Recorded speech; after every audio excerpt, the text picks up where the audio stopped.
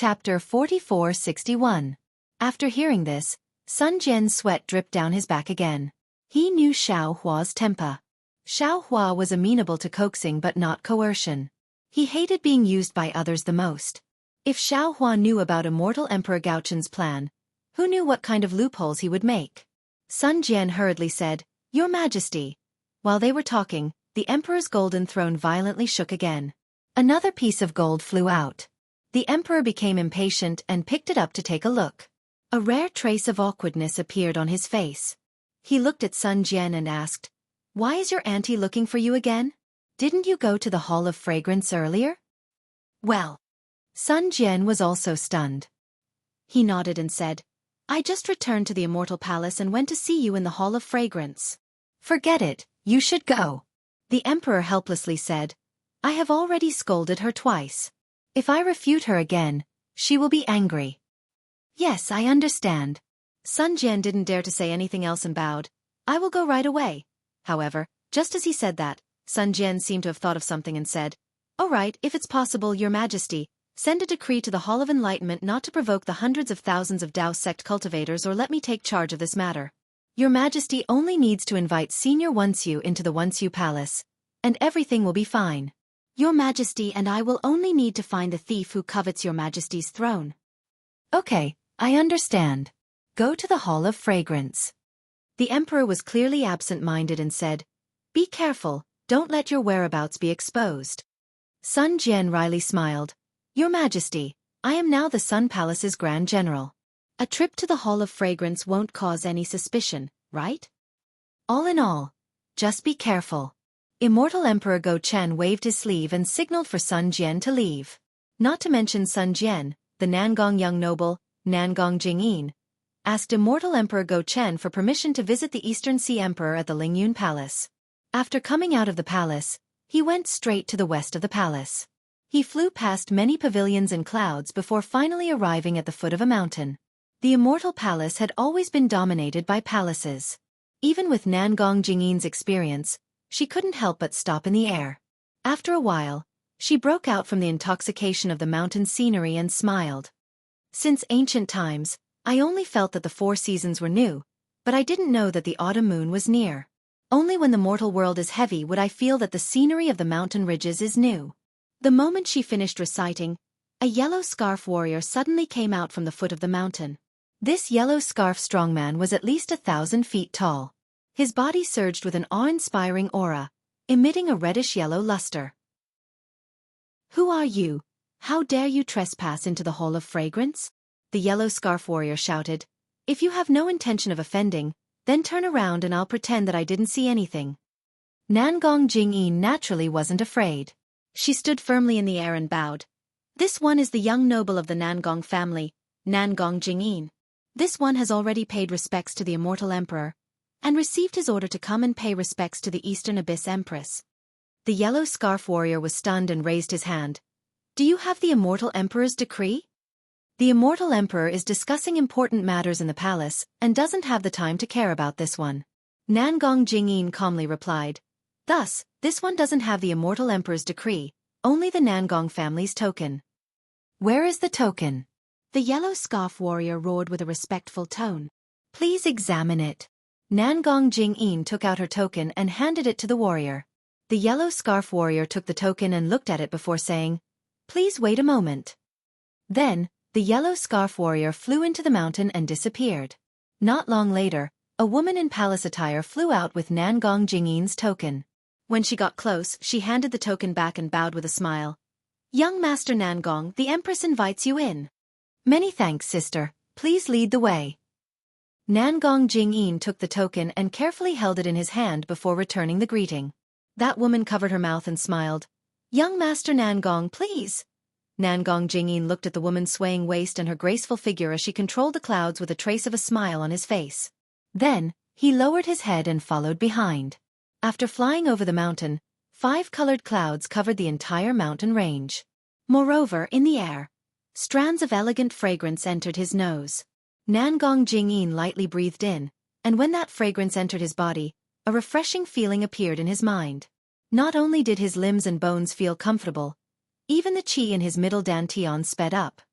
Sister, Nangong Jingyin said, the fragrance-spreading palace is indeed the most beautiful place in the Immortal Palace. Every time I go there, I feel a little younger. Sister is serving the Empress in the fragrance-spreading palace.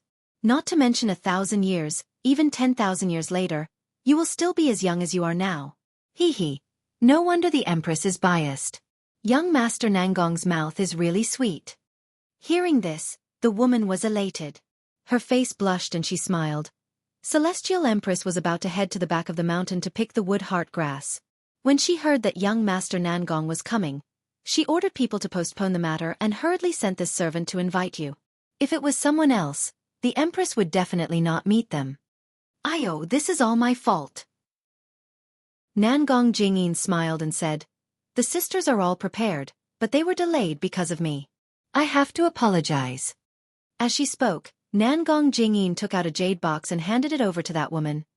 Sister, this is a heart-cleansing pill made by my Nangong family. It isn't anything precious, but it has some unique benefits for skin maintenance. Normally, the women of my Nangong family would use this to maintain their beauty. Sister, please give this to the other sisters and ask them to forgive me. Is that so?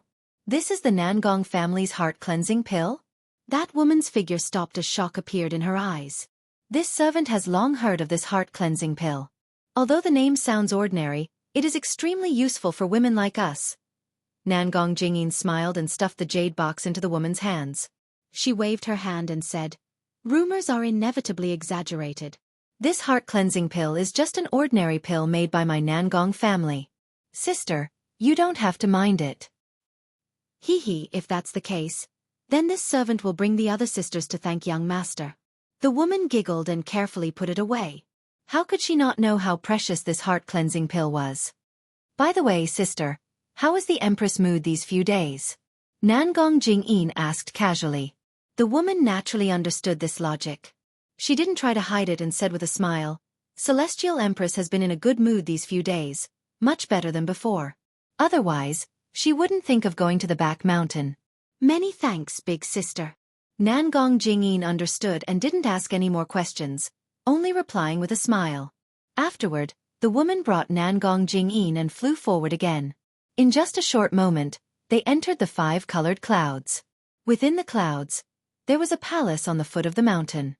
This palace's style was simple and unadorned, and auspicious aura surged into the sky.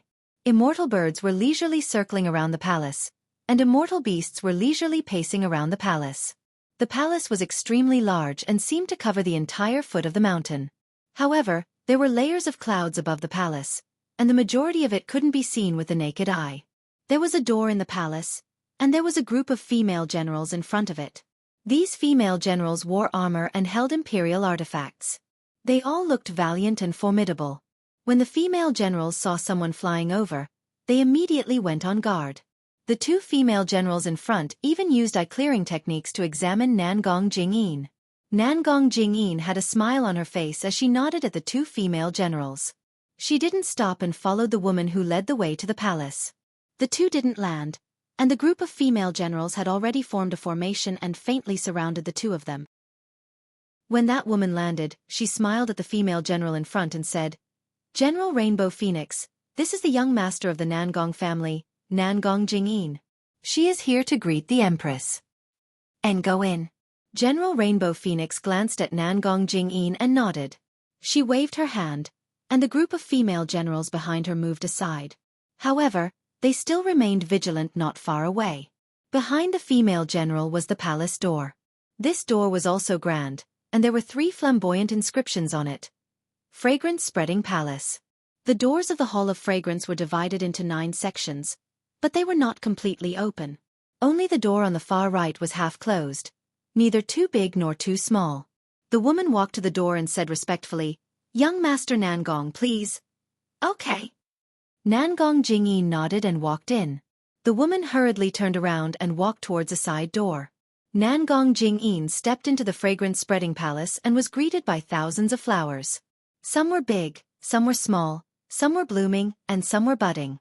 They filled the entire fragrance-spreading palace. Other than the dense fragrance in her nose, there was only a myriad of colors. There wasn't a single path, nor was there a palace.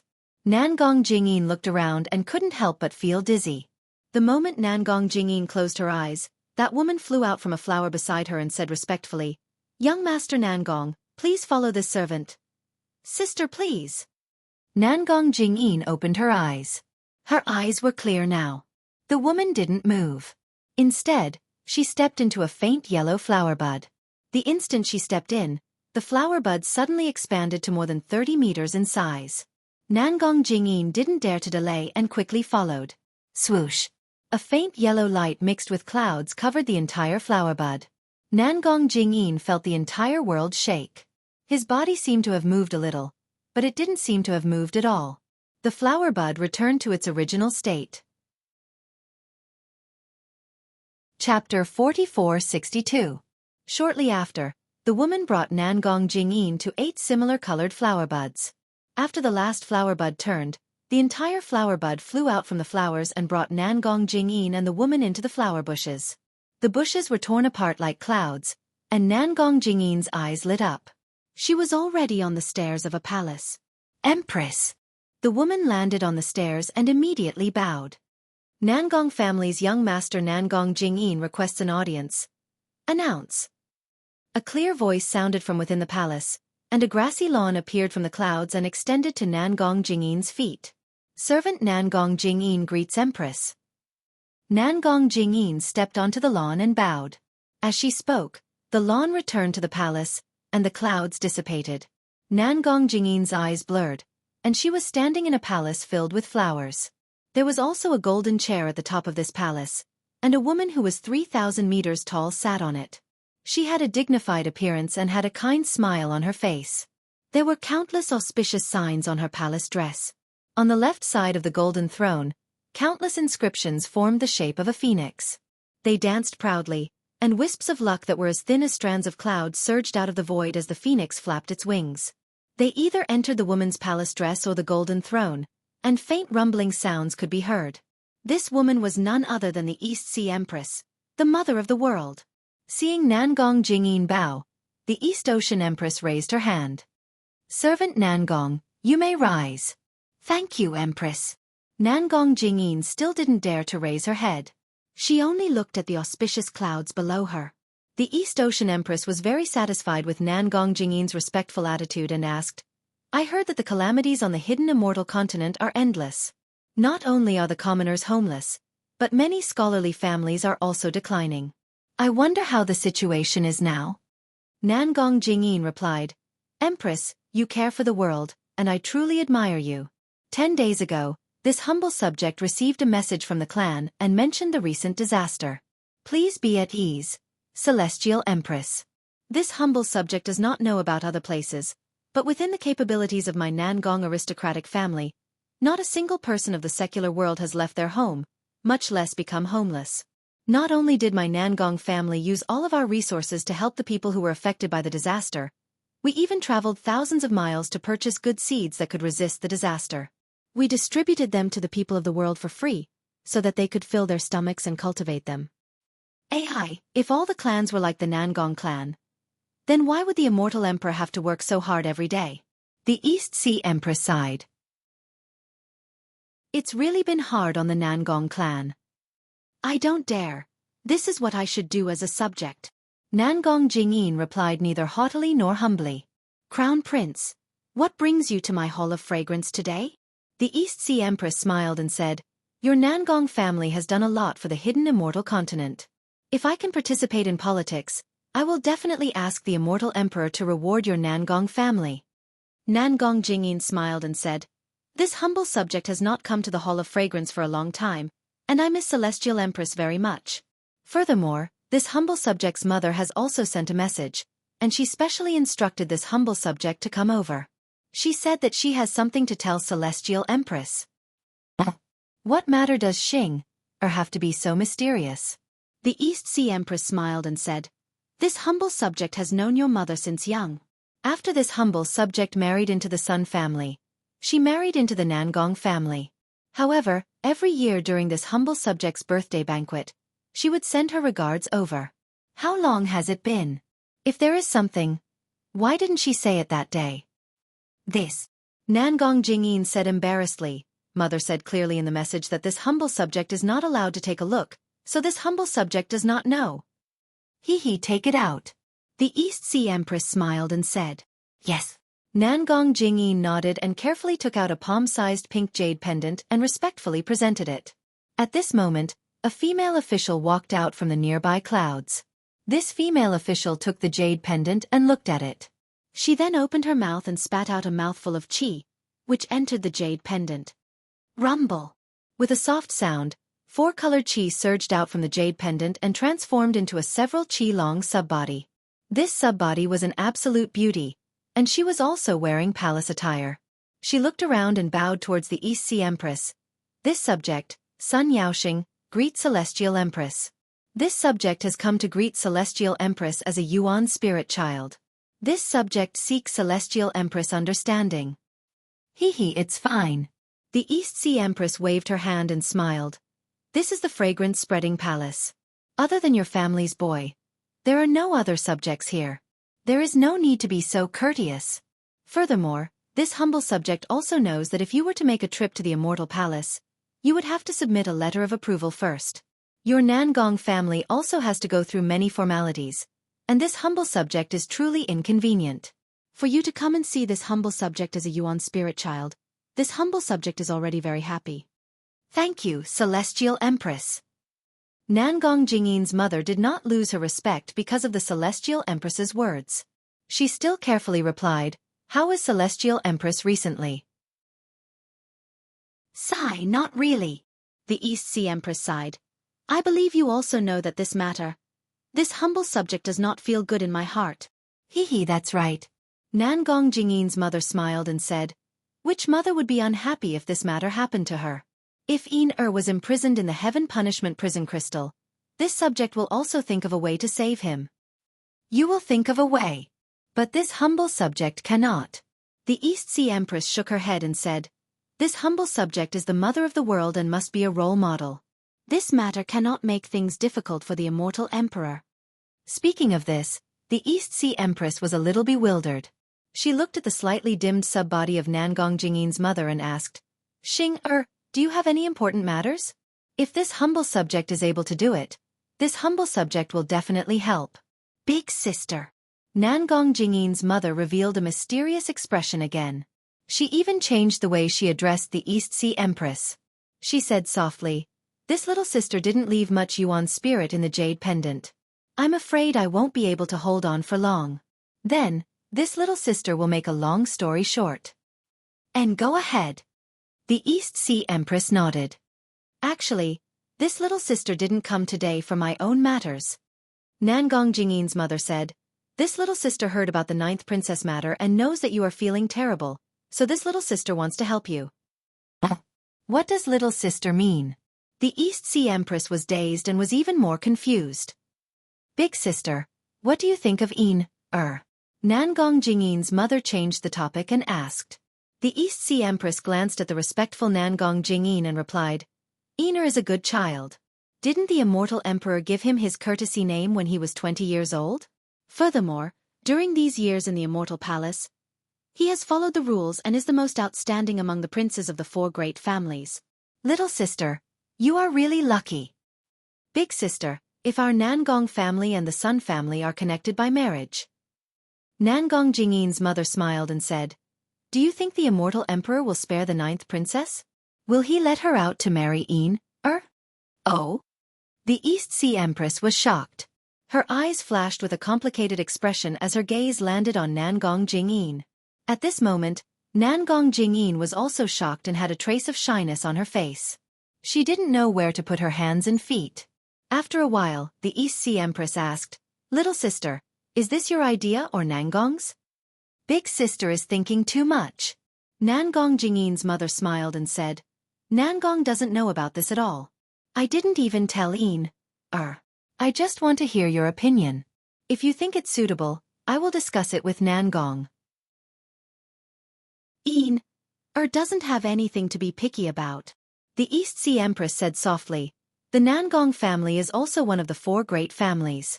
If Nangong comes to propose marriage, the Immortal Emperor will definitely give face.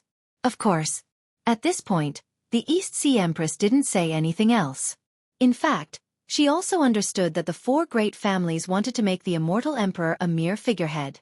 The Immortal Emperor had always wanted to find a breakthrough point between the four great families and the Immortal Palace. However, the four great families were like one, and the Immortal Emperor had no chance at all. At this moment, Nangong Jingyin's mother proposed marriage. It sounded like her own idea, but the East Sea Empress didn't believe that Nangong Jingyin's mother didn't discuss it with the Nangong family's family head, Nangong Tianjiao. As for the Nangong family's intention, the East Sea Empress could faintly guess. From the family head's name, Nangong Tianjiao, one could see that Nangong Tianjiao was a prideful person. At this moment, the Nangong family was not only suppressed by the Dongfang and Shiman families, but even the Dark North family, which had always been ranked last, had the strength to compete with the Nangong family. Therefore, if the Nangong family wanted to become the head of the four great families, Nangong Tianjiao had to find an external power. The Immortal Palace's military school was his best choice. Of course, when the Nangong family proposed marriage, it was unavoidable that they would hit the East Sea Empress when they were down. However, this was also a sore point for the East Sea Empress, so she had to consider it.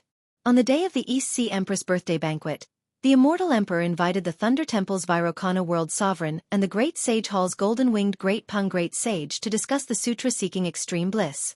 He also invited them to watch the Immortal Palace's Heaven's Choice Gathering. The so-called Heaven's Choice Gathering was the battle to choose the Heaven's Heart. Because in the previous Heaven's Choice Gathering, the 9th Princess Xianxia won, and the Immortal Palace's half-Heaven's Heart was given to her to comprehend. However, in order to save Xiaohua at the bottom of the Saint River, Princess Xianxia took out half of the Heaven's Heart. That half of the Heaven's Heart fell into Xiaohua's dantian and couldn't be taken out again. Therefore, in the Heaven's Choice Gathering, Princess Xianxia couldn't take out the only half of the Heaven's Heart. This caused the Immortal Emperor to lose all his face, and he was furious. Ignoring the East Sea Queen's pleas, he ordered the 3 provinces to bring the new princess to the hidden Immortal Continent and punish her severely. He also sent more people to find Tian Xian's whereabouts. Chapter 4463. Princess Xian was the youngest daughter of the East Ocean Empress. She had been suppressed in the hidden Immortal Continent for more than 200 years. How could she not be worried? Seeing that the Nangong family's suggestion had the possibility of saving Princess Xian, she was naturally tempted. She believed that the Immortal Emperor would make some concessions in order to rope in the Nangong family. 200 years was a severe punishment for Princess Xian. Thus, the East Ocean Empress nodded. Sister, I feel that this matter can be done, but I don't know if Enur is willing? Empress. Nangong Jingyin was a little embarrassed. This subject doesn't have any objections. Not to mention, I'm willing to sacrifice myself for the 9th princess. Just the 9th princess's peerless beauty is the ideal partner for me. I'm just afraid I'm not worthy of the 9th princess. As long as you're willing. The East Ocean Empress nodded. We don't know where Xian is being suppressed. How can we discuss with her if we want to save her? Besides, some things can only be done in this way because of parents' orders and matchmakers' words. Since big sister agrees, then I'll. Nangong Jingyin's mother's body suddenly dimmed, and her voice couldn't be heard anymore. She disappeared before she finished speaking. That jade pendant naturally fell into the hands of the female official. However, the female official's face was as pale as paper. She looked at the jade pendant in a daze before carefully handing it back to Nangong Jingyin. The East Ocean Empress changed the way she addressed Nangong Jingyin. Send a message according to what your mother said. Yes, this subject understands. Nangong Jingyin hurriedly bowed. This subject will send a message to the clan. I believe that it won't be long before the Empress will be able to see the 9th princess. Very good. The East Ocean Empress smiled. Your mother is so considerate. I'll remember it. I'll take my leave now. I will send a message to you. Nangong Jingyin bowed, and when she turned around, she couldn't help but smile. When Nangong Jingyin walked out of the fragrance-spreading palace, a woman from before came forward to send him out. The moment he disappeared, the female official couldn't help but kneel on the ground and cry out, Empress, please don't betroth the 9th princess to the Nangong family. Otherwise, even if the ninth princess was rescued, she wouldn't be happy. Perhaps she would rather be suppressed in the lower realms. Ha! The East Ocean Empress was stunned. Then, as if she had thought of something, she said angrily, "Damned servant, are you hiding something from me?" This female official was naturally the female official of the new princess palace, ha ha ha. The new princess was suppressed in the lower realms by the 3 provinces of Leitang, so the Emperor's Star Palace was temporarily sealed. Ha ha ha, and the other female officials were either guarding the Emperor's Star Palace or sent to other palaces. Ha ha ha happened to be sent to the fragrance-spreading palace. Today, when she saw that the East Ocean Empress had the intention of betrothing the new princess to Nangong Jingyin, she immediately thought of Xiaohua. She naturally knew that the new princess was in love with Xiaohua. Hearing the East Ocean Empress's scolding, Ha ha ha's mind spun rapidly. But at this moment, she didn't dare to hide it anymore. She was afraid that the new princess would be depressed for the rest of her life. Thus Ha ha ha carefully probed, "Empress, do you still remember how the princess begged you to give her half a day before she was suppressed?" "I remember," the East Ocean Empress said impatiently. "I thought she wanted to deal with Jianghu's matter, so I begged the Immortal Emperor. The Immortal Emperor only gave her half a day. Damn it, could it be that she—" "Yes, the princess went to the lower realm to bid farewell to that person." Ha didn't dare to say Xiaohua's name and said submissively, "Damn it, she's actually from the lower realm." The East Ocean Empress was furious. Which family is this person from? Why didn't I know anything about this? He's not a Confucian cultivator. Ha ha ha was about to cry. She knew better than anyone that as the 9th princess of the Immortal Palace, how could Xianxia marry a Taoist cultivator? Not a Confucian cultivator? Could it be a monk? Io, could it be a demon? The East Ocean Empress was even more surprised. Didn't the little monk that Xianxia befriended in the past attain Nanwu Wisdom Manjushri Buddha fruit? No, it's not monk Ci Hui, it's a Taoist cultivator. Ha ha ha squeezed out another sentence. Damn it! This is another trick of that Grand Mist ancestor, right? The East Ocean Empress immediately thought of the Grand Mist ancestor. Ha ha ha quickly said, "This servant doesn't know, but it shouldn't be." "Hurry up and tell me." The East Sea Empress panicked. Her body glowed brightly, and the golden throne shone as brightly as the sun. She had wanted to save her daughter, but she had not expected her daughter to betray the Tao to such an extent. She had actually gotten involved with a Taoist cultivator. Ha ha ha had no intention of resisting the East Ocean Empress's power. She told her everything she knew in detail. In the end, she didn't forget to say, "This servant pleads with the Empress that the princess and that person are connected by heart." Although she hasn't told that person, but this servant can see that she's always thinking about that person. She's often in a daze with a smile in her eyes. If the Empress marries the princess to the Nangong family, I'm afraid the princess will never be happy. If that's the case, it's better to let her be suppressed in the lower realm. Damn it, damn it, damn it! The East Ocean Empress was furious. Why didn't you say so earlier? Empress, this servant didn't have the princess's permission. How would I dare to say it? Ha ha ha argued. Moreover, that person is a Taoist cultivator. If the Empress finds out, won't she beat this servant to death? Aren't you afraid that I'll beat you to death now? The East Ocean Empress sneered. This servant is afraid, but this servant is more afraid that the princess will be sad for the rest of her life. Ha ha ha replied hurriedly. Even if this servant is beaten to death by the Empress, I don't want the Empress to hurt the princess's life because of your love for her. Humph. Previously you were suppressed because of Gusu Chodi's relationship with a Taoist cultivator. Now, you're really a troublemaker. The East Ocean Empress was so angry that she trembled and almost cursed. This servant doesn't dare. Ha ha ha felt wronged. This servant doesn't know how the princess met that person. That person? Who is that person? The East Ocean Empress snapped out of her anger and scolded, "Tell me." He. Ha ha ha bit her lips and said softly, "His name is Xiaohua." Xiaohua. The East Ocean Empress was stunned. She thought for a while and said, "This name is familiar. It doesn't seem like he's a subordinate of the Grand Mist ancestor?" The Empress knows Xiaohua's name? Ha was shocked. I think I've heard it somewhere before. The East Ocean Empress thought and asked, where is this Xiaohua in the hidden immortal continent? What's his cultivation? How does he know? At this point, the East Ocean Empress stopped. How could Ha know so much about the new princess? This servant doesn't know where Xiaohua is in the hidden immortal continent. This servant only knows that he should be at the 5th grade Essence Force 200 years ago. Now, he should be at the 6th grade Essence Force. Ha naturally had to flatter Xiaohua. She did her best to increase Xiaohua's cultivation. He is merely a 5th grade origin power. How could he possibly reach 6th grade origin power in 200 years?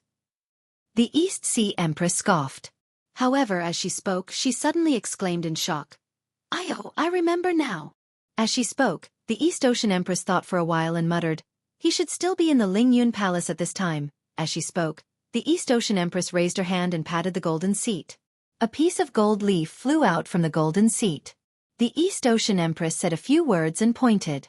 The gold leaf fell into the golden seat and disappeared.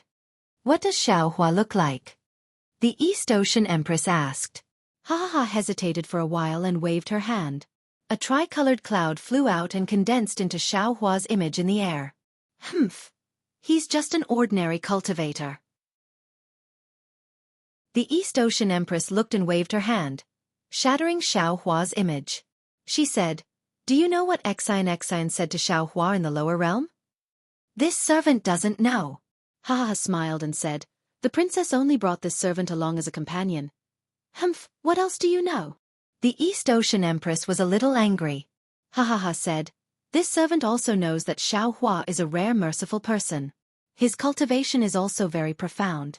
In the future, his name will shake the world. There's no need to wait.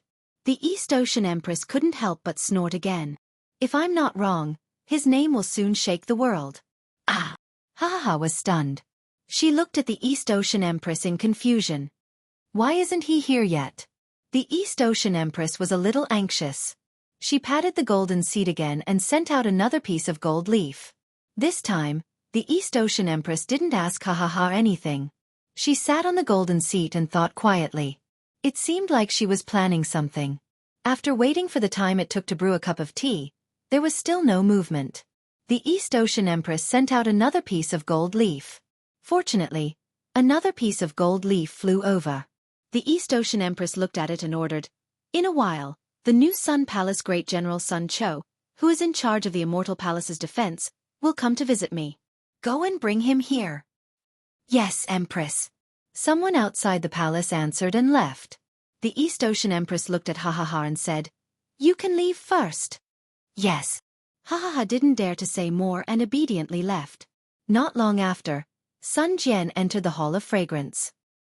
He looked at the East Ocean Empress in confusion and bowed. The new Sun Palace Great General Sun Cho greets the East Ocean Empress. My beloved subject, you may rise. The East Ocean Empress pretended to wave her hand, indicating for Sun Jian to rise. She said, my beloved subject, what brings you here? Chapter 4464. Sun Jian said respectfully, I am the newly appointed Great General of the Sun Palace, responsible for the safety of the Immortal Palace. However, I do not know much about the Immortal Palace, so I am here to ask for your guidance. Oh, the Immortal Emperor has entrusted the heavy responsibility of the Immortal Palace's defense to you.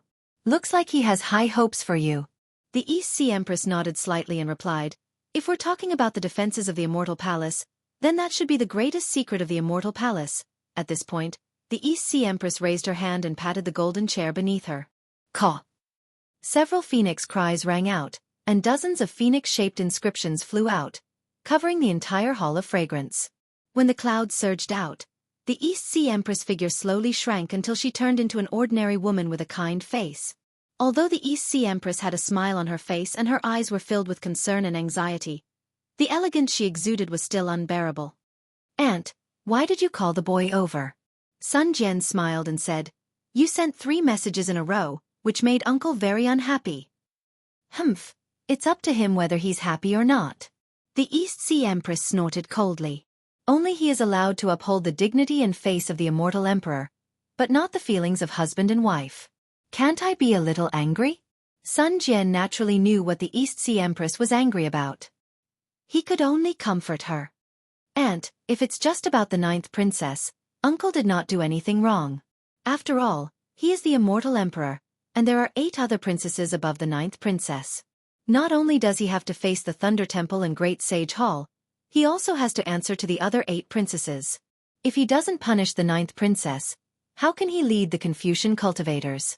Even if he wants to punish her, he doesn't have to be so cruel. The East Sea Empress knew that Sun Jian's words were reasonable. She sighed and said, "Poor Exesan. She has been suppressed in the lower realm for more than 200 years. I wonder how she is doing in the Heaven Punishment Prison Crystal?" "Aunt, don't worry." Sun Jian was still comforting her. The 9th princess controls the Thunder and Thunder provinces. Even if she is imprisoned, the law enforcers will not dare to make things too difficult for her. As long as there is a chance in the future, Uncle will definitely find a chance for the 9th princess to atone for her crimes. The East Sea Empress sneered. He only cares about his throne. Ever since the Heaven's Choice Assembly, he hasn't come to the Hall of Fragrance. All right, Jean. You have to keep an eye on the Immortal Emperor for me. I heard that he's been going to the Flower Medicine Palace recently. If there's any movement, you have to inform me as soon as possible. Flower Medicine Palace. Sun Tian was slightly taken aback as he asked curiously, "Isn't that Fairy Yu?" At this point, Sun Jian smiled bitterly. He knew he couldn't continue. Sure enough, the East Sea Empress' face turned cold when she heard Fairy Yu. She said coldly, "That's right, it's Fairy Yu. What do you think the Flower Medicine Palace has to do with? Was it worth him going there again and again? Does he think that I won't be able to find him just because he's invisible?" Ahem. Sun Tian coughed lightly and said, "Auntie, boy understands. Boy will definitely patrol the Flower Medicine Palace diligently in the future and give Uncle some warnings." That's good." The East Sea Empress nodded and said, "Auntie didn't raise you in vain. In this immortal palace, you're the only person I care about the most. Auntie, if there's nothing else, Boy will take his leave first." Sun Jian smiled and said, "Boy's enemies haven't discovered the boy's true identity. Boy has to quickly find out who harmed Boy." "Oh, don't be anxious," the East Sea Empress hurriedly said. "Auntie called you over to ask you something." "Auntie, please speak." Sun Jian was a little confused. He thought that the East Sea Empress had called him over to keep an eye on the Immortal Emperor. "Auntie, do you remember that when you just came back, you said that you fell into the Heaven's Prison with a Tao sect cultivator called Xianxia?" The East Sea Empress stared at Sun Jian and asked, "Yes, why?" Sun Jian was even more confused because the East Sea Empress was looking at him strangely. "What does that Xianxia look like?" the East Sea Empress hurriedly asked. When Sun Jian revealed Xiaohua's appearance in the air, the East Sea Empress' eyes revealed a look of realization. She pondered for a moment and said, "In other words, before this Xiaohua fell into the Heaven's Prison, he was a level 4 or 5 elemental energy. Now, he's a level 8 elemental energy like you?" This. Sun Jian was a little hesitant. He didn't talk much about this with the East Sea Empress. However, after thinking for a moment, he answered honestly, "Reporting to Auntie, Xiaohua's aptitude is rare in this world. Many of Boy's sacred arts were taught by him. Moreover, his current strength should be at level 9 elemental energy." "Ah? Level 9 elemental energy? Then isn't he a Tao sect Mahayana realm cultivator?" The East Sea Empress was shocked, but her eyes revealed a kind of joy. Yes. Sun Jian didn't dare to be too secretive in front of this auntie who was similar to his mother. He said, "Xiaohua's current strength is at least level 9 elemental energy." "Good." The East Sea Empress clapped and smiled. Then she asked, "That's right, what's Xiaohua's character like?" "Auntie, why are you asking about this?" Sun Jian was rather confused. He felt that the East Sea Empress didn't look like an empress at all. She was practically like a matchmaker in the marketplace. "Hurry up and tell me," the East Sea Empress asked impatiently. "Xiaohua's character is too good. He has too many good points." Sun Jian thought for a moment and said, Boy, it's not good to list them one by one. In any case, it's best to describe him as unparalleled in chivalry and benevolence. Is he really that good? The East Sea Empress couldn't believe it. She asked curiously, you're not lying to Auntie, right? Why would Boy lie to Auntie? Sun Jian said with a smile. Auntie doesn't even know him. There's no need for that, Boy, right? Then, the East Sea Empress' eyes turned again, and she asked, does he have a dual cultivation partner? Sun Jian was completely stunned. He also looked at the East Sea Empress in disbelief. Auntie, why are you asking this? It's nothing. The East Sea Empress said with a smile. Auntie just feels that he saved you, and you're Auntie's boy. Auntie is thinking of how to repay him. Our Immortal Palace has the most female officials. If I introduce one to him, not only can I repay his kindness, I can also recruit a capable person for your uncle. That's why I called you over to ask. Forget it, Sun Jian said with a wave of his hand. Boy hasn't seen Xianxia have a dual cultivation partner. However, from what he said, he seems to have someone he likes. However, due to some reasons that he isn't willing to say, they can't be together for the time being. The East Sea Empress' face revealed a benevolent expression. She said with a smile, looks like this Xianxia is a good child. Sun Jian said with a smile. Spiritual Master Xiao has always been good to his own family. Even if it's a stranger, he's still benevolent. However, he's someone who can be persuaded by reason but not cowed by force. Whenever someone takes him seriously, his temper flares up. Not to mention the ordinary demonic beasts, even the devil race would be eaten alive by him. That's for the best, that's for the best. The East Sea Empress was more and more delighted as she listened. She nodded and said, tell Auntie more about Xianxia? Even if Sun Jian was an 8th grade origin energy literature saint, he was still a human. As long as he was a human, he couldn't hide any secrets. Sun Jian was somewhat wary of immortal emperors, afraid that they would provoke Xianxia. However, in front of his own aunt, he didn't hide anything. He told her how he met Xianxia, how he fell into the heavens prison, and how he cultivated. Of course, Sun Jian didn't go into detail about what happened in the ruins. He only said that it was an experience in the illusion. Illusions tested one's humanity the most. Of course, the East Sea Empress didn't suspect him. Sun Jian also told the East Sea Empress about what happened in the Soaring Dragon Mountain Range. He was afraid that the Immortal Palace really had something going on with the Fortune Gate. He wanted to rely on the East Sea Empress to deal with the Immortal Emperor.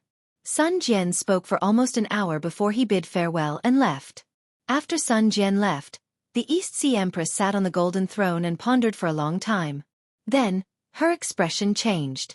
The joy on her face turned into coldness. She said in a low voice, escort Bayan to the palace.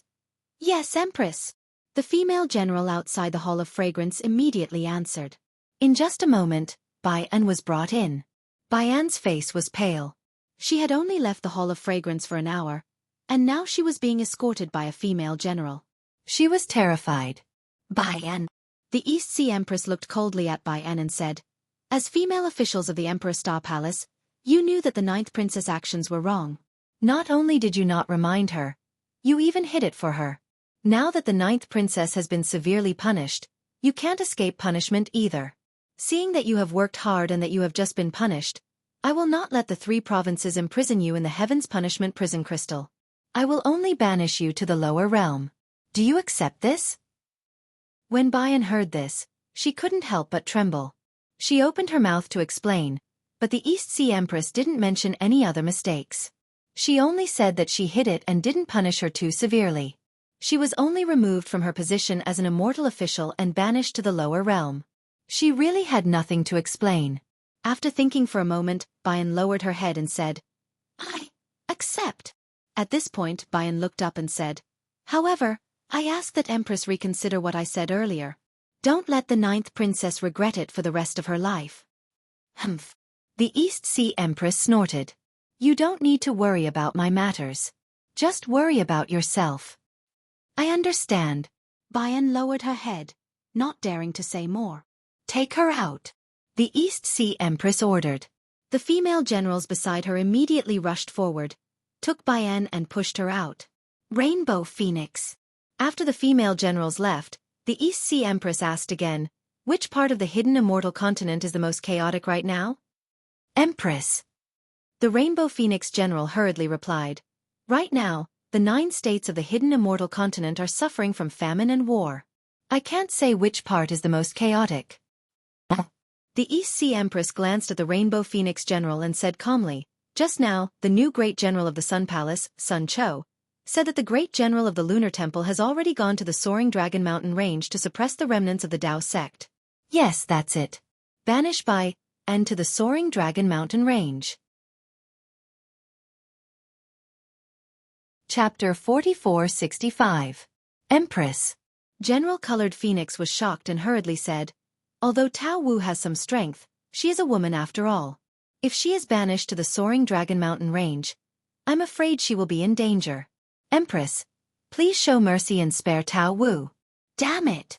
The East Sea Empress was furious. I've already made a decision and you dare to disobey? Do you want to be banished to the lower realm too? I don't dare. General Colored Phoenix did not dare to say more. She lowered her head and followed the order. She directed the female general of Fragrance Hall to escort Tao Wu and urged the clouds to fly out of the magnificent mountain range. Xiaohua, Xiaohua. The East Sea Empress sat on the golden chair with a mysterious smile on her face. She thought to herself, I'd like to see what kind of surprise you can bring me. Xiaohua naturally did not know that Princess Xian was suppressed in the Heaven Punishment Prison Crystal of the hidden immortal continent. He also did not know that the East Sea Empress was trying her best to scheme against him in order to save her daughter. At this moment, he was flying to the Chitty River with Su Ji and Fairy Xingyu. These 3 Tao sect cultivators could now be regarded as the supreme cultivators of the Tao sect in the 3 continents. However, they did not use any special magic. They just moved their bodies and flew high in the sky of the Thousand Demons' sacred realm. The speed of the 3 was not fast but not too slow either. Seeing the constantly changing scenery and the changes in the sky, Xiaohua naturally would not give up the opportunity to ask the 2 immortals for advice. Whether it was the questions he had during cultivation or his own guesses, he told them all. Xiaohua had a good impression of Xiaohua. He did not have much time to give him pointers during their previous meetings. Now that he had free time and wanted to borrow Xiaohua's power, Su Ji answered all of Xiaohua's questions. Looking at Fairy Xingyu, at first, she just pursed her lips and smiled. From time to time, she would mock Su Ji, saying that he wanted to take in a disciple before leaving the 3 continents. However, a few days later, as Xiaohua's questions became more and more profound, Fairy Xingyu could not help but speak. Fairy Xingyu's cultivation was not as high as Su Ji's, but she was the law envoy of the Palace of Justice. She knew many secrets of the immortal world and had seen many immortal cultivation techniques. Sometimes, Fairy Xingyu could answer Su Ji's questions very well. Of course, occasionally, there would be questions that the 2 immortals couldn't answer, causing them to argue. As they argued, the 2 immortals looked at each other. After all, Su Ji and Fairy Xingyu were immortals from the immortal world, while Xiaohua was only a Mahayana cultivator from the 3 continents. If Su Ji and Fairy Xingyu's cultivation was a lake, then Xiaohua was just a small puddle. However, when faced with Xiaohua's question, Su Ji and Fairy Xingyu felt that Xiaohua was no longer a small puddle. He might also be a lake. However, the lake might be smaller than them, but there were many waterways in the lake, and the waterways led to the boundless sea. Xiaohua was currently cruising around the edge of the lake, bitterly looking for the waterway that led to the sea. As long as Xiaohua found the direction that led to the boundless sea, regardless of the size of the waterway, it would not be able to stop his cultivation from growing like a hot knife through butter. At this point, Su Ji and Fairy Xingyu no longer doubted that Xiaohua could ascend. The only thing they wanted to know was what level Xiaohua would be when he ascended to the immortal world. However, they also guarded the secret of the immortal world and did not dare to reveal it. The only thing they could do was explain the profound meaning of cultivation to Xiaohua without reservation. After Xiaohua ascended to the immortal world, they could draw him into their sphere of influence. Of course, there was still a difference between Su Ji and Fairy Xingyu. Su Ji did not reveal his own selfish motives. He only tried his best to tell Xiaohua about the gains and losses of his cultivation. On the other hand, Fairy Xingyu often revealed some of the benefits of the Palace of Justice. Xiaohua was not in the mood to think too much. He only knew that he was now taking an immortal as his teacher. Every word from the two immortals was like a bright star in the sky, illuminating his cultivation path. He had long been immersed in an intoxicated state that was even more intense than ascension. Alas! Until one day, Fairy Xingyu sighed. Xiaohua, your cultivation path is no longer difficult. All you need is time. From now on, even if you don't cultivate and sleep every day and night, your strength will slowly increase until the laws of the three continents can no longer tolerate you. They will wake you up and kick you directly to the immortal world. As for the tribulation, I can see it even with my eyes closed. How could the thunderbolt technique taught by the punishment envoy of the Palace of Justice not be able to withstand the thunder tribulation of ascension? If it weren't for the fact that entering the immortal world is a big crime, I would almost want to take you back to the immortal world. Xiao Hua's eyes flashed with starlight. Wisps of mystery swam in the starlight like chains. He raised his head in a daze. His thoughts had not awakened from the experience that should not exist in the three continents. He did not hear Fairy Xingyu's words at all. Don't listen to her nonsense, Su Ji said with a smile. No one knows what the result will be until the last step. Although I am the punishment envoy of the Punishment Palace and sometimes control the Thunder Tribulation, the Thunder Tribulation is the will of heaven and earth. Even an immortal cannot know the profound meaning of the Thunder Tribulation. Although you have cultivated the Thunderbolt technique, there is still a long way to go before you can resist the Thunder Tribulation. Well, if you still have time, you can experience the Fury of Thunder in Mo Yun Tong. The Fury of Thunder is the thunder cultivation technique practiced by the punishment envoys of the immortal world.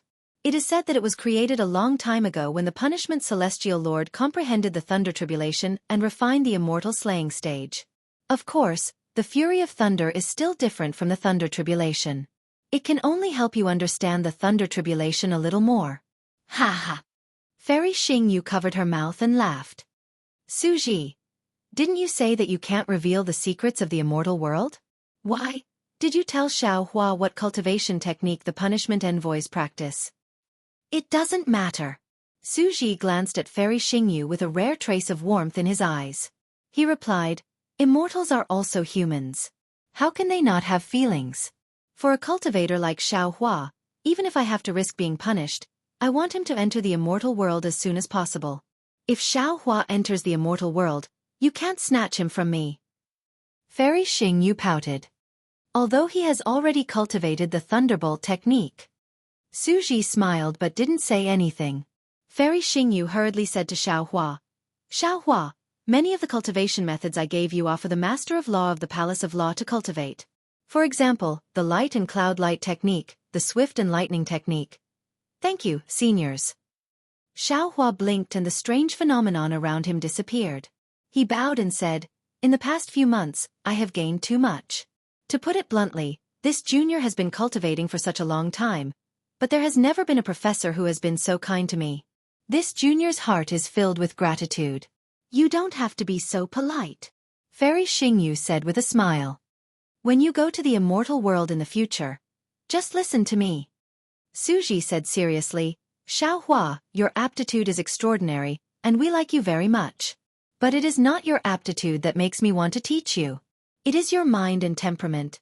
Not every cultivator of the Dao sect can take the dignity of ordinary people to heart, and they don't care about the life and death of the people in the world. You let Zhai Xinglu and the Luo Yi Merchant Union broadcast good seeds on the hidden immortal continent, and let the Fortune Gate in the soaring Dragon Mountain range plant good seeds. The food you cultivated in the original Fiend God blood pool alone has saved countless people in the secular world. In today's hidden immortal continent, the Confucian cultivators and the Buddhist sect may not know who Taoist Xiao is, but ordinary people in the secular world know.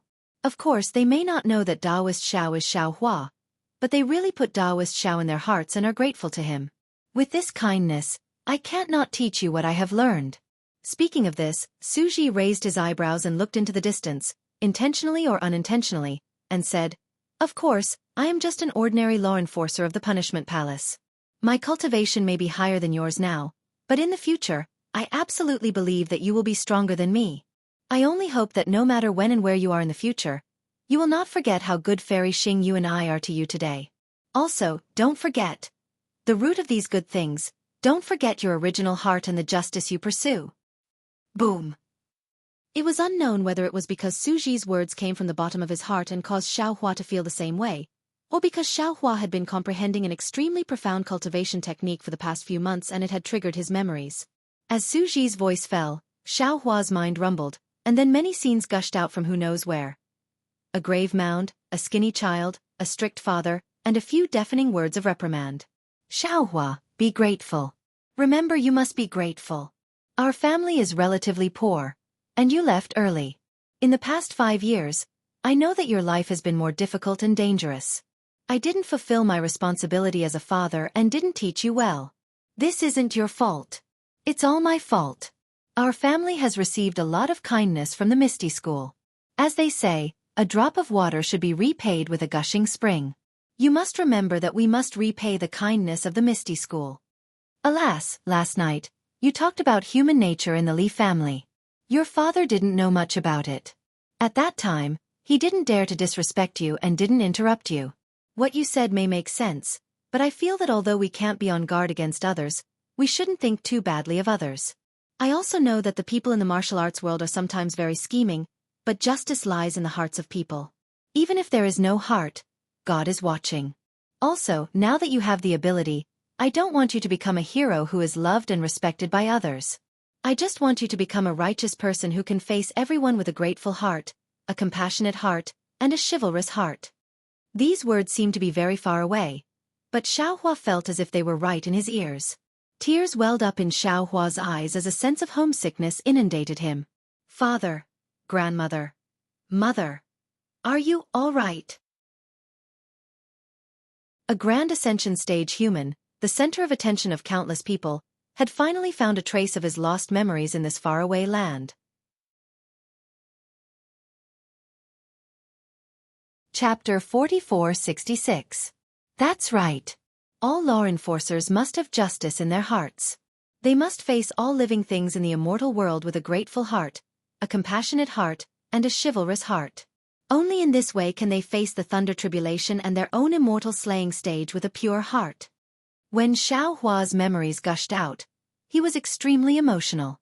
Wherever his thoughts reached, the immortal slaying stage in the space released faint lightning. This lightning killed all things and also gave birth to all things. In the midst of life and death, a suction force that made Xiaohua's mind feel extremely close was born. Xiaohua didn't need to think too much. His mind had already fallen into the space. In the space, the immortal slaying stage that had been flashing with lightning along with Xiaohua's comprehension of the thunder art, at this moment, seeing Jade Archive Xiaohua appear, it released a dazzling brilliance, like a thunderflower in full bloom. Jade Archive Xiaohua couldn't help but turn into a stream of light and fall into this thunderflower. Xiaohua's emotions were slightly shaken, and ring-shaped thunderbolts immediately appeared around his body. Crack, crack, crack. They rushed out in all directions. Suji and Fairy Xingyu were stunned. Just as they were about to activate their Dharma power to resist, they saw the weakness in Xiaohua's eyes. Their hearts skipped a beat. The two of them looked at each other. With a flash of their bodies, they went far away, leaving the thunderbolts swimming around Xiaohua and flashing wantonly. Suji! Fairy Xingyu saw Xiaohua's figure looming in the thunderbolt, as if his whole person had turned into a thunderbolt. Her heart was filled with surprise as she whispered, I can't understand Xiaohua anymore. That's right. Suji also whispered, especially now. Back then, I saw Celestial Venerable Master of Laws personally make a move. Fairy Xingyu nodded and said, in my memory, that palm was like the entire heavenly Tao appearing in front of my eyes. I feel that, even if I cultivate for another 100,000 years, I won't be able to compare to a grain in the Celestial Venerable's hand. Although Xiaohua's strength is not as strong as ours, from the thunder he turned into, I actually saw that kind of vague feeling, a feeling of the heavenly Tao overflowing. Could it be that he is the reincarnation of a Celestial Venerable? Shoo! Although Suji knew that he was talking to Fairy Xingyu, he hurriedly stopped her from guessing. Xiaohua is Xiaohua. A Celestial Venerable is a Celestial Venerable. Even if it's an immortal king, it has nothing to do with us. We formed a relationship with Xiaohua in the 3 continents, but now that we've arrived at the Celestial Realm, I really don't know if this is fate or not. Let's just do what we need to do. Don't say too much. Fate. Fairy Xingyu's eyes were also watery. She raised her hand to hold Suji's arm, tilted her head slightly to Suji's shoulder, and whispered, I'm really grateful to the heavens. If it weren't for this fate, my soul would have been destroyed long ago. Well.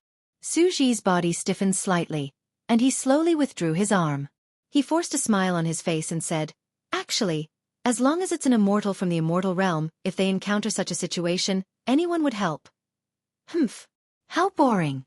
Fairy Xingyue snorted coldly. Not as interesting as Xiaohua. Sigh. Suji sighed and shook his head slightly. However, after a while, Fairy Xingyue smiled again and whispered, Suji, you've never told me about your hometown. Since you've told me, tell me more about it. Suji looked at Xiaohua's figure flickering in and out of the lightning. This figure was sometimes in human form, sometimes in the form of lightning, and sometimes even in the form of a heart. Suji could feel the familiar aura of thunderous fury emerging from the core of this heart. Suji suppressed the surprise in his heart and didn't dare to disturb Xiaohua too much. He flew another 100 kilometers and released his divine sense. While guarding Xiaohua, he said, My memories of my hometown have faded, but there are many interesting things that happened there. I remember when I was young. Fairy Xingyue cupped her cheeks with both hands and stared at Suji with a smile on her face. Weren't the memories that Suji was talking about her memories as well? She didn't know how long it had been since a man had been so patient and talked so tirelessly. He opened up the memories of time bit by bit, and gradually filled the cracks in her heart with love. Love was never an expression of ordinary people. The demon clan, cultivators, and immortals, no matter how long they had been cultivating, when love came, they had no power to resist. Because love was destined. It was irresistible and inexplicable. More than a month had passed, and the cold wind was gradually blowing. Suji frowned and looked at the flashing lightning in the distance. At this time, the lightning was different from before. The unruly and arrogant feeling was gradually gone, and the anger contained within was gradually born. Similarly, Xiaohua's figure had completely turned into a thunderbolt, but this thunderbolt was condensed into the shape of a heart. Suji! Fairy Xingyue was also a little impatient. She secretly whispered, It seems that the time for the Star Moon Palace to appear is coming. Why don't we wake Xiaohua up? No. Suji spoke resolutely and decisively. Even I've only encountered the lightning transformation stage twice in the immortal dimension. Xiaohua has just come into contact with the fury of thunder, and he can have such a realization. His future thunder cultivation technique is limitless. We'll go there ourselves. There's no need to wake him up. But Fairy Xingyue was puzzled. Didn't your divination say that he is your hope? The mystery of opportunities is not something that can be understood by divination. Suji replied faintly, If I ruin Xiaohua's opportunity for the sake of my opportunity, this opportunity, I'd rather not have it. Okay. Fairy Xingyue bit her lip and said, I'll listen to you. You go first. Suji glanced at Xiaohua, as if he was worried. Fairy Xingyue stamped her feet in mid-air and said reproachfully, You're so scheming. I didn't think of waking Xiaohua up. With that, Fairy Xingyue moved her body and left, taking advantage of the north wind. Suji thought for a while and set up a few simple restrictions. His body flashed with a blue watery light and disappeared in mid-air. However, just as the two of them flew 1,000 miles away, an earth-shattering sound of thunder came from behind them. Suji and Fairy Xingyue hurriedly stopped. Without releasing their divine senses, they saw that in the distant sky, a bolt of lightning shot straight into the sky like a jade pillar. In that bolt of lightning, Xiaohua's godlike figure appeared. Looking at the space above Xiaohua's head that had been torn apart by the lightning, layers of shadows fell. That shadow was like an inkstone, but also like a tombstone, exuding a kind of silence and desolation. Immortal. Immortal slaying stage? No, this is the sound of thunder from the fury of thunder. Suji could not help but exclaim, Is Xiaohua really a genius? He can comprehend the sound of thunder just by relying on the catalogue of the immortal slaying stage that I gave him? Buzz, buzz, buzz. As they spoke, an inexplicable sound rushed to them. Wherever this sound passed, not only did the ancient trees and withered grass on the ground turn into powder, but even the rocks and gravel on the surface of the ground were shattered. Whirlpools appeared on the water surface. Even the two immortals felt as if they were being whipped by thousands of whips. Fairy Xianxia said with a wry smile, I also want to deny it, but he doesn't have the aura of the immortal slaying stage on him. He can't cultivate the fury of thunder with the help of the immortal slaying stage.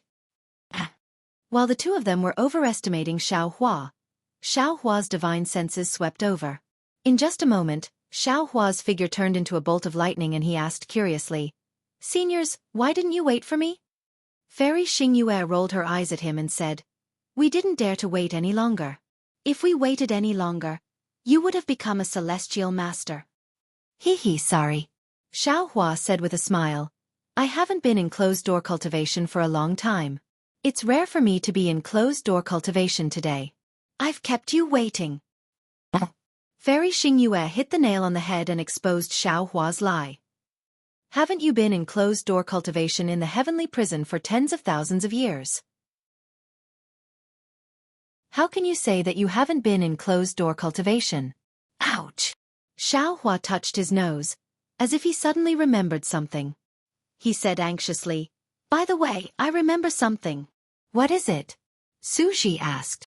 Seniors, do you know where the water origin is in the 3 continents? Xiaohua didn't intend to know the answer. He just wanted to change the topic. It was not beyond his expectations. Not only Suji, but Fairy Xingyue also showed a wry smile and said, Do you think the water origin is innate heavy water? I've cultivated for so long, but I've never seen the water origin. If you know where it is, please let me know in advance. I also want to watch the fun and broaden my horizons. Suji nodded and said, Xingyue is right. The origin is too rare. When a realm is born, the origin of the 5 elements will exist. However, as time passes, the origin will either dissipate in the realm or be obtained by others. I don't know how long the 3 continents have existed. They must have been obtained long ago, right? Moreover, not to mention with your cultivation, even with our strength, it would be useless to obtain this origin source item. Unless a heavenly venerable or immortal king. At this point, Suji stopped talking. He looked into the distance and said, Let's hurry. It's getting late. I'm sure the disciples of Zhai Xinglu are waiting anxiously. All right. Xiaohua successfully changed the topic. Although there was regret on his face, he didn't care. Let's go. Fairy Xingyue turned into the wind. Suji and Xiaohua were like lightning, flying into the distance. In less than 10 days, there were more and more crimson rocks around the 1,000 Demons' sacred realm. Sometimes, the crimson rocks almost covered the entire mountain range. Xiaohua understood that they were about to reach the Chidi River. On this day, the sky had just brightened. The pale sun peeked out from the horizon. Fairy Xingyue's floating figure slowly slowed down. She raised her hand and pointed at a place that was almost invisible to the naked eye. We've reached Zhai Xinglu. It seems that Xingyue Palace hasn't appeared yet. Let's go to Zhai Xinglu to rest first. Chapter 4467. As her fingers moved, Fairy Xingyu's face gradually changed, finally turning into the appearance of a graceful woman. Xiaohua glanced at it and couldn't help but ask, Senior, is this your original appearance? Fairy Xingyu smiled and said, Why? Are you reluctant to part with Princess Baihua? No. Xiaohua stole a glance at Suji and replied, Junior is just curious and casually asking. Then what do you think? Fairy Xingyu had no intention of answering Xiaohua at all. Xiaohua shrugged, indicating that he couldn't guess. Suji said indifferently, Neither Xingyue nor I have our original appearances. Our appearances can't be revealed on the 3 continents. What you see is an illusion. All right, this junior understands. Seeing that Suji's appearance had also changed, Xiaohua tactfully shut his mouth. While they were talking, several divine senses and clear eyes swept over. When they landed on the 3 of them, they retracted their gazes happily. After a short while, a dozen or so Confucian martial grandmasters around the 7th grade of origin energy flew over. They were either dressed in Confucian robes or armor. When these martial grandmasters saw Fairy Xingyu, they bowed respectfully and said, Subordinate greets Palace Master. N. Fairy Xingyu nodded and waved her hand to signal them to get up.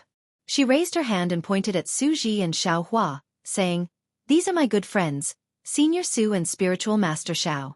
When you see them, it's like seeing me." Yes. The dozen or so Confucian cultivators didn't dare to be negligent and hurriedly bowed to the two ninth-level cultivators, saying, "Greetings, Senior Su and Spiritual Master Xiao." However, when the three words Spiritual Master Xiao came out, several Confucian cultivators came to their senses and exclaimed, "Spiritual Master Xiao? Xiao Hua? Spiritual Master Xiao of the Fortune Gate?" Xiao Hua touched his nose, regretting that he didn't disguise himself. He nodded slightly and said, "Yes, it's me. It's really Spiritual Master Xiao. It's really Spiritual Master Xiao." At this time, the dozen or so Confucian cultivators were all excited. Junior thought that Spiritual Master Xiao had returned to the hidden Immortal continent. "I really didn't expect to see Senior here." Fairy Xingyu looked at Su Ji, who was somewhat neglected, and asked, "What's wrong? Is Spiritual Master Xiao very famous now?" "That's right. Palace Master. Don't you know?" A Confucian cultivator nodded vigorously. "Right now, one demon and one human are in the limelight in the Thousand Demons Sacred Realm. One of them is the heaven-defying Thunder Phoenix who has just become a 7-star Great Saint. This Great Saint of the demonic race is the first Great Saint of the Great Holy Temple, and he was the one who facilitated the 7 saints to become sworn brothers. Although this Great Saint doesn't have any power of his own within the Thousand Demonic Sacred Realm, when he entered the Great Holy Temple, he attracted the congratulations of tens of thousands of stars. Who knows how many demonic races have benefited from this?" Another Confucian cultivator continued, "And this person is naturally the Fortune Gate's Taoist Xiao. It is said that Taoist Xiao fought the 3 great saints of the demonic race, the golden-winged great roc, the 5-colored sea god shell, and the flying feather-void beast alone in by Jianghu. He even commanded hundreds of thousands of Fortune Gate's disciples to massacre by Jianghu, flattening the heaven-concealing ridge and ancient Bell Mountain. If it weren't for the heaven-defying Thunder Phoenix, Taoist Xiao and the 3 great saints of the demonic race would have turned hostility into friendship, and I'm afraid that another great saint of the demonic race would have fallen." "It seems it's not that complicated." Xiao Hua rubbed his nose and wanted to explain, but before he could say anything, another Confucian cultivator shouted, "Not only that, Taoist Xiao was very angry because his good friend was suppressed in by Jianghu. When he ordered the Fortune Gate's disciples to return to the hidden Immortal continent, they were to kill the demonic race along the way. They must walk a bloody path. And the Fortune Gate's disciples did exactly that, steadily advancing from Bai Qingyu to the North Sea and East Sea. Wherever they passed, rivers of blood flowed, and many demonic races were killed." "This is purely a rumor." Another Confucian cultivator hurriedly refuted, "The information I received is not like this. The Fortune Gate's disciples did not kill too many demonic races. They only killed the demonic races that blocked their path. As long as there was no resistance, they never made a move. There are some problems with the information you received." Another Confucian cultivator with a slightly shorter stature shouted, his scarlet-red face showing a layer of agitation. Wherever the Fortune Gate's disciples went, all the demonic races in the Thousand Demonic Sacred Territory trembled in fear. None of them dared to show their prowess. Of course, according to this old man's knowledge, there are close to 400 to 500 demonic races and 37 demonic kings in the 37 demonic territories near the North Sea, and they are urgently discussing how to stop the Fortune Gate's disciples. However, because Taoist Xiao had issued an order when the Fortune Gate's disciples set out, they were to kill anyone who stood in their way. Therefore, these demonic kings did not dare to act blindly without thinking, and they are currently seeking help from the Great Sage Hall. Damn it, this is so satisfying. At this point, the Confucian cultivator bowed deeply to Xiao Hua and said, "Taoist Xiao, Junior Zhu Hong is in charge of the star-picking tower in the Thousand Demonic Sacred Territory. Although Junior has not been humiliated in the Thousand Demonic Sacred Territory, in this demonic territory where humans are inferior to dogs, I have seen all the humiliation the demonic races have done to our human race. Junior has never been so happy as today. Taoist Xiao is the pride of our human race, the leader of our human race. Taoist Xiao, although your reputation is like the sun in the midday sky in the Thousand Demonic Sacred Territory, and this news has not been approved by the Palace Master, we dare not leak it. Even in the star-picking tower, not many people know about it. But rest assured, your reputation is like rolling thunder. Before long, before the Fortune Gate's disciples set foot on the hidden immortal continent, your name will be known throughout the world. Seeing that the Confucian cultivators were so excited that they ignored her and were about to crowd around Xiaohua, Fairy Xingyu's face turned sullen, and she said angrily, Xiaohua, you. I treated you as a relative in vain. You caused such a big commotion in the 1,000 demonic sacred territory, and you didn't even tell me? Xiaohua was speechless, and he argued, Senior, it's not that Junior didn't want to tell you. But this matter of fighting and killing really spoils the mood. Moreover, no matter how big of a commotion Junior caused, isn't it not as powerful as Senior Xingyu? Senior, look at your subordinates. Which one of them isn't an all-powerful figure? Which one of them isn't capable of doing earth-shattering things? It's just that they can't act casually for the sake of Xingyu's development. Junior didn't have such scruples and dared to act. Humph, your mouth is smeared with honey. Fairy Xingyu curled her lips in disdain, but her face was smiling like a flower. Suji frowned and asked, I forgot to ask you. Who is that little white dragon whose soul is similar to yours? Oh, his name is Xiao Bai. His original body was a giant python. Later on, he cultivated into a python dragon, and his physical body was destroyed. His primordial spirit cultivated with Junior, and after he took over Junior's body, it was somewhat similar to Junior's. The ancient Bell Mountain's Demon King coveted Junior's fortune gate, and the seven-colored sea god Shell also had some matters to discuss with Junior, so they took Xiao Bai as Junior and captured him. Xiao Hua concisely explained the cause of the matter, but when Suji heard Xiao Hua mention the seven-colored sea god Shell, a look of shock appeared on his face. He raised his hand and said, It's not too late to talk about this in the star-picking tower. Yes, Senior. Xiao Hua hurriedly shut up. Let's go. Fairy Xingyu ordered and flew to the front.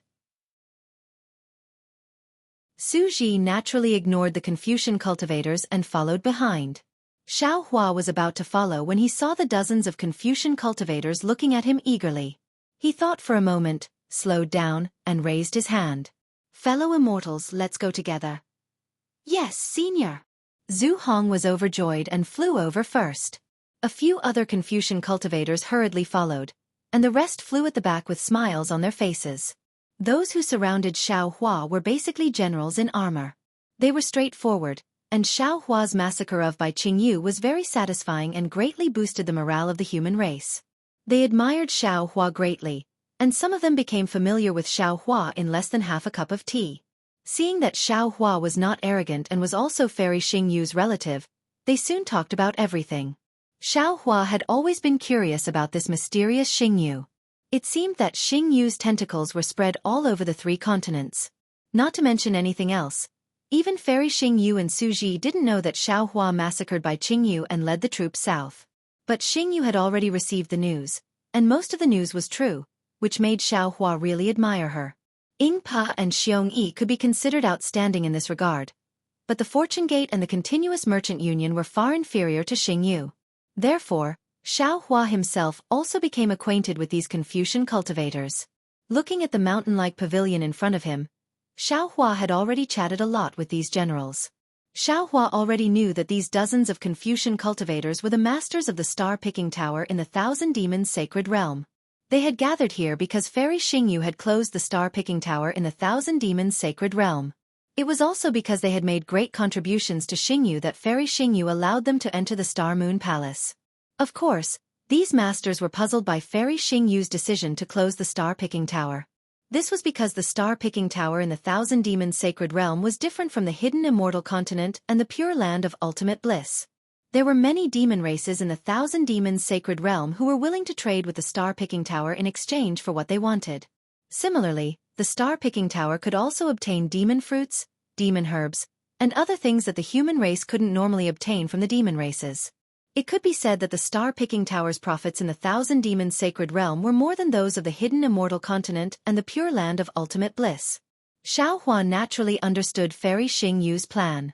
If the Star Moon Palace was as Suji had divined, it would be her and Suji's last chance. Moreover, it would also be her most confident chance. Therefore, Fairy Xingyu had to wrap things up well. Although the Star Moon Palace was huge, It might not have any supreme cultivators. At most, it might have some 9th-grade essence force worshippers. If there were no supreme cultivators protecting it in the Thousand Demons sacred realm, the star-picking tower would definitely be targeted by the demon race. If one of the many star-picking towers was invaded by the demon race, then there would be a snowball effect.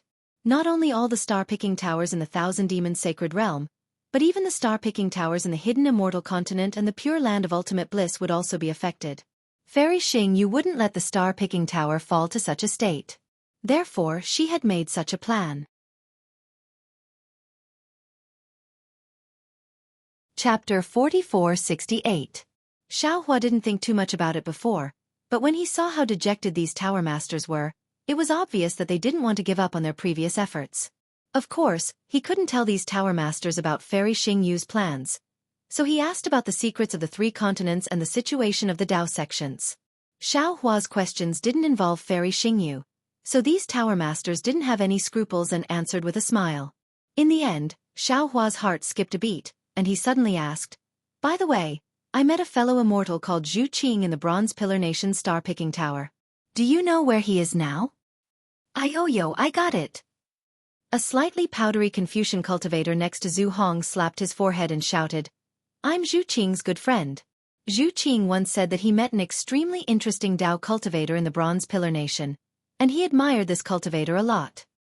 He said that this cultivator was only at the 3rd or 4th stage of Essence Qi, but he needed a rare benevolent heart and filled the book of heroes of our star-picking tower. I really didn't expect that this Dao cultivator was Daoist Master Xiao. Xiaohua looked at the Confucian cultivator's coquettish appearance and his slightly pinched fingers, and goosebumps rose all over his body. He hurriedly shrunk his neck and asked, "Where is fellow immortal Zhu Qing now? I also want to ask him if his book of heroes is filled." "I'll let you know, Daoist Master Xiao." The Confucian cultivator smiled and replied, "Although Zhu Qing isn't a tower master and his strength is average, he has made a lot of contributions to our star-picking tower. Now, he has received the Palace Lord's favor and has been escorted to the star-picking tower." "Haha, very good." Xiaohua nodded slightly. He also understood that the so-called contribution should be the body of Princess Baihua. However, it was also because of Zhu Qing that Princess Baihua didn't die in the countryside. This drinking and pecking was really wonderful. While they were talking, the star-picking tower of the Thousand Demons sacred realm was already in sight. This star-picking tower was different from the one Xiaohua had seen in the Bronze Pillar Nation. It was in the shape of a tower. This pagoda was different from the ordinary pagodas of the Buddhist sections. It was very fat and large. Just from afar, it looked like a square. The tower-shaped Zhai Xinglu was divided into more than 10 levels. Each level had a different color, and each level was slowly rotating. Because of the different speeds and angles of the rotation, the light and shadow of the entire Zhai Xinglu was constantly changing. Sometimes it was flames, sometimes it was colorful lotuses, sometimes it was flower buds. This light and shadow was really dazzling in the cold red mountain range. "Xiaohua, this is Star-Picking Tower's jade pendant." Fairy Xingyue, who had been flying in front, suddenly raised her hand and a stream of light flew over. She said, "Take this jade pendant and you can freely enter all the pavilions in Star-Picking Tower." "Okay." Xiaohua didn't mind and casually took it. The group of Confucian cultivators next to him raised their eyebrows and showed surprise in their eyes. However, this surprise disappeared in a flash and they didn't even exchange glances with each other. Boom! Just as Fairy Xingyue finished speaking, a layer of fiery starry flame suddenly appeared in front of her and Su Ji. This starry flame completely enveloped the space within a few miles. A wave of air mixed with cold ice immediately emerged from the void. Moreover, amidst the biting cold wind, the power of the stars and moon fell out of thin air. A chilling intent spread all over the place. Hee. Xiaohua, what do you think of my waning moon chilling star array? Fairy Xingyue asked with a smile, ignoring the starry flames that had descended.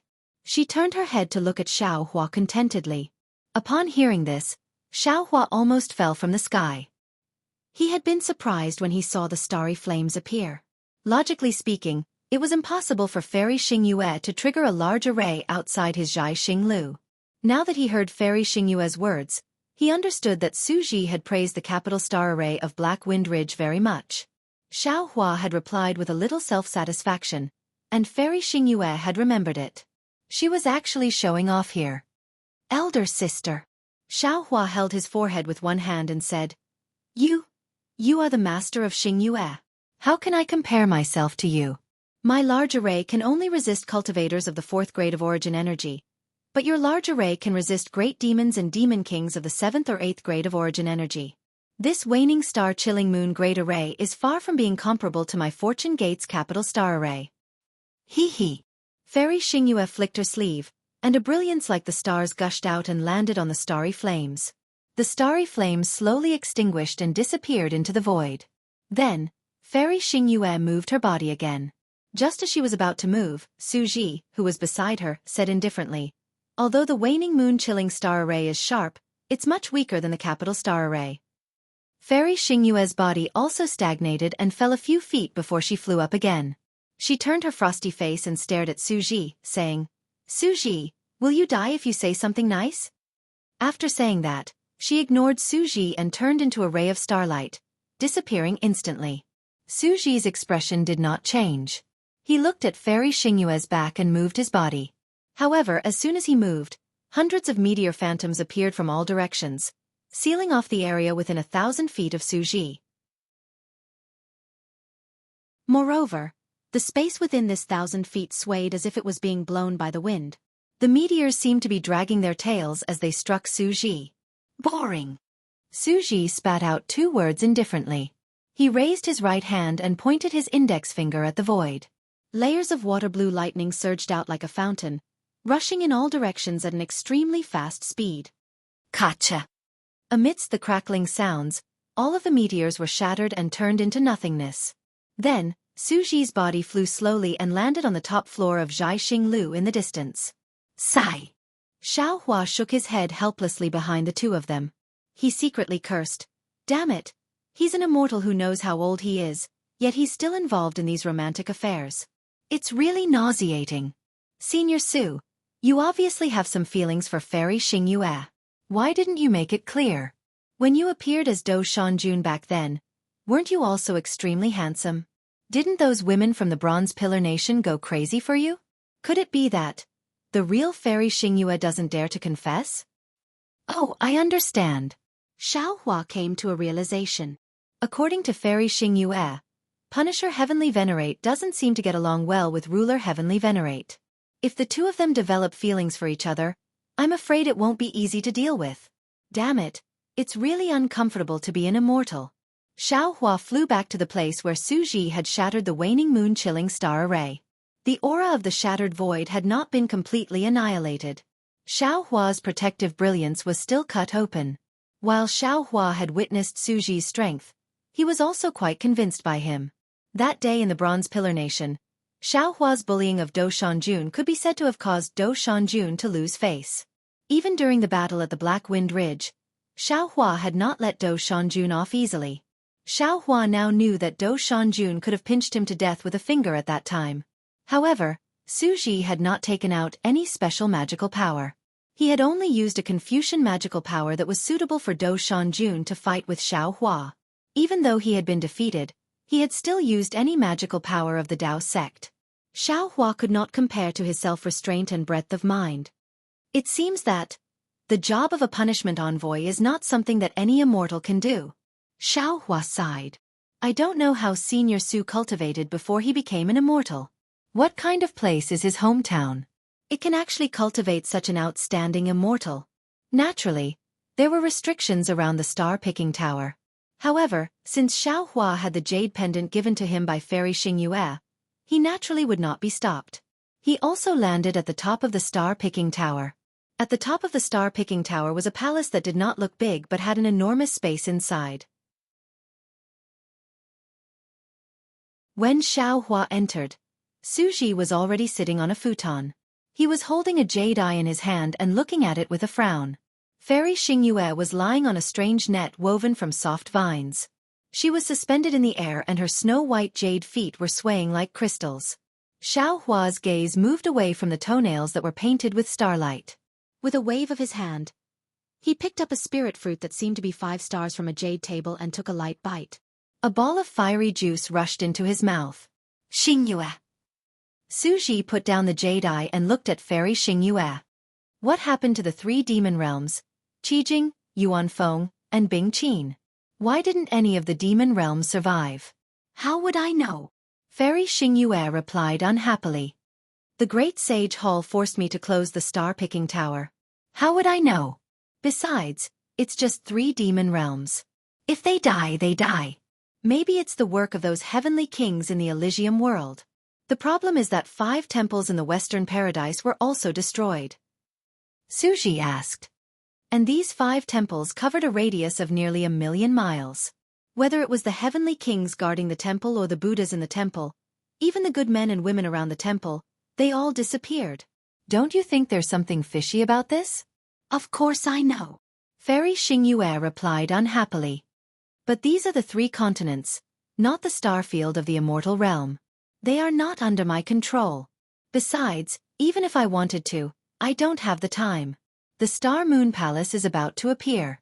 Returning to the immortal realm is our biggest problem. That's true. Su Ji nodded. We don't have time.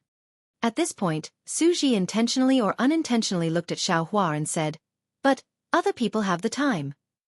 Fairy Xingyue raised her eyebrows and said coldly, Su Ji, what do you mean? I worked hard to create Xingyue.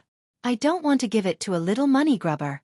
Xiaohua, even if it's you, don't even think about taking Xingyue.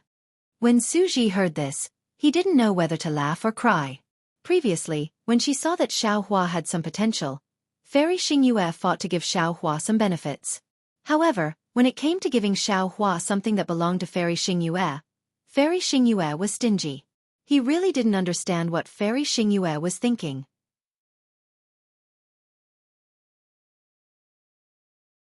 Chapter 4469. However, Fairy Xingyue's subsequent words immediately enlightened Su Ji. Don't think I don't know what he's thinking. Fairy Xingyue snorted coldly. Didn't he support the monster clan to establish the continuous merchant union to compete with Xingyu? I'd like to see how his continuous merchant union can develop to the same scale as my star moon. Then, Fairy Xingyu looked at Su Ji and said, Could it be? You know that his continuous merchant union is just a child's play? At this point, you're encouraging him to pick the peaches? Forget it. Su Ji waved his hand and said, Just pretend I didn't say anything. Then, Su Ji looked at Xiaohua and asked, By the way, why did that rainbow seashell make things difficult for you? She doesn't seem to be a monster clan member of the 1,000 Monsters Sacred Realm, right? She's very powerful. Even I don't want to provoke her. How did you get out of trouble? This. Xiaohua habitually touched his nose before lying and was about to speak. Fairy Xingyu saw it at a glance and shouted, He's going to lie again. When you met me earlier, you told me a lot about Bai Qingyu, but in the end, you still lied a lot. Elder sister. When did I lie to you? Xiaohua had to remove his hand from his nose and said, If I say some things in front of you, wouldn't I be showing off? Besides, there's nothing to say when dealing with a few monster kings. My fortune gate is far inferior to Xingyu's, so I don't dare to say more. That's more like it. Fairy Xingyu snorted coldly and didn't seem to be angry anymore. She shouted, Tell me, how did you get rid of that female seashell? I met her back then. Her seashell was too strong, so I didn't have a good way to get rid of it. Actually, it's nothing. Since Xiaohua had already decided to lie, he had already picked up the brush in his mouth and said with a smile, I have some connections with this rainbow seashell called Bai Xian. Didn't I tell you earlier? Junior wasn't born in the 3 continents, but in the Dawn Rain continent? Junior's sect is called Shang Huaming. Then, Xiaohua briefly described the battle between him and Bai Xian. He didn't talk about the divine punishment, he talked a lot about the feelings of kinship. In the end, he even embellished the matter between Little White Dragon and Bibo, making Bai Xian look like an old woman looking for a relative. When she found Xiaohua, the disciple of her deceased relative, she was moved by Xiaohua's righteousness and was even more shocked by the love between Bibo and Little White Dragon. She pardoned Xiaohua's crime of killing Bai Qingyu's hundreds of thousands of demons and even bestowed Bai Qingyu to Xiaohua as a thank you gift for finding the 7-colored conch. Then, she took Little White Dragon and Bibo away and wanted to nurture them well. After Xiao Hua finished telling the happy ending, he took a spirit fruit and put it in his mouth. In the end, Bei Xian took the two descendants who had a lot to do with her and returned to her cave residence to live a happy life. Is that all? After listening to Xiao Hua, who looked at her innocently, Fairy Xingyue was stunned. She asked curiously, You didn't do anything. She let you go? Yes. Xiao Hua was also a dead pig that wasn't afraid of boiling water. He nodded and said, I've always convinced people with reason. Besides, I even brought her brother here. What else could she do? Yes, that's true. If it weren't for you, Bei Xian, definitely wouldn't have been able to see her brother. Suji didn't know if he really believed it or if he was faking it. He nodded and praised. She should be thanking you. She was the one who caused all of this, so it's a happy ending for all of us to be happy. Xiao Hua smiled. He didn't believe that Bei Xian-er's big seven-colored halo shell world would be known by others. He also didn't believe that Bei Xian-er would tell others what happened inside. Moreover, Suji and Fairy Xingyue obviously wouldn't have the chance to see Bei Xian-er again. He wasn't worried about being exposed at all. I don't believe that things will end so simply. Fairy Xingyue shook her head and said, That seven-colored seashell isn't an easy person to get along with. You killed so many demons. How could she let you go so easily? That's impossible. Upon hearing Fairy Xingyu's words, Xiao Hua understood. Although Fairy Xingyu was meticulous, she was not from the royal family and did not know the dangers of the royal family. Therefore, it was impossible for her to consider things from Bei Xian-er's point of view and think of the reason why Bei Xian-er had taken action. Therefore, Xiao Hua smiled and said, If they continue to fight, both sides will suffer. And Fairy Xingyue, do you think she will care about those juniors who are separated by who knows how many generations? Instead of offending a human clan Mahayana realm expert, it's better to take advantage of the situation and turn a bad thing into a good thing. After all these twists and turns were caused by her own actions, right? Suji ignored them and frowned. Xingyue, where is this so-called Red Sea domain? Why don't I have any impression of it? Fairy Xingyue glared at Xiao Hua. She knew that Xiao Hua wouldn't say much, but she couldn't find any clues. Fairy Xingyue said to Suji, Bei Xian-er is from the Sea Clan. Her so-called Red Sea domain should be in the demon realm. How could you know? Even I. This is the first time I've heard of it. Why is the three continents so chaotic? Suji smiled bitterly. I always thought that this Bei Xian-er was from the demon realm, but I didn't expect her to be from another high-level world like us. From what Xiao Hua said, I can't tell whether this Red Sea domain is from the upper realm or not. Fairy Xingyue shook her head slightly. However, from Bei Xian-er's strength, the Red Sea domain is not much different from the demon realm. I'll check it carefully when I return to the Palace of Justice. Seniors. Xiao Hua smiled and said, This junior will go for a walk and see my old friends. Seniors, let's discuss the matter of returning to the immortal realm. And go ahead. Suji nodded. However, just as Xiao Hua walked out of the hall, Fairy Xingyue's voice sounded again. Xiao Hua, don't seduce the star-picking house master of Xingyue. Xiao Hua staggered and turned around helplessly. Elder sister, your Xingyue is not the Yihong brothel. Do you think this junior is interested in seducing them? Hee hee. Fairy Xingyue covered her mouth and laughed. She secretly glanced at Suji. Fortunately, Suji seemed to be thinking about something and frowned. He did not pay attention to what Fairy Xingyue said. The outside of the hall was empty, with only bare stone walls. There was no one around, and there was no exit. Xiao Hua released his divine sense, scanned the area, and walked towards a certain direction. Sure enough, when Xiao Hua arrived in front of the stone wall, a ripple appeared on the stone wall, and a moon gate appeared. Xiao Hua floated past the moon gate, and a ripple swept across the jade pendant in front of his chest. Outside the moon gate was the pavilion that Xiao Hua had seen outside the star-picking house. Layers of beautiful halos slowly flowed between the pavilions, and an unconcealable coldness emanated from the halos. This coldness not only spread outside the star-picking house, but also seeped into the bottom of the star-picking house. Restrictions that looked similar to defensive formations were born in this coldness. Xiao Hua walked to the edge of the pavilion and looked outside the star-picking house. In just a moment, It was already snowing outside. The snowflakes were beautiful, and when the brilliance of the star-picking house fell on them, they reflected a variety of colors. Xiaohua felt a sense of contentment even without the company of a beautiful woman. Of course, this feeling of contentment only lasted for a moment. Xiaohua lifted his gaze and looked towards the horizon covered by dark clouds.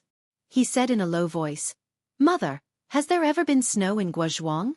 Naturally, no one answered Xiaohua's whisper. He looked for a moment and turned his head again. There was a flight of stairs in front of him that led to the next floor. Xiaohua thought for a moment and walked over. However, just as he walked down the stairs, he saw Zhu Qing standing there respectfully, holding something that looked like a book. "Fellow Taoist Zhu." Seeing Zhu Qing standing there, Xiaohua hurried over and said with a smile, "It's really been a long time." "Senior." How could Zhu Qing dare to let Xiaohua call him fellow Taoist?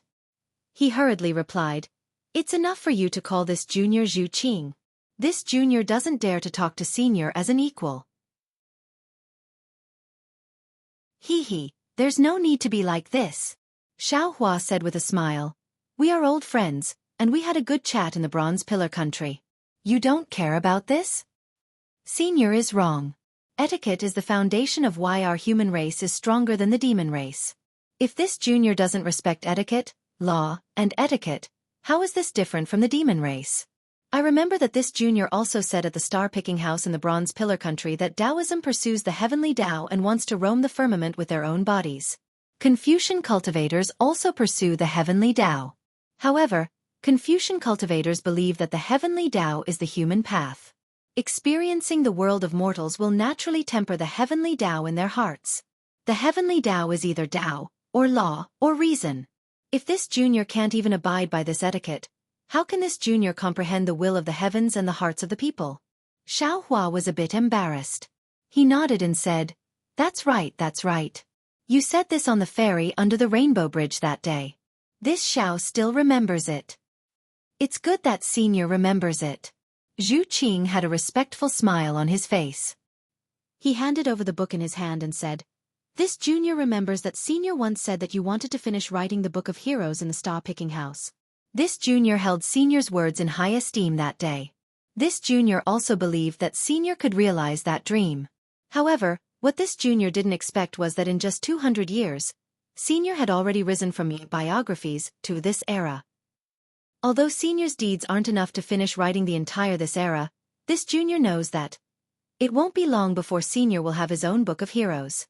In the face of Zhu Qing's respect, Xiaohua's interest was somewhat dampened. However, after some thought, he understood Zhu Qing's difficulties. Zhu Qing was only a Confucian cultivator at the beginning of the 5th grade of Essence Force. He was a human Mahayana cultivator. Even the palace master of the Star Moon Palace treated him as an equal. How could Zhu Qing, the tower master of the star-picking house, dare to address him as a brother? Of course, Zhu Qing wasn't that kind of person. Of course, he wouldn't do anything that crossed the line. Why should he make things difficult for him? Thus, Xiaohua smiled and took the book. He said, "Zhu Qing, back then you told this old man that the Book of Heroes in the star-picking house isn't a book. Why is this book fooling this old man today?"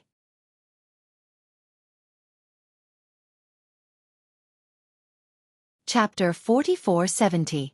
Hearing Xiaohua refer to himself as an old man, Zhu Qing immediately relaxed. He smiled and said, "Senior will know when you take a look." "Yes." As Xiaohua spoke, his gaze landed on the book. He saw that the book was rough to the touch, similar to an ordinary book. There were even layers of paper-like imprints on the side of the book. But when he actually flipped it open, Xiaohua discovered that the book was completely made of jade. "Senior, use the eye-clearing technique," Minister Zhu immediately reminded as Xiaohua flipped through the book. "All right." As Xiaohua spoke, a faint green light appeared in his eyes. Under the light of his clear eyes, the jade began to glow. A book with a golden base and jade words appeared. And on the cover of this book, there were 2 lines of big words, which were respectively, "Hero Book, Xiaohua's Chronicle." "This era?" Xiaohua laughed involuntarily. This old man remembers that this record is the emperor's biography.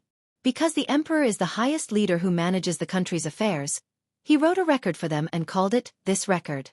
It's precisely because this record shows where the world's origin lies, so that the officials and the people all have a certain degree of discipline in their actions. On the other hand, aristocratic families recorded the affairs of the vassal kingdoms.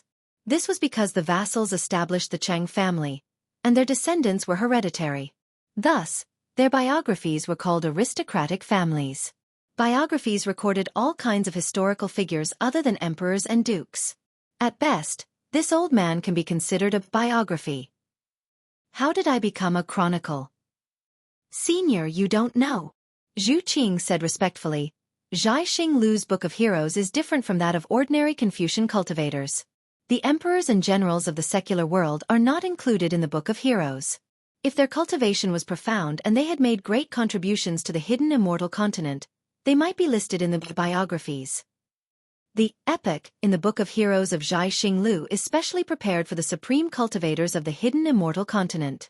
For example, the chronicles of immortal Emperor Go Chen, Vairocana Rulai, Golden-Winged Pang Grand Sage, and Octagonal Pentaceratops Grand Sage.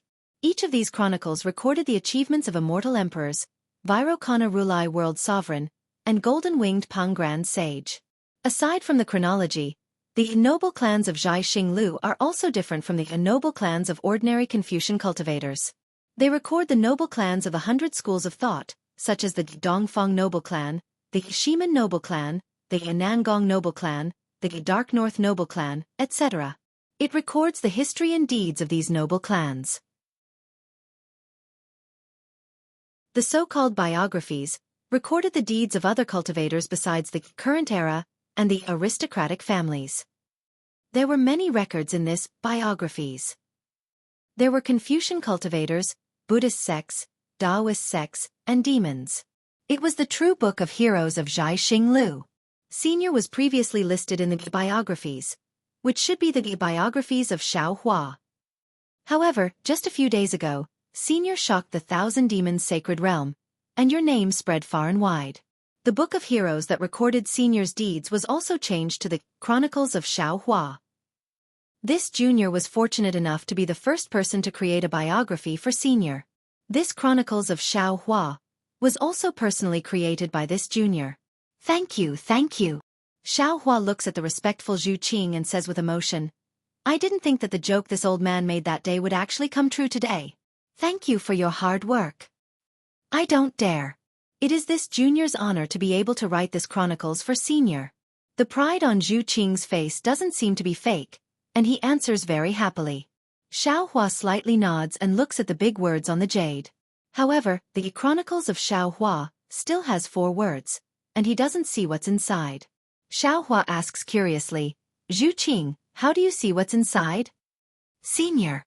Zhu Qing says with a smile, Xianxia Lu's Book of Heroes records the deeds of various heroes. Some are secret, and without a certain level of authority, you can't see them. This junior can only see a part of Senior's chronicles. Didn't Palace Lord give Senior a jade pendant? Senior can just put the jade pendant on the Book of Heroes. Xiao Hua responds and puts the jade pendant on the Book of Heroes. Indeed, starlight appears on the jade pendant. In the starlight, the Book of Heroes starts to move by itself, page by page. Since it's his own chronicles, Xiao Hua originally wanted to read 10 lines at a glance. However, just as he reads the first page, he sees the first sentence. Xiao Hua of Dao Sect, origin unknown, first appeared in Yu Province's Longevity Town, only 3rd grade of elemental force. And next to this sentence is another line of small words, suspicious, origin of other realm, name of realm unknown. Hiss. Xiao Hua inhales a breath of cold air and hurriedly continues to flip.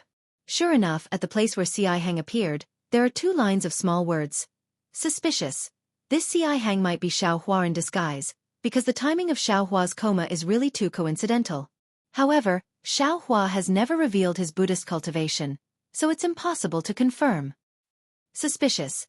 There is a Xianxia in Single Yang country, the name and appearance are all the same, but that day, Xianxia didn't leave Single Yang country, so Xianxia might have escaped detection. His granny. Xiao Hua's expression changed slightly. He raised his head and looked at Zhu Qing. Zhu Qing didn't show any surprise and said with a smile, Senior, this junior can only see a few places, but this junior knows. There might be many places that Senior can't think of. People often say, if you don't want others to know, don't do it in the first place. Many times, things that we think are undetectable are actually not hidden at all. Hi, that's right. Xiaohua also shook his head and continued to read. The more he read, the more shocked he became. There were actually many secrets that he didn't want others to know. But fortunately, Xiaohua didn't care about the secrets recorded in the Book of Heroes. When Xiaohua flipped to the last page, he saw the record, Fortune Gate's 200,000 disciples massacred by Jianghu, then led the troops to heaven-concealing ridge and ancient Bell Mountain. In this battle, the Fortune Gate ascended the battle stage of the three mainlands' struggle for hegemony. Xiaohua is qualified to be listed in this chronicles. Behind this was another line of slightly lighter handwriting. Suspicious. These 200,000 disciples are Xiaohua's iron army in the Kunlun immortal realm. Fortunately, Xiaohua saw this and let out a long sigh. This Xiao's biggest secret has yet to be revealed. Moreover, the secret of these clones has yet to be discovered. Granny, this star moon is too powerful. If this Xiao can obtain it in his hands. Of course, this thought flashed through Xiaohua's mind. Since Fairy Xingyu had already warned Xiaohua not to covet it, Xiaohua definitely wouldn't go and provoke a true fairy from the immortal realm. Xiaohua closed the chronicles of Xiaohua in his hand and asked with a smile, Zhu Qing, is there any other book of heroes in this star-plucking tower? Reporting to Senior. Zhu Qing carefully received the Book of Heroes and respectfully said, all of Star Moon's books of heroes are placed in the moon-embracing palace. Normally, only a few copies are placed in various star-plucking towers. Because Senior recently appeared in the Thousand Demons Sacred Realm, Senior's Book of Heroes was sent to the star-plucking tower here.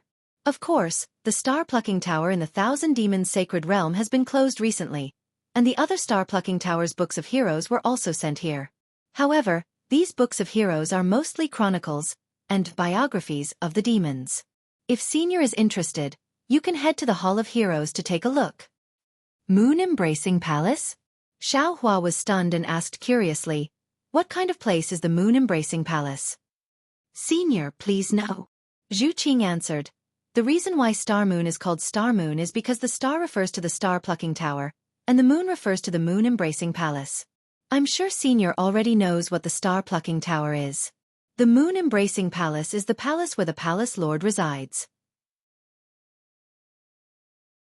As for where the moon-embracing palace is, I don't know either.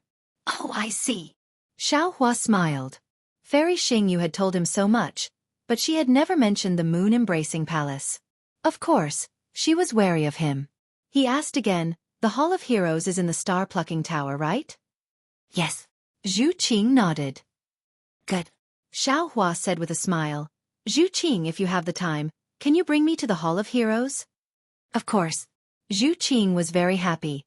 I'm just about to return the Book of Heroes to the Hall of Heroes. Senior, please. The Hall of Heroes was on the floor where Zhu Qing was respectfully standing. In just a moment, Zhu Qing brought Xiaohua to the Hall of Heroes. This was an extremely majestic-looking pavilion. Before they even reached the front, a murderous aura mixed with an overwhelming will hit them in the face. A kind of loneliness and desolation of being suddenly on the battlefield involuntarily arose. In the eyes, a bloody light rushed out from the pavilion. Bursts of war drums and the neighing of thousands of horses also surged in the surroundings like a hidden fragrance.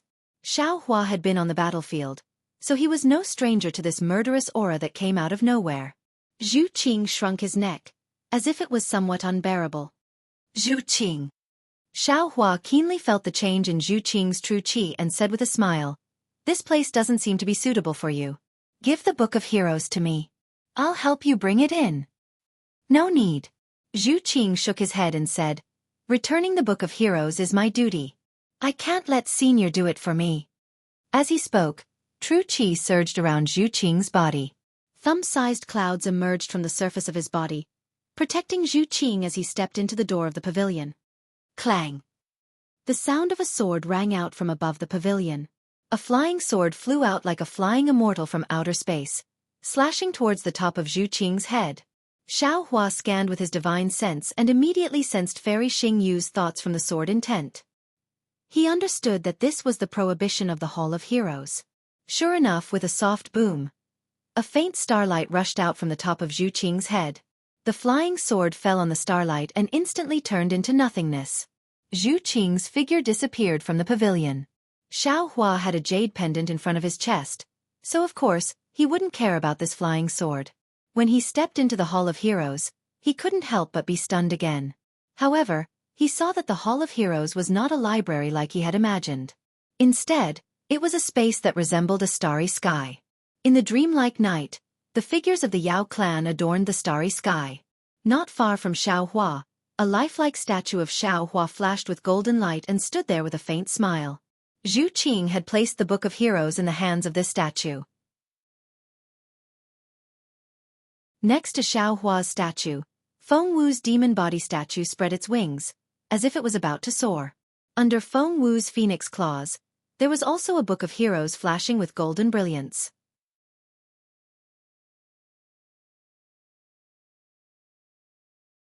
Chapter 4471. Senior. Just as Xiao Hua was sizing it up, Zhu Qing put down the Book of Heroes, turned around, and said respectfully, "Junior can't stay in the Hall of Heroes for long. Senior can look around as you please. Junior will wait outside the Hall of Heroes." "Zhu Qing, you don't have to wait." Xiao Hua waved his hand and smiled. "I don't know when I'll go out, so you should rest early." "I don't dare," Zhu Qing said respectfully. "Senior doesn't know anyone else in the stargazing tower. Junior can't not wait on you." "All right then." Xiao Hua understood that even if he didn't agree, Zhu Qing would still wait outside. He nodded and flew to the Phoenix Parasol statue. Zhu Qing didn't dare to say anything and floated out of the Hall of Heroes. Xiao Hua was the only one left in the entire starry sky. Xiao Hua picked up the Book of Heroes on the Phoenix Parasol statue's claws. When he saw the cover, it was titled, Heaven-Defying Thunder Phoenix Great Sage. He took a deep breath and opened it. When he saw what was written on it, he couldn't help but laugh. There was only one line written on it, Heaven-Defying Thunder Phoenix Great Sage. Origin unknown. 7 stars Great Sage. When he entered the Great Sage Hall, 10,000 stars greeted him. He guided 10,000 stars into the sun and bestowed the 1,000 demons with the power of 10,000 stars. He was supported by 10,000 demons. And the line next to it wrote, Suspected, Phoenix Clan Descendant. Born in the 10,000 demon realm. Not bad, not bad. This is the true heaven-defying Thunder Phoenix. Xiao Hua smiled and put the Book of Heroes back on the Phoenix Parasol statue's claws. He looked around again. Beside the Phoenix Parasol statue, there were naturally statues of the other 6 saints of the Great Sage Hall.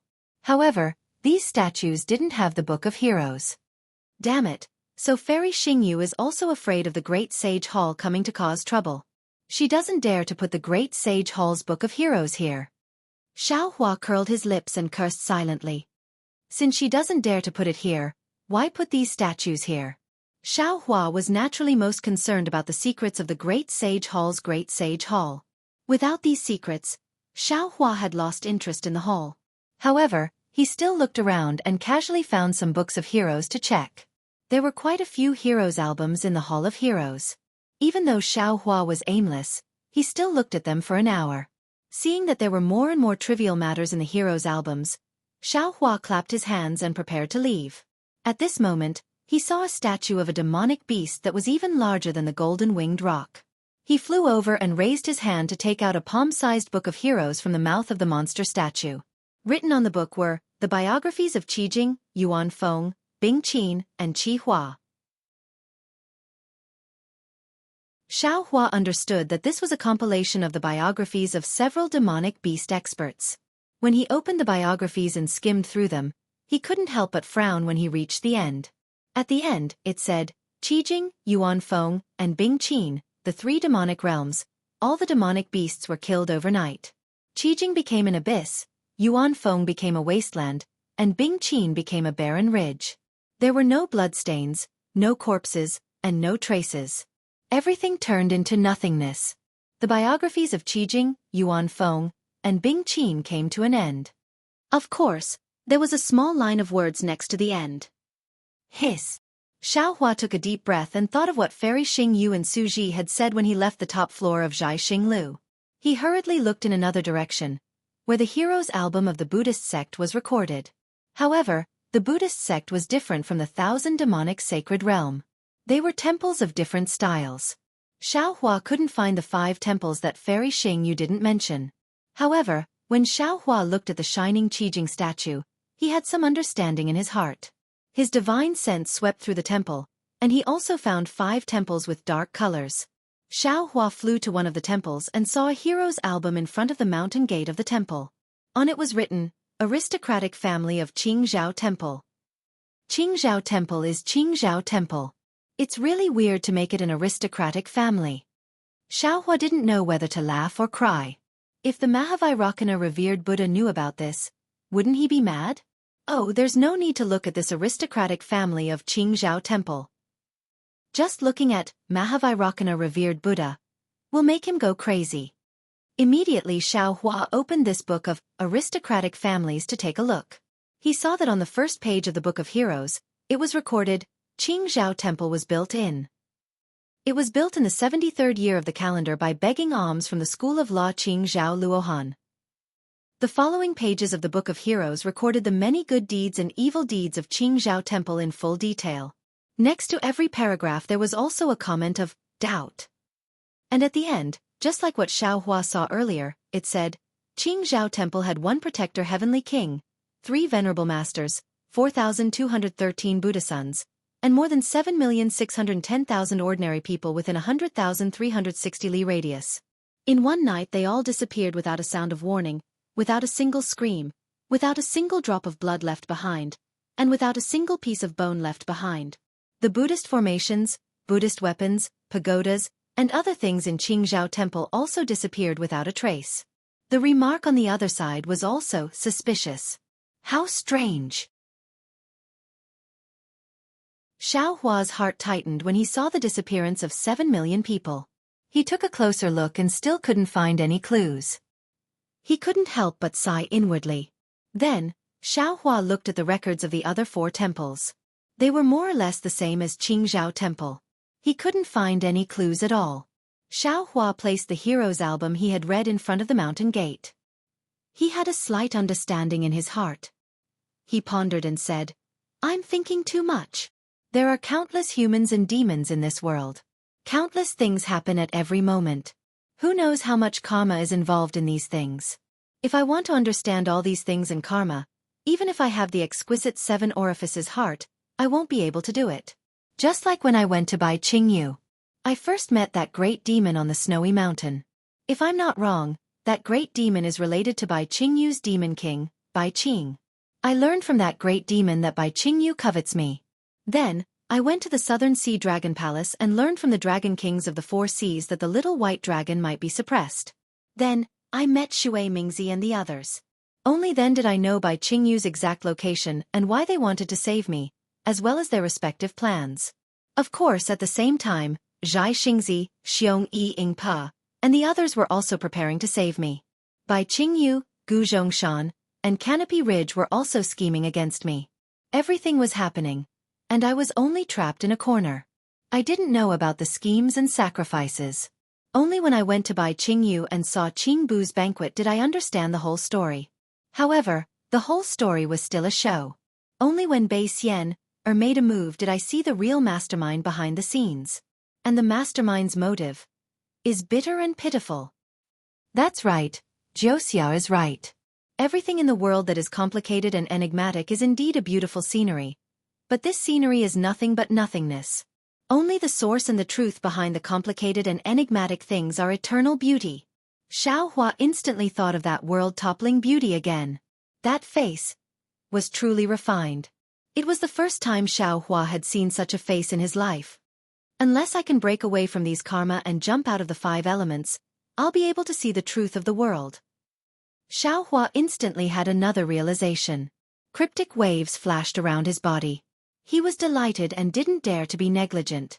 He hurriedly sat cross-legged in the Hall of Heroes. That cryptic wave emitted from his body and landed on every Book of Heroes. Every time it passed by a Book of Heroes, thousands of inscriptions would fly out from the Book of Heroes and swarm into the wave. Furthermore, every inscription would turn into a stroke and disappear. Looking at Xiaohua's figure again, It was also swaying like light and shadow as the inscriptions entered. Every time it swayed, his figure would change a little. When the wave enveloped the entire Hall of Heroes, Xiaohua's figure had already turned into a karma hand. Swoosh! The wave immediately reverberated when it touched the stone wall of the Hall of Heroes. The karma hand formed by Xiaohua produced thousands of thin threads and fell into the thousands of sculptures one by one. The strokes that had previously fallen into the wave turned into a trickle and flowed into the karma hand along with the karma threads. In just a few breaths, the reverberating wave collided with the karma hand again. The wave was like a surging wave. Strange scenes of light and shadow flashed in this wave. At the same time, the wave spread out in all directions with the karma hand as the center. It rushed through the restriction of the Hall of Heroes and fell into the entire Jianghu. Huh? On the top floor of Jianghu, Fairy Xingyu and Su Ji seemed to be talking about something. The water-blue thunder mark between Su Ji's eyebrows suddenly flashed. Su Ji was shocked. Just as he was about to get up, the wave of the karma wave had already wrapped around Su Ji. Su Ji seemed to be imprisoned. Both his figure and expression were frozen in place. It was the same for Fairy Xingyu, who was opposite Su Ji. Her bare ankles flashed with a pure white luster and were slightly raised. The fluorescence from her toenails that were smeared with starlight also froze in mid-air. If the two immortals were controlled by the wave of karma, how could the other humans in Jianghu be spared? The entire Jianghu turned into a solidified light and shadow in the river of karma. Both time and space were still. Waves of karma surged out from the karma hand. The threads of karma were born from the thousands of sculptures. Through the records, they surged to various parts of the thousand-demon sacred realm. It was unknown how long it took. Time was not the only and absolute thing in the river of karma. The area affected by the river of karma was also unknown. However, in the stillness of everything, the thunder mark between Su Ji's eyebrows flashed again. Swoosh! A spear-like object flew out of the thunder mark. As soon as it appeared, an extremely obscure wave fell into the river of karma. Kacha! A crack appeared where the ripple was. The stillness of the thousand demons sacred realm in Jianghu was shattered. At the same time, the seemingly endless river of karma was also cut off. However, it disappeared in an instant.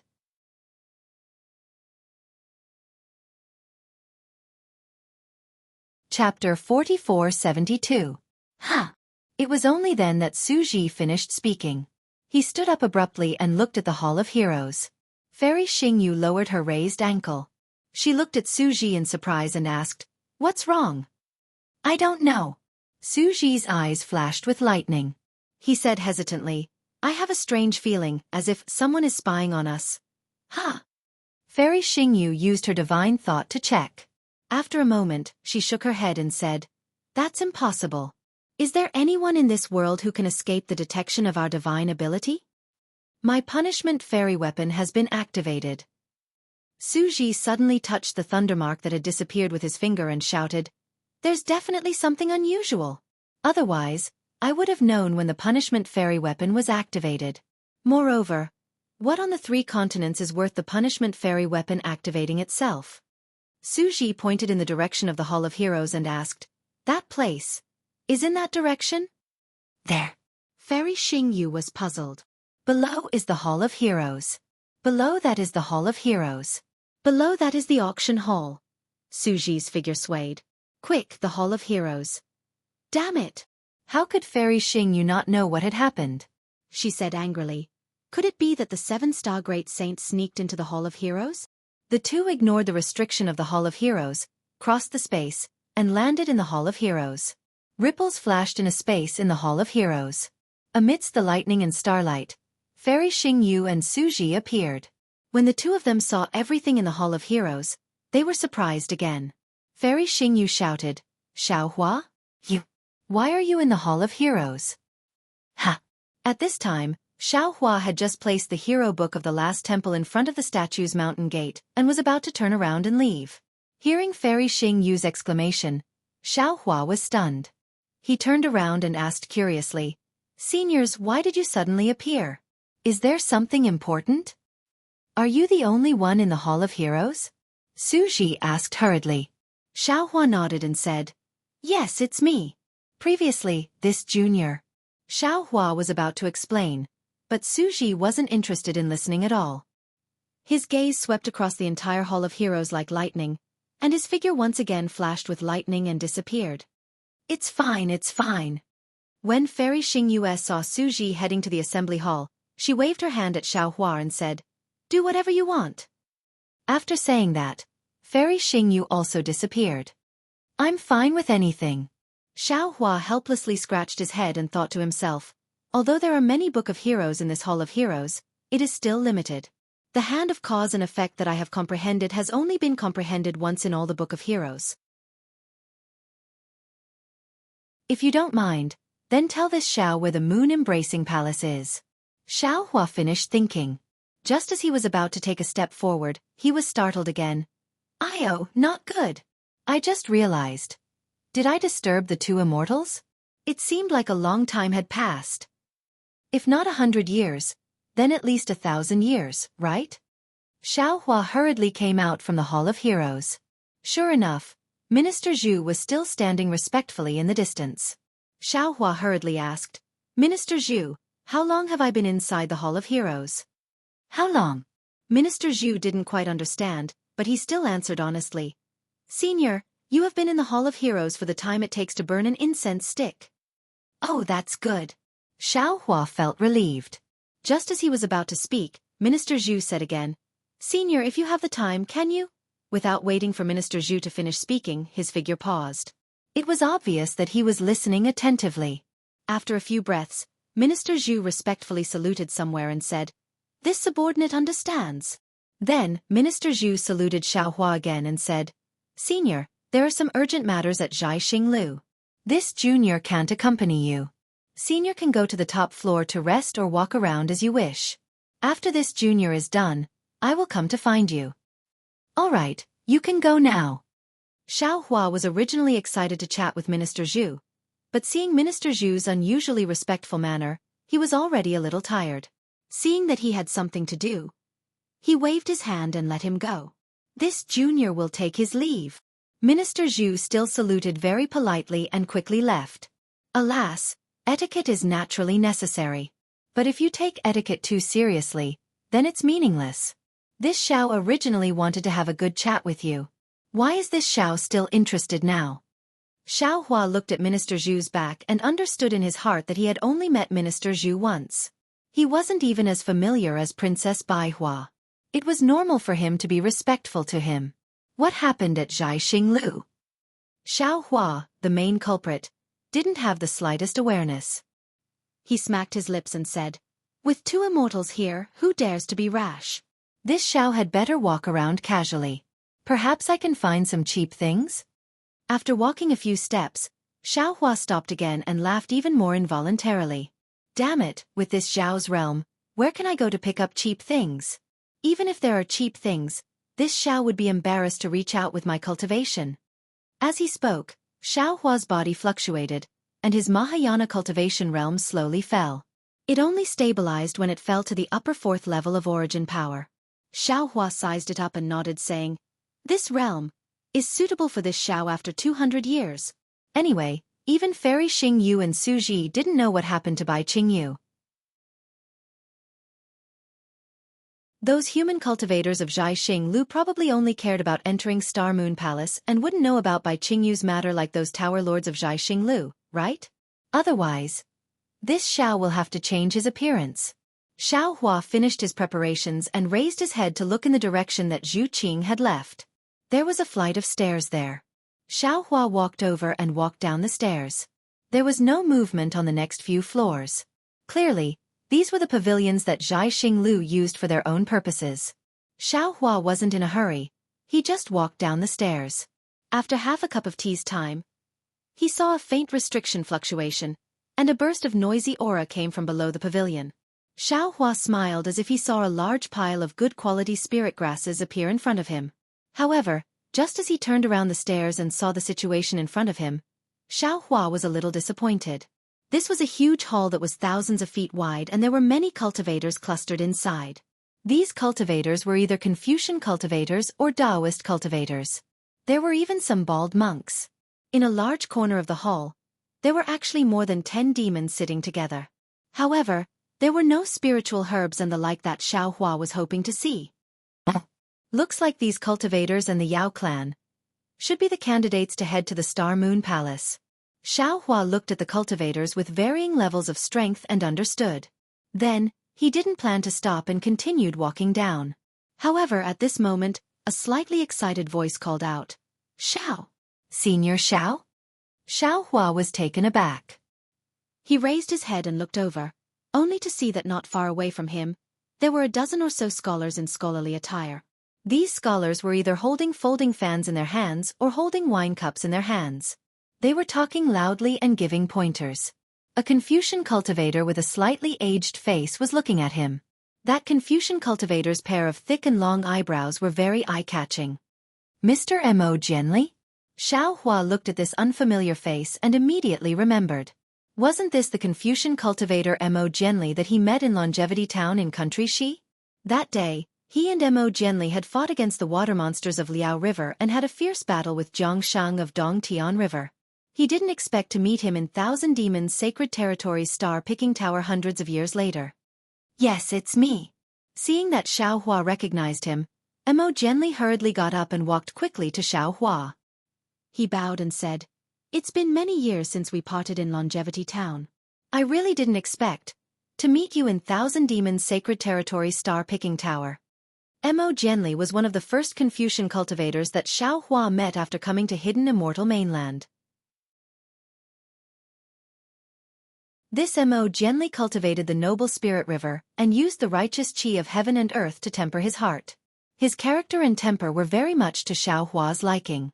It was a pity that after Xiaohua left Longevity Town, he didn't have the time to go to Country Shi. Although Mo Jianli had sent Xiaohua a jade-eye message, Xiaohua didn't have the time to go to Chongyun's sect to visit Mo Jianli. Xiaohua's surprise was the same as Mo Jianli's. He hurriedly helped Mo Jianli up and asked curiously, "Mr. Mo, why are you at Star Picking Tower?" "Oh, I understand. You're also qualified to go to Star Moon Palace. Congratulations." Entering the Star Moon Palace was originally a joyous occasion. Xiaohua did not even think before he opened his mouth to congratulate Mo Jianli. However, when these words reached Mo Jianli's ears, a layer of red actually appeared on his face, as if he was very ashamed. Seeing this, Xiaohua was a little confused. Mo Jianli's eyes flickered.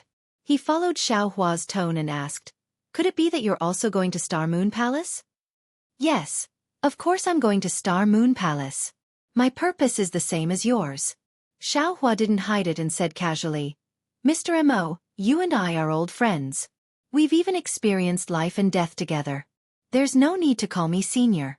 Call me Xiaohua or fellow immortal. This isn't too appropriate." At first, Mo Jianli called Xiaohua fellow immortal. However, after Xiaohua's battle with Jianghu, Mo Jianli felt that Xiaohua's strength surpassed his and that he was a hidden expert. Therefore, when he sent Xiaohua off, he called him senior instead. Now, it had been close to 300 years.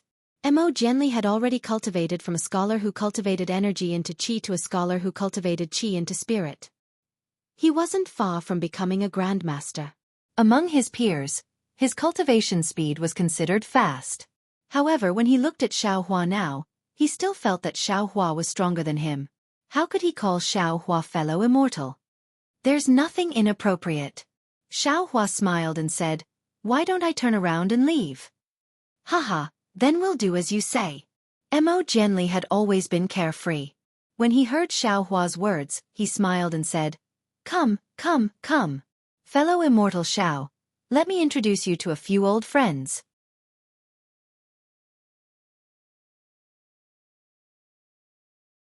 Chapter 4473. As he spoke, Mo Jianli's face was filled with excitement. He pulled Xiaohua's sleeve and walked to the group of Confucian scholars where he was before. He shouted in a slightly loud voice, "Fellow immortals, let me introduce you. These are the Taoist friends I made in the Immortal Town 300 years ago. His name is Xiaohua. He is a cultivator who cares about the people. We fought against the water tribe of Liao River together." I remember now. Brother Mo, this is the Taoist cultivator with boundless strength that you were talking about. A martial cultivator with a slightly burly figure suddenly came to a realization. He hurriedly cupped his hands and bowed. I'm Pu Qing. Greetings, fellow Immortal Xiao. Thank you, thank you. Xiao Hua returned the greeting. Greetings, Xiao Hua. Then, a few Confucian cultivators near Mo Jianli greeted Xiao Hua politely. Although they were not as close as Pu Qing, they were still polite. When it was the turn of a Confucian cultivator with a white face and no beard, Mo Jianli's face froze. He looked a little unnatural. But he only hesitated a little, then said to Xiao Hua with a smile. Fellow Immortal Xiao, this is Gongshu Minghu from the Gongshu family. He is less than 2,000 years old, but he is a master of the 5th level. He is a rare master among us. Mo Jianli was not flattering Xiao Hua, but it sounded like he was flattering Xiao Hua. Xiao Hua did not understand why, but he still smiled and was about to say something. At this time, Mo Jianli said to Gongshu Minghu, Senior Gongshu, this is my good friend, Xiao Hua. He is a Taoist cultivator with a good character. His future is limitless. You should get to know each other better. Gongshu Minghu had originally been whispering to a Confucian cultivator beside him, ignoring Mo Jianli's introduction. However, when he heard Mo Jianli's slightly exaggerated introduction, a smile appeared on his face. He had originally wanted to say a few words of encouragement. But when he heard Mo Jianli's last few words, his face changed. He looked at Xiao Hua and said coldly, I don't like Taoist cultivators. There is no need to talk about helping, let alone getting to know each other better. As for good character, it sounds ridiculous. There are many people in the world with 2 legs, but there are not many Taoist cultivators with a heart. Mo Jianli's face turned pale as he gritted his teeth. Gongshu Minghu didn't care about Mo Jianli's expression. He turned his eyes from Xiao Hua to Mo Jianli, and said seriously, Mo Yan, you have to remember what happened to the Chongyun sect. Remember why you lost your home. Your Chongyun sect was doing well in the country of Xi. Why was it destroyed? Why were you expelled from the Chongyun sect? Wasn't it because of the Buddhist sect and the Taoist sect? You are already a literary master. Why don't you learn from your mistakes? From Xiao Hua's point of view, this Gongshu Minghu definitely deserved to be taught a lesson. But from Mo Jianli's point of view, although Gongshu Minghu did not give him any face, he was still a Confucian senior after all. These words might sound unpleasant, but they were still the teachings of a senior. Mo Jianli gritted his teeth and finally lowered his head. Yes, Senior Gongshu is right.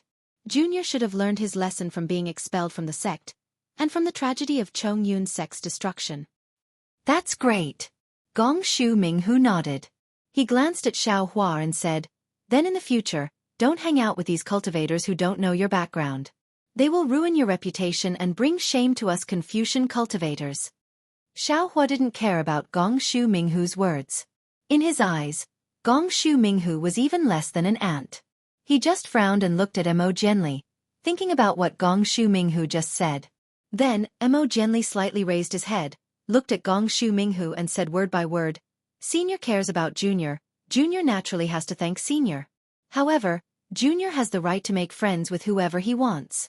Even if Junior's reputation is ruined, it is Junior's own business. Nobody can interfere. Besides, Junior doesn't think it is shameful to make friends with a Taoist cultivator who put his own life on the line and fought with the Water Tribe just to save the ordinary people of the Longevity Town. Junior also doesn't think Junior's actions will bring shame to Confucian cultivators. Junior is just a poor cultivator. I am far from Senior's arrogant identity and prominent position. Junior's actions can't be so good. Humph, the child can't be taught. Gongshu Minghu saw Mo Jianli ridiculing him. He sneered, flicked his sleeve and scolded, Rottenwood can't be carved. With Gongshu Minghu's assertion, the few Confucian cultivators who were close to Mo Jianli before couldn't help but move away. Although Gongshu Minghu didn't leave, the dozen or so Confucian cultivators had already excluded Mo Jianli. Mo Jianli looked at the dozen or so Confucian cultivators who he hadn't introduced yet and sighed in his heart. Fellow Immortal Mo? Xiao Hua's voice was light again. Why were you expelled from the sect? How did Chongyun sect get destroyed? What's the state of Xi now? Alas! Mo Jianli sighed.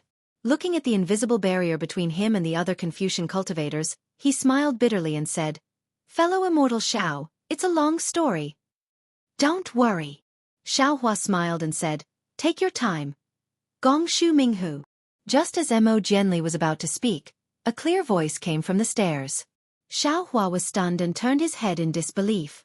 He saw two beautiful women with bright eyes and white teeth standing there with arrogance on their faces. Wasn't one of them Gongshu Isin? Gongshu Minghu pulled away from Mo Jianli and was talking to the other Confucian cultivators with a trace of arrogance on his face. When he heard someone call his name, he turned his head impatiently. When he saw Gongshu Isin and the other woman, his face immediately lit up. He almost ran to them and bowed. Minghu greets your Auntie Xian and Auntie Ming. May I know why you called me Minghu? Gongshu Isin's face showed obvious disgust and disdain. She said coldly, Gongshu Minghu, although your surname is Gongshu, you're from a side branch of the Gongshu family. You're not listed in the genealogy. You call me Aunt. Where did that come from? If you called me Aunt in private, then so be it. I won't argue with you. But you called me Aunt in public. Are you disregarding the genealogy of the Gongshu family? You don't care about your face, but I do. Don't ruin the reputation of the Gongshu family and embarrass the Gongshu family. Gongshu Minghu knew that Gongshu Isin had always been arrogant and didn't put ordinary people in her eyes. But he didn't expect his words to cause so much trouble. However, Gongshu Minghu knew that although Gongshu Isin's words were unpleasant, every word was correct. Even if he wanted to refute, he couldn't. Just like when he scolded Mo Jianli from the perspective of a senior Confucian cultivator, he stole a glance around. There were already Confucian cultivators snickering. His face was hot and red. Sister Xin. The woman named Gongshu Yiming smiled and pulled Gongshu Isin's sleeve.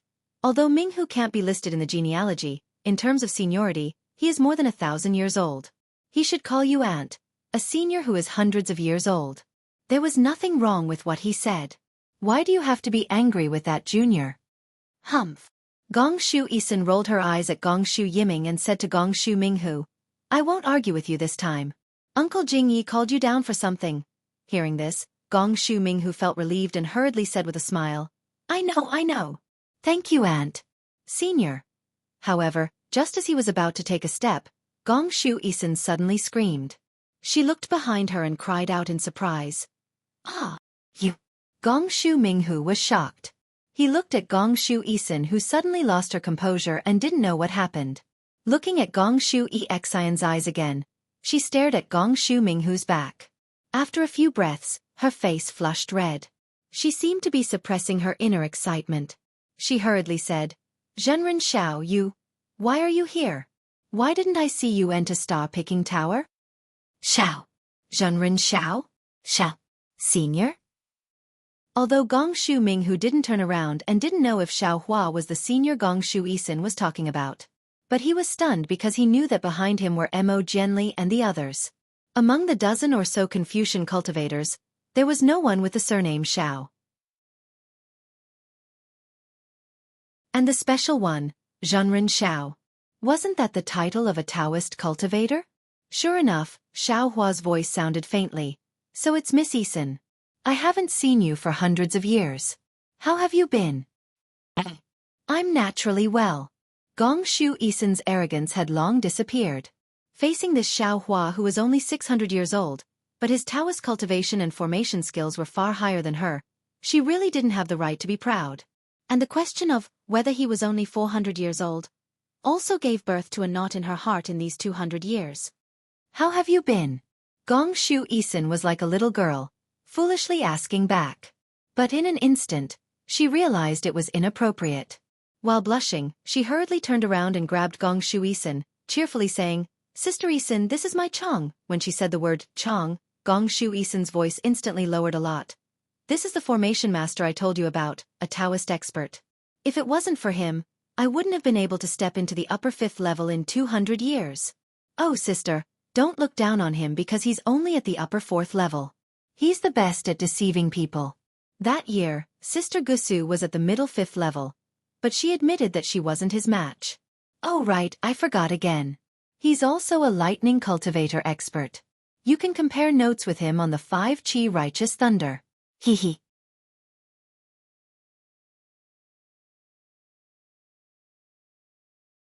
Chapter 4474.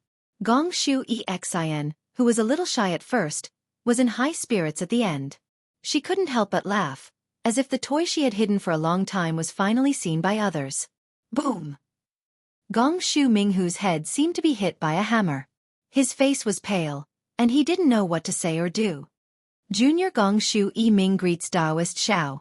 Seeing Gong Shu Xian praise Xiaohua so much, although Gong Shu Ming was puzzled, he didn't dare to neglect and respectfully saluted. Get up! Xiaohua lightly waved his hand and said, Xiaohua and Xian are old friends, you don't need to be polite. Many thanks, Taoist Xiao. Gong Shu Ming saw Xiaohua's bearing, and his suspicions were mostly gone. The atmosphere in the hall was a little strange. After all, many people saw Gong Shu Minghu humiliate Mo Jianli, and at this time, these two girls from the Gong Shu family, who were called aunts by Gong Shu Minghu, actually called Xiaohua Sr., this really stepped on Gong Shu Minghu's face to the ground. Taoist Xiao. Suddenly, Gong Shu Ming seemed to think of something and respectfully said, My Gong Shu family's granduncle Jingyi is downstairs, would Taoist like to see him? This. Xiaohua hesitated and replied, Xiaohua and the Gong Shu family aren't familiar with the others, it's not appropriate? Don't worry, don't worry. Hearing Xiaohua say he wasn't familiar with the others, Gong Shu Isin hurriedly called out, Taoist Xiao, my family's granduncle Jingyi is also proficient in some Taoist techniques. He's already a 7th-level Taoist master, only one step away from becoming a sage of literature. If Taoist Xiao listens to granduncle Jingye's advice, perhaps your cultivation will improve even further. Xiaohua looked around at the expressions of the Confucian cultivators. He knew that after Gong Shu Xian and the others left, these Confucian cultivators would gather again, so he nodded and said, In that case, Miss Xian, please lead the way. Good. Taoist Xiao, please. Gong Shu Xian and Gong Shu Ming looked at each other, eyes filled with joy, and quickly walked up the stairs. Xiaohua turned to look at Mo Jianli and smiled. Taoist Mo, come with me, I have something to ask you. This good. Mo Jianli was even more confused when he heard that Xiaohua's cultivation was even stronger than a 5th-grade origin energy. However, he didn't dare to delay and hurriedly followed after. On the other hand, Gong Shu Xian had come to find Gong Shu Minghu. Now he was left here. Gong Shu Xian and Gong Shu Ming had forgotten about him before they left. Gong Shu Minghu hesitated for a moment. Although he looked embarrassed, he still hurriedly followed Mo Jianli out of the hall. Gong Shu Jingye was already waiting for him downstairs. He did not dare to be negligent. Several people had just disappeared when the entire hall was once again filled with discussions. Although he didn't know what they were talking about before, their only topic now was probably Xiaohua, Taoist Xiao. Xiaohua followed Gong Shu Xian and Gong Shu Ming to the stairs. Gong Shu Xian and Gong Shu Ming walked in front, whispering something.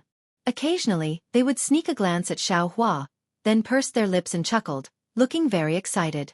Xiaohua looked on helplessly. He was embarrassed to eavesdrop.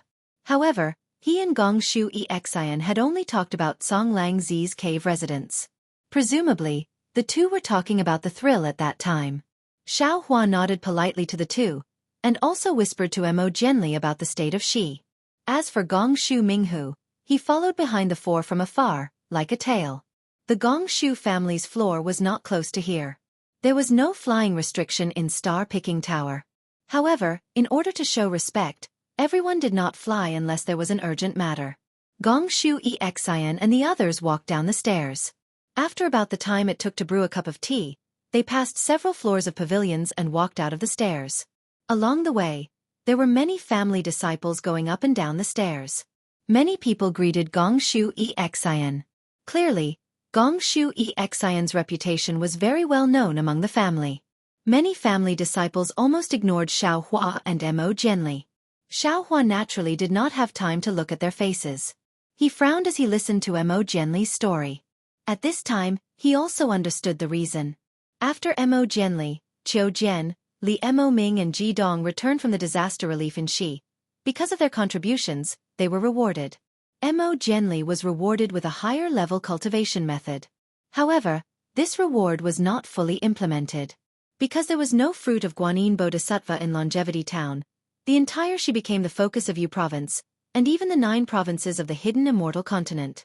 Not only was Xiao Hua's battle with Jianghu not mentioned, even Mo Jianli and the others' rescue of the people in the town of Longevity was also erased.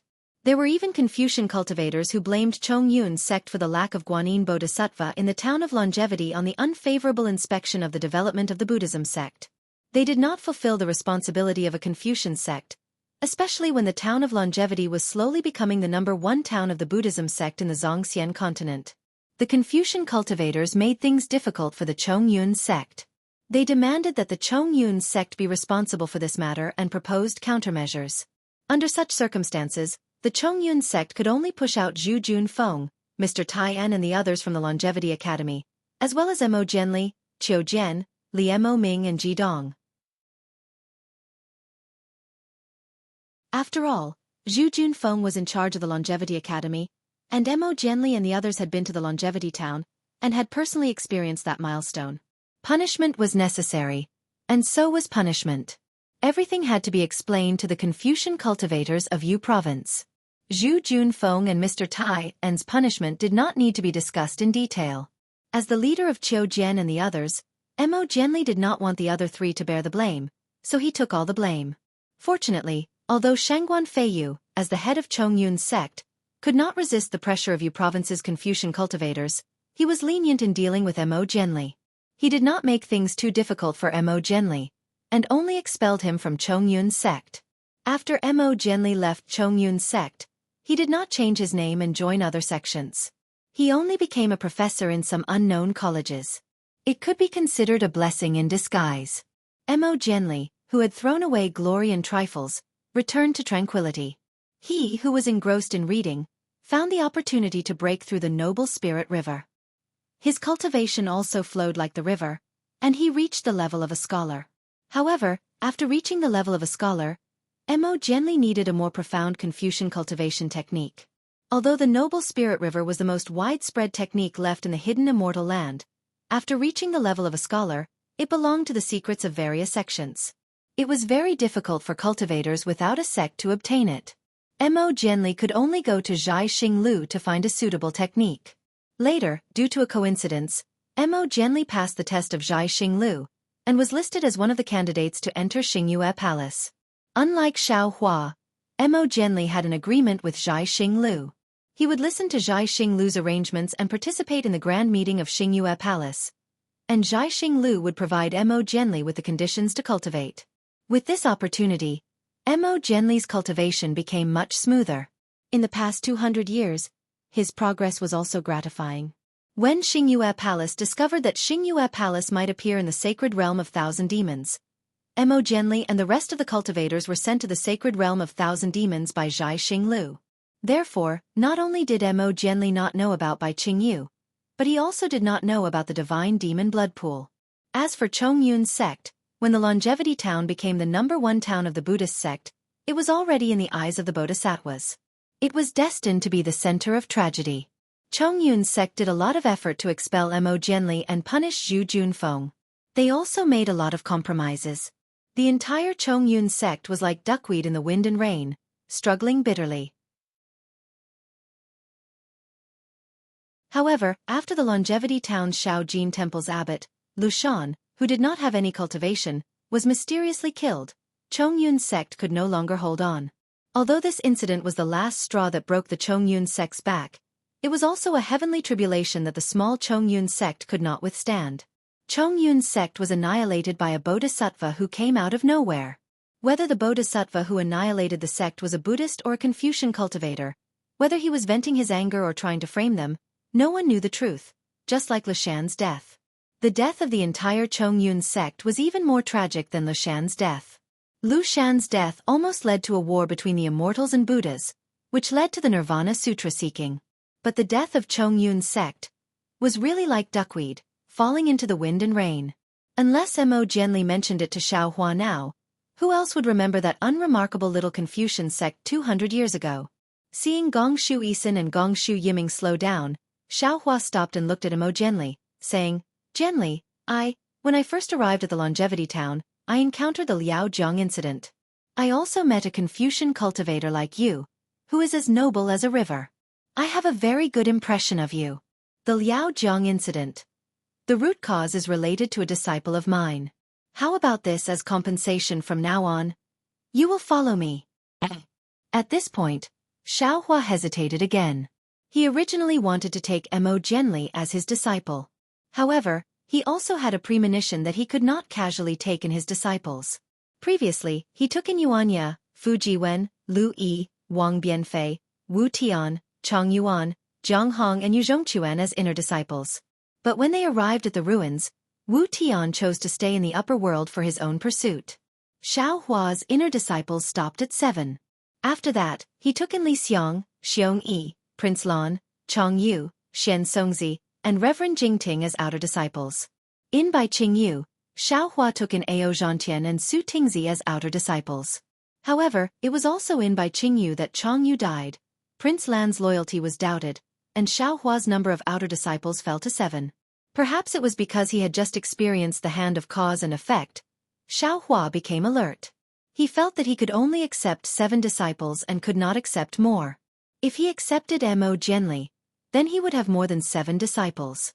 Even if there was really something wrong with Prince Lan, Mo Jianli had already taken the last disciple spot. But Mo Jianli was only a 4th-level literature master. With Xiaohua's strength, he probably did not have much time to teach such a low-level Confucian disciple.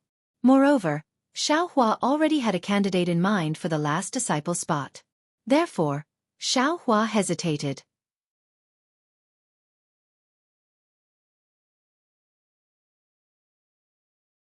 Chapter 4475. Junior appreciates senior's kind intentions. Mo Jianli smiled. Junior is a Confucian cultivator. It would be inconvenient for me to follow senior. Moreover, Junior is a disciple of the Chongyun sect, which is related to the Longevity Town's conflict. It would also bring trouble to senior. Ha ha. Xiaohua laughed and said, if you didn't say this, this Xiao would have hesitated. But since you have spoken your mind, how could this Xiao disappoint you? This Xiao may not have the time to teach you a Confucian cultivation technique, but this Xiao remembers that you should cultivate a Confucian sword technique. This Xiao has a disciple who is good at sword techniques. This Xiao thinks that he should take you as a disciple of the Fortune Gate. Fortune Gate? Mo Jianli was stunned. He couldn't believe his ears and shouted, when did senior enter a Confucian sect? This junior doesn't seem to have heard of a Confucian sect called the Fortune Gate. While the two were talking, Gong Shu Minghu had already walked behind them. Xiaohua looked at Gong Shu Minghu and walked towards the pavilion. He said, this matter is settled. When we come out of the Bright Moon Palace, this Xiao will take you to see him. Senior.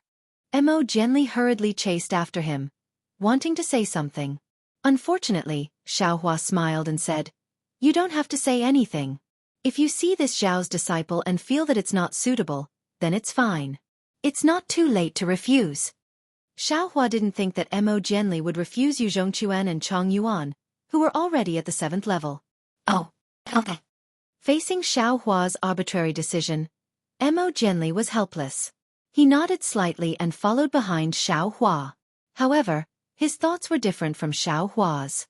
He didn't believe that Xiaohua's disciple would have any outstanding cultivation. Of course, he didn't complain about why Xiaohua didn't take him as a disciple. Mo Jianli was a grateful person. After being expelled and homeless, he felt that Xiaohua's kindness was a kind of enjoyment. Turning the corner, they came across a small hall. Gong Shu Yisin and Gong Shu Yiming walked to the entrance of the hall and looked back. When they saw Xiaohua and Mo Jianli coming over, they smiled at each other and quickly walked in. When Xiaohua entered the palace, he saw a tall young Confucian cultivator who looked similar to Gong Shu Yisin. The Confucian cultivator had a smile on his face as he looked at Xiaohua. Next to him, Gong Shu Yisin was holding his arm and acting like a spoiled little girl. On the two sides of this Confucian cultivator, there were a few men and women who were around the 5th or 6th grade of origin energy. These men and women all had imposing appearances and were intelligent on the inside, like dragons and phoenixes among men. Needless to say, this person was the Gong Shu Jingyi that Gong Shu Yisin had mentioned, the 7th level elemental energy grandmaster. Looking at Gong Shu Jingye sitting steadily on the chair, waiting for him to pay his respects, Xiaohua smiled bitterly. He had really lifted a stone to smash his own foot. He originally disliked Zhu Qing's respect for him and wanted to find a more approachable feeling. He didn't expect that as soon as he met Mo Jianli, he would be humiliated by Gongshu Minghu. Gongshu Yisun came over to smooth things over for him, and then he had to follow her to pay his respects to a 7th-level elemental energy grandmaster. Gongshu Yisun had good intentions. After all, the guidance or care of a high-level elemental energy grandmaster was a kind of opportunity. Gongshu Yisun would disdain to introduce ordinary cultivators. However, Gongshu Yisun had met Xiaohua. How could a human Taoist Grand Ascension Stage cultivator meet a Confucian grandmaster with the power of a junior? Etiquette, etiquette. Xiaohua sighed. The etiquette of Confucian cultivators is a bit pedantic, but in essence, it is a kind of order. As the Immortal Realm's executioner, Su Ji upholds it. I was a bit rash today. Thinking of this, Xiaohua slightly straightened his body, about to reveal his cultivation level. However, at this moment, a slightly excited voice came from behind him. Yiming, you also came to the Thousand Demons Sacred Realm? I just came to Star Picking Tower and heard that the Gongshu family was also here. I was thinking that since you are a junior of the Gongshu family, how could you not be on this trip to the Star Moon Palace? Look, this is the thunder amplification wood that I found for you. It will definitely be useful for you to cultivate the 5 Qi righteous thunder. Ha ha! Xiaohua did not need to turn around, nor did he need to look back, nor did he need to use his divine perception to check. Just this voice alone was enough for Xiaohua to laugh. He could clearly tell that this was Duanmu Qing, who had formed a grudge with him in Star Picking Tower in the Bronze Pillar Nation. That night, Xiaohua had taught Duanmu Qing and Duanmu Qiu a lesson. He had also said in front of Duanmu Qing that he wanted to see if the so-called Confucian family still had justice, fairness, and justice. Duanmu Qing had also made it clear that she did not believe in justice, fairness, and justice. She had asked Xiaohua to wait for her justice. After that, when Xiaohua had almost forgotten, he had finally waited for the Duanmu family's justice. That was the pursuit of Duanmu Liangsheng in Songlang Zi's cave. Duanmu Liangsheng could be considered a hot-blooded man, but he was after all a disciple of the Duanmu family. Although he admired Xiaohua, he had no choice but to kill him. Fortunately, although Xiaohua's strength at that time was slightly inferior to Duanmu Liangsheng, it was not a problem for him to escape. Therefore, he was able to escape from the Duanmu family's justice. Duanmu Liangsheng had also obtained an opportunity in Songlang Zi's cave and did not find trouble with Xiaohua again. What Xiaohua did not expect was that when he had just returned to the 3 continents from the primitive continent and had not even taken a step into the hidden immortal continent, all the karma from before had actually appeared here. Not only did he see Mo Jianli and Gongshu Exin, but he also saw Duanmu Qing, whom he had almost forgotten. Suddenly, Xiaohua had a bad premonition. Damn it, it can't be! Could it be that Su Ji's divination skills are so miraculous? This Star Moon Palace is indeed the last time I leave. When the 2 of them return to the Immortal Realm, I will also have the opportunity to choose. Otherwise, with so many old grudges, how could they all appear here? Of course, this thought was just a flash. He had some understanding that it was not his old grudges, but the opportunity of the Star Moon Palace.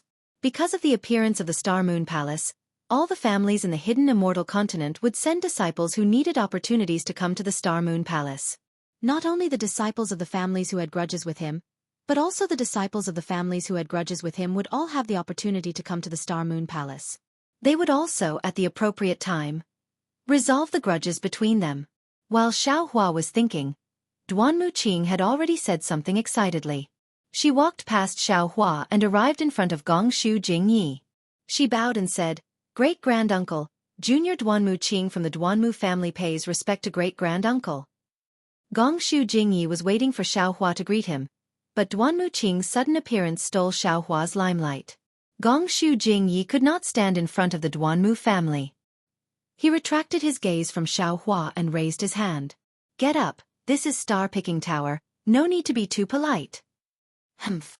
Gongshu Exin was not willing to give Duanmu Qing a good face. She snorted and said, "You're just a branch of the Duanmu family, and you dare to call yourself a disciple of the family? Aren't you afraid that the Duanmu family's ancestor will scold you? This. Duanmu Qing did not dare to say anything in front of Gongshu Exin. Exin. Gongshu Jing Ye's lips curled. He knew clearly about Gongshu Exin's arrogance. He also knew that her scolding of Duanmu Qing was reasonable. However, he could only scold her. Duanmu Qing is also a disciple of the family. There are some words that you cannot say casually. Humph, great-grand-uncle, you think I want to say it? Gongshu Exin said coldly. If he did not pester Yiming Jejia, even if I saw him, I would only treat him as a toad. He did not go back to look for a mirror. He is not only a branch disciple of the Duanmu family, he is also a literary master who has just stepped into spirit-refining qi. How can he be worthy of Yiming Jejia? Moreover, Yiming Jejia had already told him clearly 100 years ago that she did not wish to see him again. But what about him? Seeing Yiming Jejia's soft personality, forcing her step by step, showing an infatuated face in front of the elders to gain sympathy. Isn't it just a thunder-amplifying wood? What's so great about it that he would give it to Yiming Jejia in front of great-grand-uncle? This kind of wild ambition, great-grand-uncle is embarrassed to say it, but I will say it. Exin. Gongshu Yiming at the side also seemed to be unable to bear it. She pulled Gongshu Exin's sleeve and said, "Don't say it in front of everyone, this is not good." What is not good about it? It is because you are always thinking for others that you have landed in such an awkward situation. Now many disciples of the aristocratic families know that this guy is pursuing sister. Even if there are outstanding disciples who want to propose marriage to sister, they would be embarrassed. They would be afraid of brushing away the face of the Duanmu family. Gongshu Exin understood Duanmu Qing's thoughts and hit the nail on the head. In reality, the Duanmu family does not even know of this guy's plans. It is not that bad. Gongshu Yiming's face was slightly red as she said in a low voice. Xiaohua originally did not like Gongshu Exin's outspokenness, but hearing it now made him very happy. He smiled and stopped walking, watching with interest. Duanmu Qing naturally did not know that Xiaohua was here. His face was slightly pale as he said in a low voice, "Senior Gongshu, Junior knows that my cultivation is shallow and my background is not as good as Senior's. So from Senior's point of view, Junior's actions are indeed so. But, Junior can say it to Senior without any reservation, to the disciples of the Gongshu family. Junior can even say it to the heavens and the earth with a clear conscience. Love had no limits, no rank, and no strength. Perhaps Yiming Lady feels that Junior is not suitable, but from the moment Junior saw Yiming Lady, I have already treated her as my fairy. Junior does not dare to think too much because I am afraid that if I think too much, it will make that impression dim. Junior can only think faintly when the lanterns are lit, and hope that the night will make this longing last a little longer. Junior also knows that Junior is not worthy of Miss Yiming, but Junior is willing to be one of Miss Yiming's many admirers. Junior hopes that her path of cultivation will be smooth. Junior is willing to give up everything for her.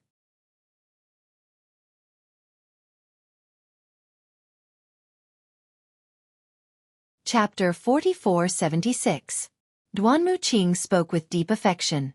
Not only did Gongshu Yiming blush, even Gongshu Exin felt embarrassed and felt that she might have gone overboard.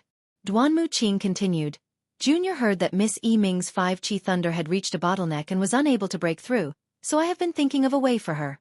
200 years ago, Junior heard that the star-picking tower of Copper Pillar Country was bidding for the thunder-developing wood. Junior hurriedly went there to bid for the thunder-developing wood and give it to Miss Yiming to comprehend. Unfortunately, Junior was deceived by a despicable Dao sect cultivator and was unable to bid for the thunder-developing wood. In the following days, Junior has been looking for opportunities. Fortunately, the heavens were moved by Junior. A few years ago, Junior finally bid for a similar thunder-developing wood at the auction of the Luo Yi Merchant Union. After Junior obtained the thunder-developing wood, Junior hurriedly went to find Miss Yiming. Unfortunately, Miss Yiming was no longer in the Gongshu family. Junior asked around but could not find Miss Yiming's whereabouts. Later, Junior heard news of the Star Moon Palace and immediately understood. Although Junior is not a candidate to enter the Star Moon Palace, Junior still tried my best to ask a senior in the family to bring Junior here. Junior does not wish to enter the Star Moon Palace. Junior only wishes to see Miss Yi-Ming here and give her this thunder-developing wood. Junior also knows that as long as Miss Yi-Ming enters the Star Moon Palace, after she comes out, her 5-chi thunder will definitely break through the bottleneck and step into the upper 5th grade of essence force. Junior is even more inferior. However, Junior does not regret it. Junior hopes that Junior can be a pebble under Miss Yi-Ming's feet. As long as Miss Yi-Ming can step on Junior safely, Junior will be satisfied. As she spoke, Duanmu Qing took the thunder-developing wood and walked in front of Gongshu Yi-Ming. She looked at Gongshu Yi-Ming affectionately. Damn it! Xiao Hua was flabbergasted. This guy really knows how to talk. I can't compare to him. Even Xiao Hua said so. Gongshu Yi-Ming's face was naturally hot. She lowered her head slightly and raised her slender white hand to take the thunder-developing wood. Seeing that Gongshu Yi-Ming was about to take the thunder-amplifying wood, Gongshu Yi-Xian, who was trying to break up the couple, came to her senses. She hurriedly pulled Gongshu Yi-Ming behind her and said coldly, "Humph, I hate this kind of flowery speech the most. You want to trick me with a piece of wood? If you have the ability, come here on a rainbow cloud." Gongshu Yi-Xian looked up at Xiao Hua and said, "Xiao Hua, I remember you have a thunder-devouring bead, right? 200 years is enough for you. Why don't you lend it to big sister Yi-Ming first?" "Don't worry, after you borrow it, my Gongshu family will definitely protect you and won't let the Immortal Palace find trouble with you." Xiao Hua. When Duanmu Qing heard Xiao Hua's name, she was startled as if she was bitten by a snake or scorpion. She turned to look at Xiao Hua. Xiao Hua had a bitter smile on his face, but he was feeling very good in his heart. He had just used his divine ability and was about to make trouble. When he heard Gongshu Yi-Xian was disrupting the situation, he immediately took 2 steps forward and touched his nose. He looked thoughtfully at Duanmu Qing and said, "Young Master Duanmu, that despicable cultivator from the star-picking tower in the Bronze Pillar country who used despicable means to deceive you is here. I want to ask you, what despicable means did I use to deceive you at the auction at Star-Picking Tower?" You. Duanmu Qing was dumbfounded.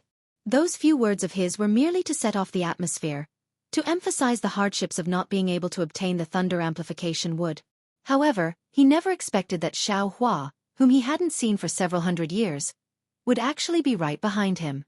Moreover, he had directly passed by Xiao Hua without even noticing him. Moreover, Xiao Hua's question was even more heart-wrenching. Not to mention that Xiao Hua did not have any despicable means.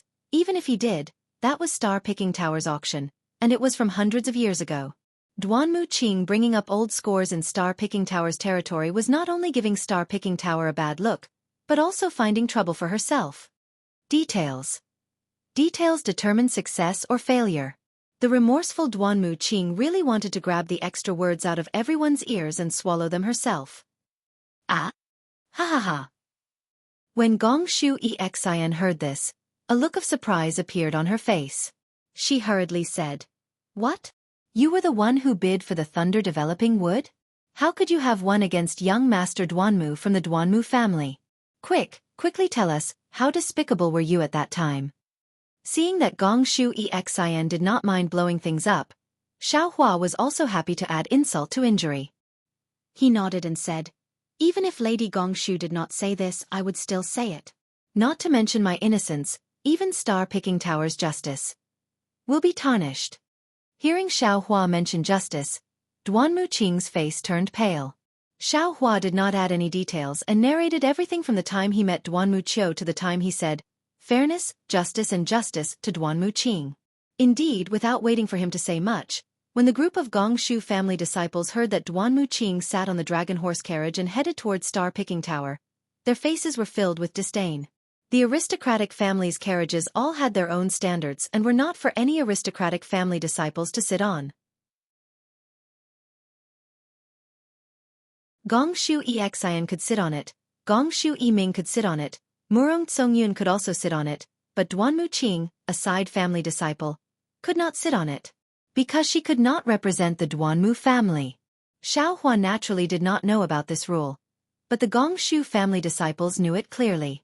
Without mentioning anything else, how could Gongshu Yi-Ming accept her flamboyant personality? Oh, that's right. After explaining the matter at Star Picking Tower, Xiaohua slapped his forehead. Looking at Gongshu Exian, he seemed to have thought of something and said, I almost forgot, Duanmu Gongzi is a person who keeps his promises.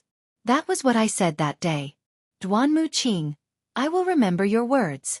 But I will give you a word of advice. Don't think that no one knows what is right and wrong here. Even the aristocratic families of Confucian cultivators cannot stop the mouths of the people. A Duanmu family carriage driver is now Jianghu. You can only let him bully others, but others cannot retaliate? I will wait for your Duanmu family's condemnation. I want to see if the aristocratic families of Confucian cultivators still have justice, justice and justice.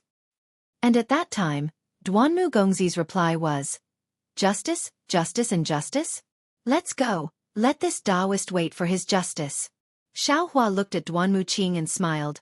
Duanmu Gongzi, did I say anything wrong? Duanmu Qing bit her lips and did not reply. And the result? Say it, say it. Gongshu Exian was interested and urged, What happened after that? After that. Lady Gongshu, do you still remember the 5th grade middle-tier Confucian cultivator who suddenly appeared in the Cloud Mountain maze? Xiaohua asked. Gongshu Exian actually did not have any impression of Duanmu Liangsheng. But at this time, she did not know how to reply. She nodded like a chicken pecking rice. Yes, yes, that extremely powerful Confucian cultivator. He is the justice that the Duanmu family gave me. Xiaohua said with a smile. Duanmu Liangsheng? Order of death? Gongshu Jingyi, who was at the side, was watching the younger generation quarrel like a play. However, when he heard this, he suddenly understood. He frowned and said a few words in a low voice. He looked at Duanmu Qing and didn't say anything. However, the disciples of the Gongshu clan who were present all despised her. Everyone knew what Duanmu Qing had done after the order of death. In front of such sinister thoughts, the sweet words that Duanmu Qing had said earlier had become a honey sword. Yes. Xiaohua smiled. The Duanmu family's order of death is the justice that Duanmu Gongzi gave me. If not for my good luck, I am afraid that I would not have the chance to talk about Duanmu Gongzi's heroic deeds in front of everyone. Sigh. Duanmu Qing sighed slightly. She looked at the crowd and her gaze landed on Gongshu Yiming's face. She said, Things are not as simple as Immortal Xiao said. However, I do not wish to explain anything at this moment. Because the same thing can be said by different people, it will have different effects. I admit that I do not have a glib tongue like Immortal Xiao. Everything will be revealed in the future. However, Miss Yiming, even though I may have done something wrong, your cultivation cannot be delayed. This thunder-amplifying wood is very important to you. It is innocent, you must accept it. What is the use of a mere thunder-amplifying wood? It is just a chicken rib. Only those who do not understand the lightning cultivation arts would treat it as a treasure. Xiaohua took 2 steps forward and disdainfully glanced at the jade box in Duanmu Qing's hands. Inside the jade box, there was a lone thunder-amplifying wood that was sealed within. Xiaohua said coldly, Duanmu Qing, do you think that you can let Miss Yiming's 5-qi legitimate thunder break through the bottleneck with a piece of wood that has been struck by lightning? If that is the case, there are probably a bunch of lightning cultivators in this world, right? You. Duanmu Qing tried her best to maintain a cultured and refined image in front of Gongshu Yiming.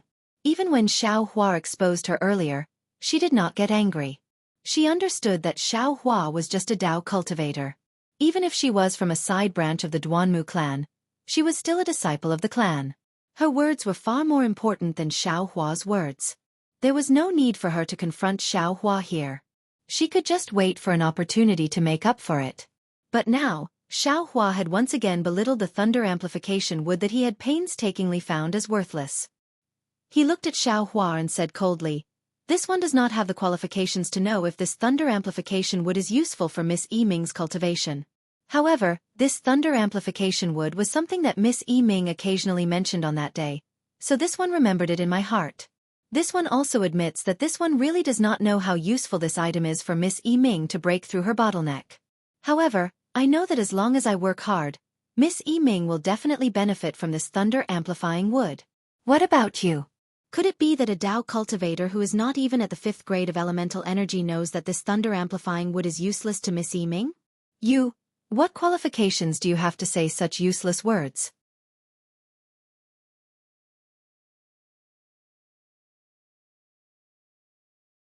Chapter 4477. At this moment, Xiaohua naturally wouldn't put Duanmu Qing in his eyes and wouldn't be so bored as to argue with her. Xiaohua faintly smiled. He raised his hand and took out a silk handkerchief from his bosom. He said, "For me to be able to say such words, I naturally have my reasons. I won't be like some people, whose mouth is full of nonsense and only one word is true." Saying this, Xiaohua placed the silk handkerchief in front of Gongshu Yiming, saying, "Miss Yiming, do you think this is useful for your cultivation of the 5 Qi Thunder?" This is? Seeing Xiaohua take out a silk handkerchief instead of thunder-developing bead or thunder-developing wood, let alone Gongshu Xin, even Gongshu Yiming blushed. She looked at Xiaohua with some confusion. After all, silk handkerchiefs were mostly for private use by female cultivators. Men and women giving silk handkerchiefs had other meanings. Damn it! Others might be puzzled, but Duanmu Qing was so angry that her lungs were about to explode. She already thought that Xiaohua was revealing something to Gongshu Yiming in front of everyone, flirting in front of her. "Xiaohua, what do you mean by this?" Gongshu Xin was straightforward, shouting, "I told you to take out the thunder-amplifying bead. What do you mean by this? Why don't Miss Xin take a look first?" Xiaohua turned and smiled at Gongshu Xin, saying, "You have a certain level of attainment in formations, you should be able to see it." "Oh!" Gongshu Xin looked at Gongshu Jingyi. That Gongshu Jingyi just looked at her with a smile and didn't say anything. He was also young. How could he not know the jealousy between young people? Seeing Gongshu Jingyi not saying anything, Gongshu Xin said, raising her hand to take the silk handkerchief. When she took the silk handkerchief, she used her silver moon pupil. Just one look and her expression changed. She looked at Xiaohua in disbelief. The clear eye technique in her eyes didn't disappear. She exclaimed, "Xiaohua, it's true. Don't worry." Xiaohua smiled. "Don't you know my reputation?" "Che." Gongshu Xin retracted her silver moon pupil, curling her lips, saying, "What reputation do you have? That day in the cave, you cheated so many people." Then Gongshu Xin didn't give the silk handkerchief to Gongshu Yiming. Instead, she held it in her hand, smiling at Yiming. "Sister Yiming, can I make a deal with you? Can you lend this item to sister to study?" "What is this?" Gongshu Yiming looked confusedly at the silk handkerchief in Gongshu Xin's hand and asked. Gongshu Xin opened her mouth and seemed to have some misgivings. She didn't give the handkerchief to Gongshu Yiming and transmitted to Gongshu Yiming, "This is the Immortal Palace's 5 brocade cloud painting." "Ah?" Gongshu Yiming was ecstatic. She almost cried out, "How is this possible?" The 5 Qi Thunder was the purest form of cultivation in the Immortal Palace. The Gongshu clan also had it, but the flaws were obvious. They couldn't fix the flaws in their cultivation method during the tribulation. Therefore, Gongshu Yiming had always wanted to get the cultivation method of the 5 Qi Thunder from the Immortal Palace. This 5 brocade cloud painting was not a complete lightning cultivation method, but it contained the 5 Qi Thunder. If Gongshu Yiming had this item to study, she could easily break through her current bottleneck. Gongshu Yiming screamed and quickly covered her mouth, smiling at Xiaohua.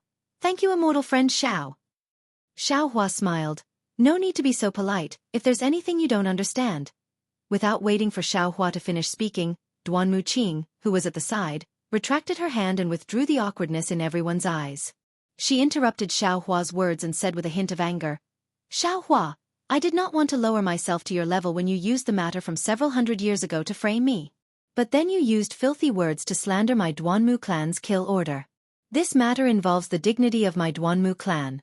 So, I represent the Duanmu clan to invite you to join the battle to bury the hatchet." And when Gongshu Jingyi heard this, he unconsciously snorted from his nose and said unhappily, "Duanmu Qing, you are in my Gongshu family's pavilion, representing the Duanmu family to challenge Xiaohua. What is the meaning of this?" Duanmu Qing was startled, and immediately realized the impropriety of her words. She hurriedly smiled and said, "Great-granduncle, It is all Junior's fault. Junior was really disheartened by this Tao sect cultivator. My words were wrong. Junior apologizes to great-granduncle, and apologizes to the elders of the Gongshu clan. Finishing, Duanmu Qing did not give Gongshu Exin and the others a chance to speak. She said to Xiao Hua, you and I originally had a personal grudge. Now, the battle to bury the hatchet at Jianghu is about to start. You may not be a disciple of a great clan, but you are in Jianghu now, you can still join the battle. How about it? In the battle to bury the hatchet, let's settle our previous grudges? This time, Duanmu Qing kept on talking about personal grievances. Gongshu Jingyi just looked indifferently and didn't say anything. Gongshu Exen glared at Duanmu Qing and said coldly, what? Angry out of humiliation?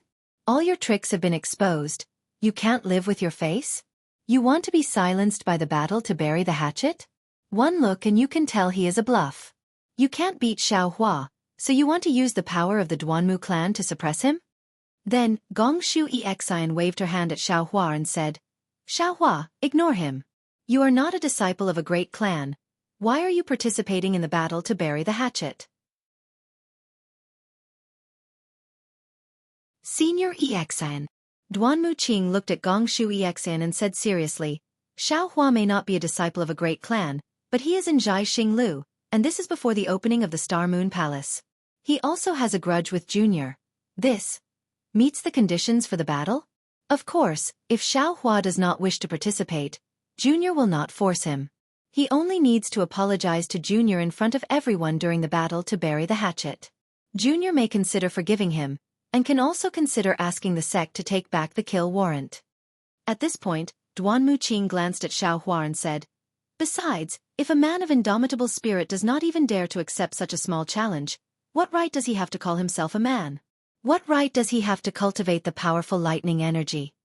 Xiao Hua laughed involuntarily when he heard Duanmu Qing's provocation. He really did not know how to answer. How could he, a human Mahayana realm cultivator, be so calculative with this guy? Even if he only revealed the strength of a peak 4th grade Yuan Qi, it was not possible to bet with him, right? Seeing that Xiao Hua did not speak, Duanmu Qing naturally thought that Xiao Hua was timid. She added fuel to the fire and said, how about this, Xiao Hua, if you do not wish to participate, you only need to apologize to me here, and I will forgive you. Humph, Duanmu Qing. Gongshu Exin snorted before Xiao Hua could say anything. If you are so capable, why don't you fight Xiao Hua one-on-one during the battle to bury the hatchet? Don't think I can't see your sinister intentions. You just want to borrow the Duanmu clan's blade to kill Xiao Hua. Oh. Xiao Hua asked curiously. Exin, could it be that during the battle to bury the hatchet, it doesn't have to be two disciples who have personal grudges? Of course. Gongshu Exin was a little angry. Since the various clans are participating, we have to consider their reputation. It doesn't have to be disciples with personal grudges. Don't be fooled. He can't beat you, so he wants someone else to do it. Xiao Hua. Duanmu Qing did not care that Gongshu Exin had exposed her thoughts. She smiled and said, if I were you, I would definitely go up and give it a try. After all, my Duanmu clan's kill order is still in effect. Any Duanmu clan disciple can kill you, and they can even return to the sect to receive a reward. If you are lucky enough to win, the kill order will no longer exist, and you can cultivate in peace in the future. Fine. Xiao Hua looked at Duanmu Qing, who was acting like a clown, and sneered in his heart. Since Xiao Hua didn't have to do it himself, he could just find a Fortune Gate disciple from the Shenhua mainland. Hence, Xiao Hua nodded and said, this Xiao agrees to fight with you. Good. Duanmu Qing's eyes flashed with a cunning look. She smiled and said, looks like you are a man. Come, let's make an oath. Duanmu Qing raised her right hand and looked at Xiao Hua. Xiao Hua waved his hand slightly, as if he was shooing away a fly. He said, no need. You are not worthy. Damn it. Duanmu Qing could not help cursing in a low voice. So you are so cunning. If we don't make an oath, who knows if you will participate? Perhaps. You've been planning to slip away for a long time? Duanmu Qing was a little confused, just like Ao Qian from the Southern Sea Dragon Palace. However, one was for power, the other was for love. Oh, or it could be said that behind love, there was also the pursuit of power. Duanmu Qing pressed on, trying to force Xiaohua into a dead end. However, when Xiaohua fell into a dead end, he also fell into a dead end in Gongshu Yiming's heart. His various schemes aroused Gongshu Yiming's suspicion of his past actions. Since that is the case, Xiaohua muttered, turned to look at Mo Jianli and said, Jianli, help me make an oath. I have a new idea. I will change your master. Mo Jianli was stunned. He did not understand what Xiaohua meant. However, Mo Jianli was a straightforward man. Since he felt that Xiaohua's temper was good, he did not care about Xiaohua's cultivation level. He raised his hand and said, Okay, young Master Duanmu, please. You. Seeing that Xiaohua not only refused to strike his palm to make an oath, but also let a mere scholar-disciple take action on his behalf, he was so angry that his face had already turned green. This was really a kind of naked humiliation. You're really going too far. Good. Since you dare to make an oath with me, then remember the fight. Gritting her teeth, Duanmu Qing raised her hand and hit Mo Jianli's palm. She said, In the fight, there is no need to talk about life and death. Humph. Mo Jianli was used to seeing the faces of aristocratic disciples. He said coldly, Isn't it just a life? If you have the ability, then come and take it.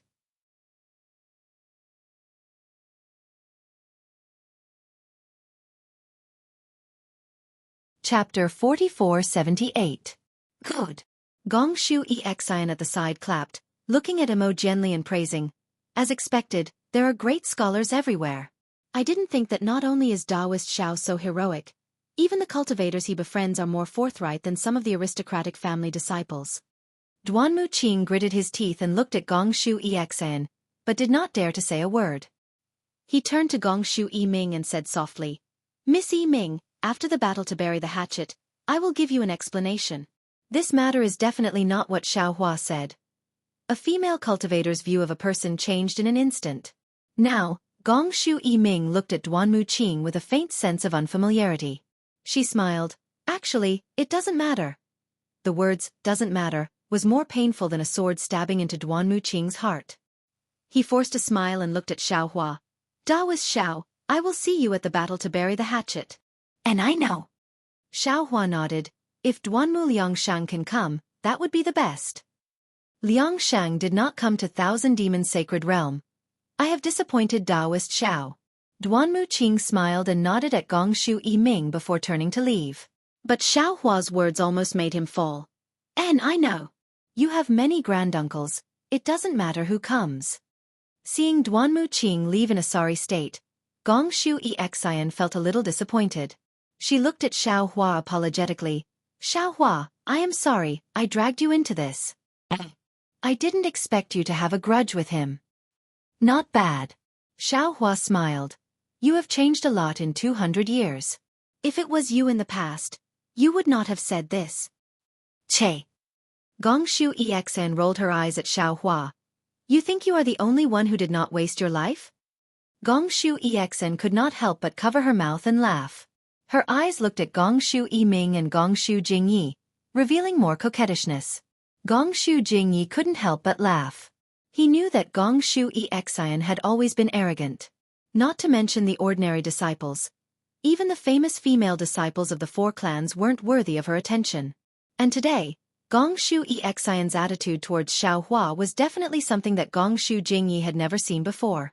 This didn't allow him to not think about it. Gongshu Jingyi looked at Gongshu Yiming's excited expression and Gongshu Xian's shy expression. He smiled slightly and said, Little friend Xiao, you probably don't know about the battle to bury the hatchet before the various clans entered the Star Moon Palace, right? Xiaohua narrowed his eyes and looked at Gongshu Jingyi thoughtfully. He then nodded and said, Immortal friend is right. This Xiao is not a disciple of an aristocratic family. So how could I know the reason for this battle? However, from what Duanmu Qing said, it should be a bet between the aristocratic clans to settle their grudges in Zhai Xinglu. Gongshu Jingyi heard that Xiaohua didn't call him senior and unconsciously frowned. Then, he looked at Xiaohua's vigilant expression and felt relieved. However, the more Xiaohua acted like this, the more interested Gongshu Jingyi was. Not to mention Gongshu Xian's admiration for Xiao Hua, just the previous dispute between Duanmu Qing and Xiao Hua because of Gongshu Yiming, and Gongshu Yiming actually watched from the side and didn't say anything to stop it. Gongshu Jingyi knew that Gongshu Yiming might have some inconvenient reason for transmitting voice to him. Since Gongshu Yiming was happy to see the weak Xiao Hua and the powerful Duanmu clan fight, then Gongshu Yiming's meaning was obvious. Gongshu Jingyi wouldn't let go of this opportunity to recruit Xiao Hua into the Gongshu clan.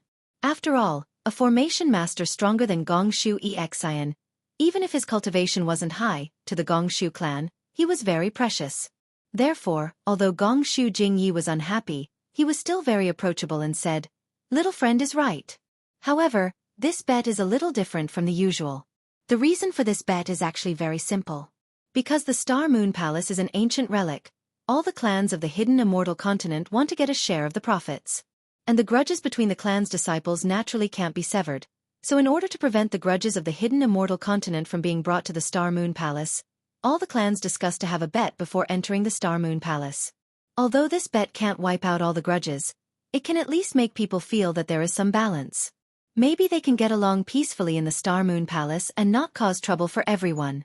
Xiao Hua smiled and said, "Fellow Immortal already said that grudges can't be severed. How could it be resolved with a bet to bury the hatchet?" "Haha, of course this is the original intention." Gongshu Jingyi smiled and said, "After a few times, all the clans also felt that this was inappropriate, but the night is long and there is no mood to sleep. Instead of waiting for the Star Moon Palace to open in Star Picking Tower, why not find some fun to bet?" "So it's like this." Xiao Hua nodded. "In that case it makes sense." But when Gongshu Jingyi heard this, he immediately stopped smiling and said word by word, "This bet to wipe out all the grudges is real. Every disciple of the clans will not be merciful. Even the elders of the clans will form a group of judges to judge every bet. So, little friend Xiao, you can't let your guard down." "Granduncle," Gongshu Xian hurriedly asked, "Xiao Hua dealing with that Duanmu Qing is of course no problem, but the Duanmu clan has a lot of experts. Any disciple of the 6th level of essence power will not be easy for Xiao Hua to resist."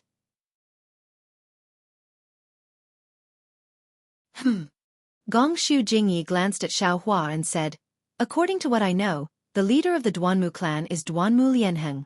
He is famous for his bad temper. That year in Longevity Town, all the clans were watching and no one made a move. When Duanmu Lianheng arrived, he punched Buddha Sek Ci Mei until her expression changed and ordered the Longevity Town's Buddha to retreat.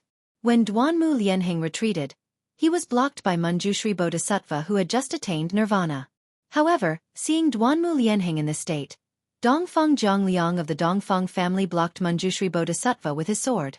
From this, it can be seen that if little friend Xiao wants to bet with the Duanmu clan, I'm afraid." Gongshu Jingyi stopped. Gongshu Yiming smiled and said, "Granduncle, with you here with my Gongshu clan here, how can Taoist Xiao be at a disadvantage?" Gongshu Jingyi smiled and said, "I'm naturally not afraid of Duanmu Lianheng, but I don't have a good reason." "Granduncle, you're wrong again." Gongshu Yiming hurriedly said, "Taoist Xiao is proficient in formations and thunder techniques. This junior and Xian can't compare to him. If this kind of person is used by my Gongshu clan, wouldn't Granduncle have a good reason?" "This depends on little friend Zhao's opinion." Gongshu Jingyi looked at Xiao Hua meaningfully and said, "Maybe he'll be a guest, or have some marriage. Little friend Zhao's strength may not be enough to be a guest, but in terms of marriage, it's possible." Hearing about marriage, Gongshu Yiming slightly raised his elbow and touched Gongshu Xian. Gongshu Xian was stunned and suddenly blushed. She hurriedly waved her hand and said, "Granduncle, this? I'm afraid this won't work. I'm not familiar with Xiao Hua." "Xian, Granduncle didn't seem to be talking about you." Gongshu Yiming smiled and said, "Why are you so anxious?" I. Gongshu Xian, who was always proud and arrogant, stuttered, not knowing how to answer. She really respected Xiao Hua, but to talk about love, it seemed too early to talk about it. "Actually, you don't have to take it seriously. You and Taoist Xiao first. Put on a show, give Granduncle an excuse, and deceive the Duanmu clan." Gongshu Yiming suggested. After this, who will know about this? But what if the fake becomes real? Gong Shu Xian was a bit sad, looking pitifully at Xiaohua and said, Xiaohua, if I agree, you won't pester me like that Duan Muqing, right? Looking at Gong Shu Xian, who had a high cultivation in formations, but was ignorant of the ways of the world, and even spoke like a sinner, Xiaohua smiled and said, Many thanks. I won't make things difficult for you. Not at all, not at all. Gong Shu Yiming smiled and said, Little sister Xian often talks about Taoist Xiao in front of me. She really respects you, but she doesn't understand, and doesn't understand what this means? How come I don't know? Gong Shu Xian looked at Gong Shu Yiming with shame and anger. I just feel that Xiaohua is powerful, I don't feel anything else. That day Gusu Qiudi also said the same. There were many Gong Shu clan disciples in the pavilion. At this time, a few girls wanted to come over. But when they heard Gong Shu Xian mention Gusu Qiudi, they looked at each other and sat back, not knowing whether to laugh or cry. Gong Shu Yiming and Gong Shu Xian were very close. She didn't care about Gong Shu Xian's shame and anger, and said, No matter what you think, if Xiaohua has nothing to do with you, granduncle can't fall out with the Duanmu clan. What do you say? Then he has something to do with him. Gong Shu Xian looked at Xiaohua, her face red, and said in a low voice. Good. Gong Shu Jingyi smiled and said, Since Xian also agreed, I'll take over Xiaohua's matter. Cough cough. Xiaohua touched his nose, coughed bitterly and said with a smile, I appreciate everyone's good intentions. A mere Duanmu Lianheng isn't worth me retreating. Gong Shu Jingyi frowned and said, Little friend Xiao, now is not the time to act on impulse. A real man should know when to yield and when not to. Gong Shu Xian also forced a smile and said, Xiaohua, I know I don't understand things, and always cause trouble. Today's matter originally had nothing to do with you, but I dragged you in, so you don't need to consider me, first pass this test.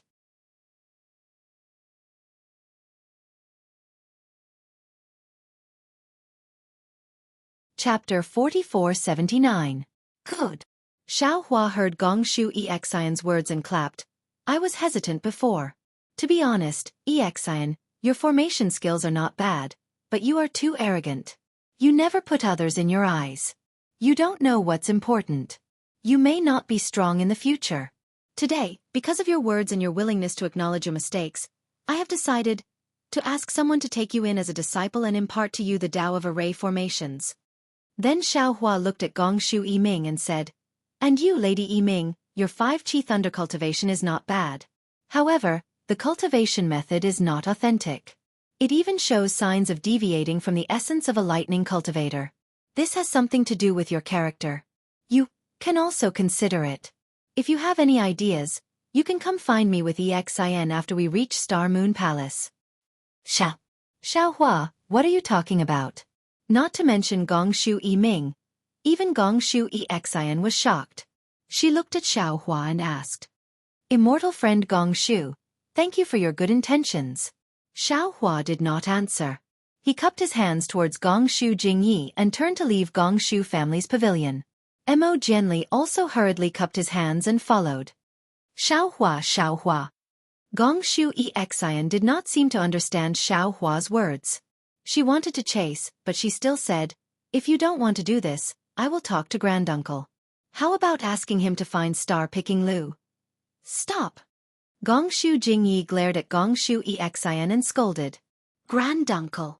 Gong Shu Xian felt wronged. How can you let Duanmu family bully people like this? Granduncle!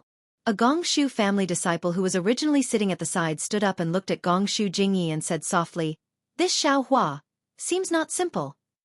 Confucian families really attached great importance to etiquette. When Xiaohua and the others came over, because Gong Shu Jingyi didn't speak, the disciples of the Gong Shu family didn't say a word. At this time, when Xiaohua, an outsider, left, they all opened their mouths. A tall man nodded and said, That's right. If we did not see him expose Duan Muqing's tricks, just hearing his last words, we would think he was a noble person.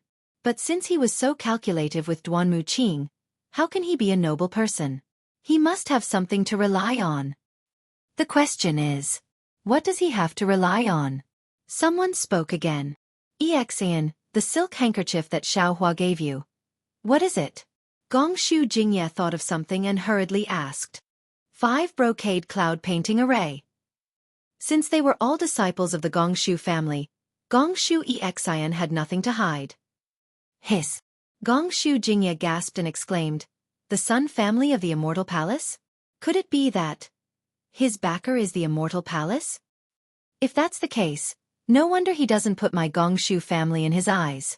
A disciple of the Gongshu family said self-righteously. That's right. The other female cultivator nodded sourly. Didn't he say it already? We need to find a master for Xian and Ming. If it's not an immortal official from the Immortal Palace, who can be their master? There's no need for further discussion.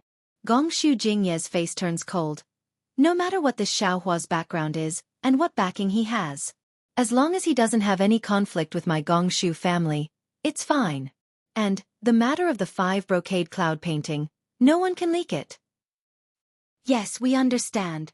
The disciples of the Gongshu family all replied in a low voice. Also, Qingping, go to Xinglu and see if they have any news about Xiaohua. Buy it at all costs. Gongshu Jingyi instructed another woman. Yes, disciple will go now. Gongshu Qingping replied and hurriedly left. After finishing the arrangements, Gongshu Jingyi looked at Gongshu Minghu and said, Minghu, come here. Let me ask you, how many cultivators did Xinglu select to enter the Star Moon Palace? Xinglu. Did something happen? Gongshu Minghu hurriedly went forward to answer. Not mentioning Xiaohua, he brought Emo Jianli out of the pavilion, looked at the direction, and walked down another flight of stairs. Senior. Emo Jianli followed for a moment, looked left and right, and said in a low voice, Junior doesn't know what you're thinking. However, Junior sees that the Gongshu family doesn't have any evil intentions, and the Duanmu family is really powerful. If Senior doesn't use the Gongshu family, I'm afraid it won't be easy to deal with that Duanmu Qing. Oh, don't worry about that. Xiaohua smiled and said, I don't put that Duanmu Lianheng in my eyes. How can I not see through Duanmu Qing's provocation? If it wasn't for the Duanmu family's kill order, I wouldn't even care about him. Emo Jianli obviously didn't believe Xiaohua's words, but he could only nod and say, Senior, as long as you're confident. All right. Looking at Emo Jianli, Xiaohua said again, Previously, I wanted to let my disciple take you in as a disciple, but then I thought of a good friend of mine who is also a Confucian cultivator. He's more powerful than my disciple, so why don't I let him teach you the real Confucian cultivation method? I didn't explain it to you at the Gongshu family. All right. Thank you, Senior, for your kind intentions. Emo Jianli hurriedly replied. Previously, Xiaohua had a premonition that he couldn't take in too many disciples, but when he saw Gongshu Xian and Gongshu Ming's aptitudes, he was moved to take them in. As he pondered, he thought of Wen Chu, the Thunderbolt Immortal, and the other clones. Although he could only take in 7 disciples, he had several clones. If nothing unexpected happened, each of his clones should be able to take in 7 disciples. Wen Chu could teach Gongshu Ming the 5 Qi Thunder, the Thunderbolt Immortal could teach Gongshu Xian the Tao of Array. Then Wen Chu could also teach Emo Jianli the 5 Qi Origin. But seeing Emo Jianli's absent-minded appearance, Xiaohua naturally understood what he was thinking. He smiled and was about to say something, when a faint clear light swept over. Then, when this clear light touched Xiaohua and the others, it immediately dissipated. It was very strange. If Xiaohua wasn't a Mahayana realm cultivator, he wouldn't have noticed anything. Strange. Xiaohua was stunned. His eyes turned and he was puzzled. Who's following me? Could it be the Duanmu family? Could it be that they can't even wait for a challenge to bury the hatchet? Thinking about this, Xiaohua quietly released a strand of Buddhist consciousness. Buddhist consciousness was naturally more concealed than the light of clear sight, not to mention that Xiaohua's avatar had already attained the Buddhist consciousness of Namo Maitreya Buddha. However, just as Xiaohua released his Buddhist consciousness, he saw a faintly discernible shadow floating behind him, quietly approaching. Damn it! Xiaohua frowned. He was really angry. His body moved slightly, blocking in front of Mo Jianli. He raised his left hand, condensed spiritual power in his hand, and calmly made a move. But at this time, to Xiao Hua's surprise, the shadow left Xiao Hua and Mo Jianli and flew to the other side of the corridor. The corridor of Xianxia Lu was very large, more than 100 feet long. Xiao Hua and Mo Jianli were on the left side, and the shadow was flying to the right side, more than 100 feet away from Xiao Hua. It didn't have the intention to attack at all. Xiao Hua also unconsciously condensed spiritual power in his hand, quietly waiting for the result. He didn't believe that in the 3 continents, within 100 feet, there was anyone who had a greater advantage than him. Just as Xiao Hua saw this and didn't release his spiritual power, what made Xiao Hua even more surprised was that the shadow only hesitated for a moment, then immediately flew over. Of course, after flying over, it stopped, and the shadow became even dimmer, as if it was observing something. Senior. With Mo Jianli's abijna, he naturally couldn't detect the appearance of this shadow. He was a little confused as to why Xiao Hua suddenly blocked in front of him, and said curiously, "Senior? I suddenly thought of something." Xiao Hua smiled slightly, and said without turning his head, "Come with me." As he spoke, Xiao Hua lifted his feet and walked towards the stairs. "Yes." Mo Jianli didn't suspect anything, nodded, and followed. Xiao Hua and Mo Jianli left, and the shadow also hurriedly left. However, after a while, Xiao Hua's figure appeared in the corridor again. He looked at the place where the shadow disappeared, stroked his chin, and thought, Xianxia Lu doesn't restrict flying, but most cultivators will not fly unless there's something urgent to show their respect for Xianxia Lu. Not to mention that this cultivator is so stealthy. At this moment, the disciples of Xianxia Lu seem to have something urgent to do, and they aren't at their shifts. Could it be that this cultivator did something unfavorable to Xianxia Lu? However, after a while, Xiao Hua denied this. After all, Xianxia Lu belonged to Xingyu, and Xingyu was founded by Fairy Xingyu. Although Fairy Xingyu didn't reveal herself, she was still an immortal from the immortal realm, and her abijna was self-evident. Who would dare to pluck the hair from a tiger's body? Since he had come to this conclusion, Xiao Hua naturally turned around, wanting to turn back. However, at this moment, another ray of clear light swept over. Just like before, it stopped when it saw Xiao Hua, then retracted. Of course, Xiao Hua was prepared this time. As if he didn't notice anything, he turned around and walked towards the stairs. Behind him, another shadow vaguely flew by, heading towards the corridor. Hee hee. When the shadow disappeared, Xiao Hua smiled and thought to himself, shadows appear again and again. I'm afraid there's a problem. Even if this shadow has nothing to do with Xianxia Lu, I still have to go take a look. Otherwise, wouldn't my understanding of the hand of karma be in vain? Thinking of this, Xiao Hua leaped up and headed towards the end of the corridor. There was also a flight of stairs at the end of the corridor, but the stairs led upwards. At the same time, there was a bow that was shaped like a crescent moon. Xiao Hua flew in front of the bow and scanned it with his divine perception.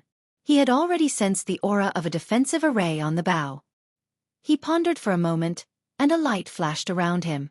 The appearance of a small nose and small eyes appeared, and he rushed towards the bow.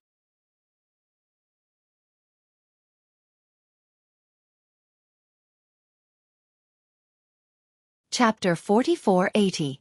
Swoosh. A dual-colored cloud descended and shrouded Xiao Hua's figure. Xiao Hua's concealing technique was also revealed.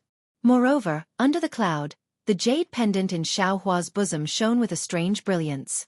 When this brilliance touched the cloud, it immediately left Xiao Hua. Naturally, the cloud also disappeared. Looking again in front of Xiao Hua, there was a small hall. Several Confucian cultivators at the 6th level of essence power were holding their respective imperial artifacts, standing there on guard, eyeing Xiao Hua like a tiger eyeing its prey.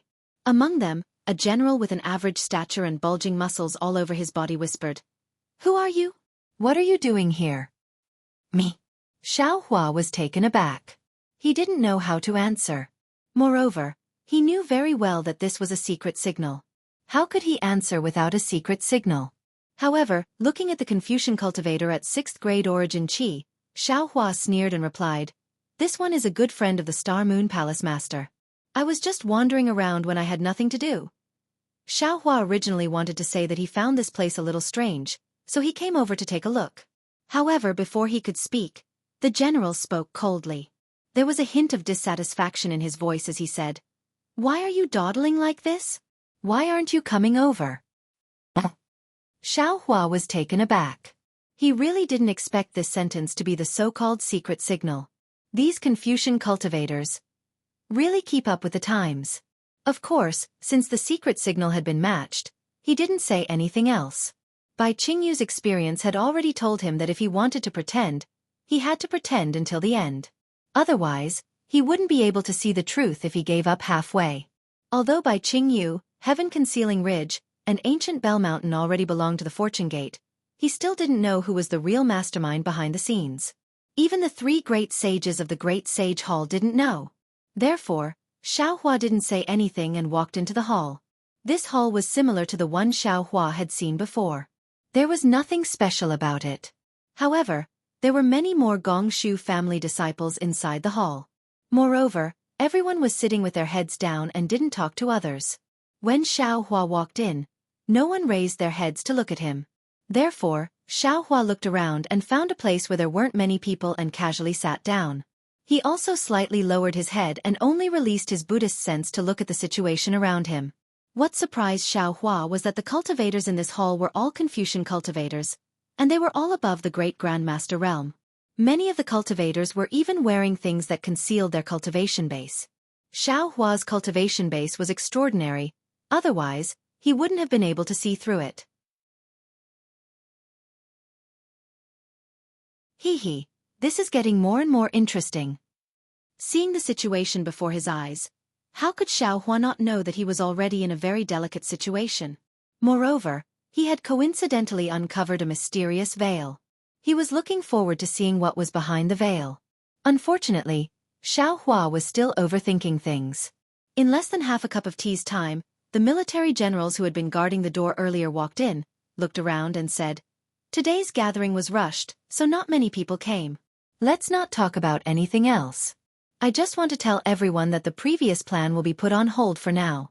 If there is no new information, everyone should not take any action for now. Just enter the Star Moon Palace and do your own things." "I have a question." Without waiting for the military general to finish speaking, a cultivator called out coldly, "Fellow Immortal, please speak." The military general raised his hand and pointed. "I believe that all of you are like me, fellow immortals, and have put in a lot of effort for today. We naturally entered the Star Moon Palace for one purpose, but, towards the star-picking tower." "Shut up!" Without waiting for the cultivator to finish speaking, the military general roared angrily. A tri-colored ball of light condensed in his hand, and he shouted, "Don't tell me you don't know the taboo?" Yes, I know I was wrong."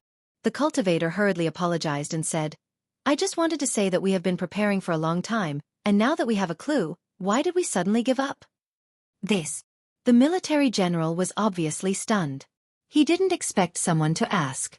He then turned to look at another cultivator. That cultivator pondered for a moment before saying, "Actually, this is also a secret that you don't need to know. However, considering that all of you have made a lot of preparations, we may have a chance in the future. Thus, Master told me to tell you that the current situation is a little different. This is because the Star Moon Palace Lord has appeared today and brought back 2 cultivators of unknown origins. Furthermore, one of them is a human Grand Ascension stage cultivator. This is not something that we can deal with. Thus our plan will be postponed." "A human Grand Ascension stage cultivator? How is that possible?" The military general exclaimed, "I've never heard of a human Grand Ascension stage cultivator in the Tao sect." "I don't care if you believe it or not, but I do," the cultivator said in an indifferent voice. "This is what Master told us to do. You can all disperse." "Disperse?" The military general faltered upon hearing this. "We're going to disperse just like that?" "That's right. What else can we do? Do you want a human Grand Ascension stage cultivator to kill you with a single slap?" The cultivator chuckled. "Hurry up and leave. Even today's gathering was decided after much deliberation by Master. He wants to minimize your losses. The Star Moon Palace's palace lord is only a 7th grade origin chi cultivator. How can we not be a match for her? The military general exclaimed. That human grand ascension stage cultivator. Perhaps he's just passing by. Shut up! The cultivator roared. Master will think about this matter. It's not up to you to speak. Hurry up and leave. If the Star Moon Palace finds out about this, we'll all be dead. Humph, if you knew something was wrong, you should have stayed outside Star Plucking Tower. One of the cultivators muttered. Cut the crap. Hurry up and disperse. Another cultivator scolded in a low voice. Do you know what it means by what's real is fake and what's fake is real? I know what it means by the most dangerous place is the safest place. The cultivator muttered in a low voice before getting up and walking toward a curved outline of a small door not far away. Seeing that the cultivator had left, no one said anything else. They all got up and slowly made their way toward the small door. Although Xiaohua hadn't been here for a long time, from these few short sentences, Xiaohua learned a lot. As he watched everyone leave, he looked at the cultivators standing next to him and muttered in his heart. If he were to make a move now, he would definitely be able to capture these cultivators and perhaps find out the truth. However, when he thought of Fairy Xing Yu's stingy attitude, Xiaohua curled his lips slightly. Damn it, they seem to be after Star Moon or Star Plucking Tower. Moreover, it's easy to tell that the Tower Master of Star Plucking Tower is among them. Why am I getting involved? Fairy Xing Yu has already made it clear that she doesn't intend to leave Star Moon to me in the future. Why should I meddle in other people's business? I just need to do a good job for the Merchant Alliance. If an immortal from the immortal world can make Star Moon into something like this, why can't I, a human Grand Ascension stage cultivator, do the same? While Xiaohua was thinking, many cultivators had already left. Xiaohua looked again and saw that several cultivators were already looking at him. He shrugged, blinked his eyes with Zhang Xiaohua's appearance, turned around, and followed the crowd through the small door. Outside the small door was another corridor. Xiaohua didn't see any other cultivators nearby. He was certain that this small door must be a defensive array of Star Plucking Tower. If it weren't for Star Plucking Tower spies, they wouldn't have been able to obtain such convenience. However, what did this have to do with Xiaohua? Xiaohua smiled, as if he had just watched a farce. He recovered his appearance and casually walked in a certain direction. The floors of Star Plucking Tower were the same as those seen outside. After passing through this small door, Xiaohua couldn't tell which floor he was on. However, he knew that Su Ji and Fairy Xing Yu must be on the highest floor, so he walked up the stairs when he saw them. After walking through 2 pavilions, before Xiaohua could figure out which floor he was on, he heard a slightly oppressive voice above his head say, "There's no need to talk about this anymore. I've already made up my mind. If Murong Hui has any objections, feel free to look for me after we reach Star Moon Palace." Sweat. When Xiaohua heard this familiar voice, he immediately stood on the stairs and refused to move. Damn it, is this really the rhythm of my ascension? It's just Star Moon Palace, but acquaintances are appearing one after another. If it's not to settle the comma, why would they all appear here? Xiaohua stood there and waited quietly. Sure enough, after a few breaths, a graceful figure appeared in front of him. Wasn't it Murong Tsongyun? Murong Tsongyun was as graceful as before, but there was a trace of coldness between her beautiful eyebrows. Behind her, there were a few men and women who were around the 5th level of origin energy. Although their cultivation was similar to Murong Tsongyun's, they all lowered their heads and listened to Murong Tsongyun's reprimand. When Murong Tsongyun raised her head, she saw Xiaohua standing there with a faint smile on his face. At first, she was stunned. Then her beautiful eyes instantly clouded over. Her body stiffened as she stared at Xiaohua, unable to say a single word. Immortal friend Murong. When Xiaohua saw Murong Tsongyun's reaction, his heart trembled. He smiled and asked, "We haven't seen each other for many years. How are you?" You. Murong Tsongyun stared at Xiaohua and breathed with all her might. Her already towering chest heaved up and down. After a moment, she took a deep breath. Rather than saying that she couldn't breathe properly, it would be better to say that she was inhaling the moisture in her eyes. Her mouth slightly stuttered as she asked, Are you really still alive?" "Hee, of course." Xiaohua sighed and nodded. Even if the Chu family dies, this Xiao won't die. Chu family. Murong Tsongyun smiled. That smile was like 100 flowers blooming. I would rather the Chu family die. I don't want. Murong Tsongyun looked around and said with a stunned expression, "Go and wait. Do as I say." Yes, this subordinate understands. The few Confucian cultivators looked at Xiao Hua in astonishment. They lowered their heads and quickened their pace. They rushed past Xiao Hua and walked down the stairs.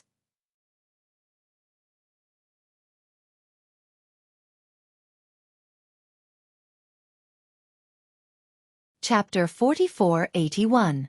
Murong Tsongyun walked in front of Xiao Hua in a few steps, but the closer she got, the smaller her steps, as if she didn't dare to close the distance between them. Her eyes almost never left Xiao Hua's face.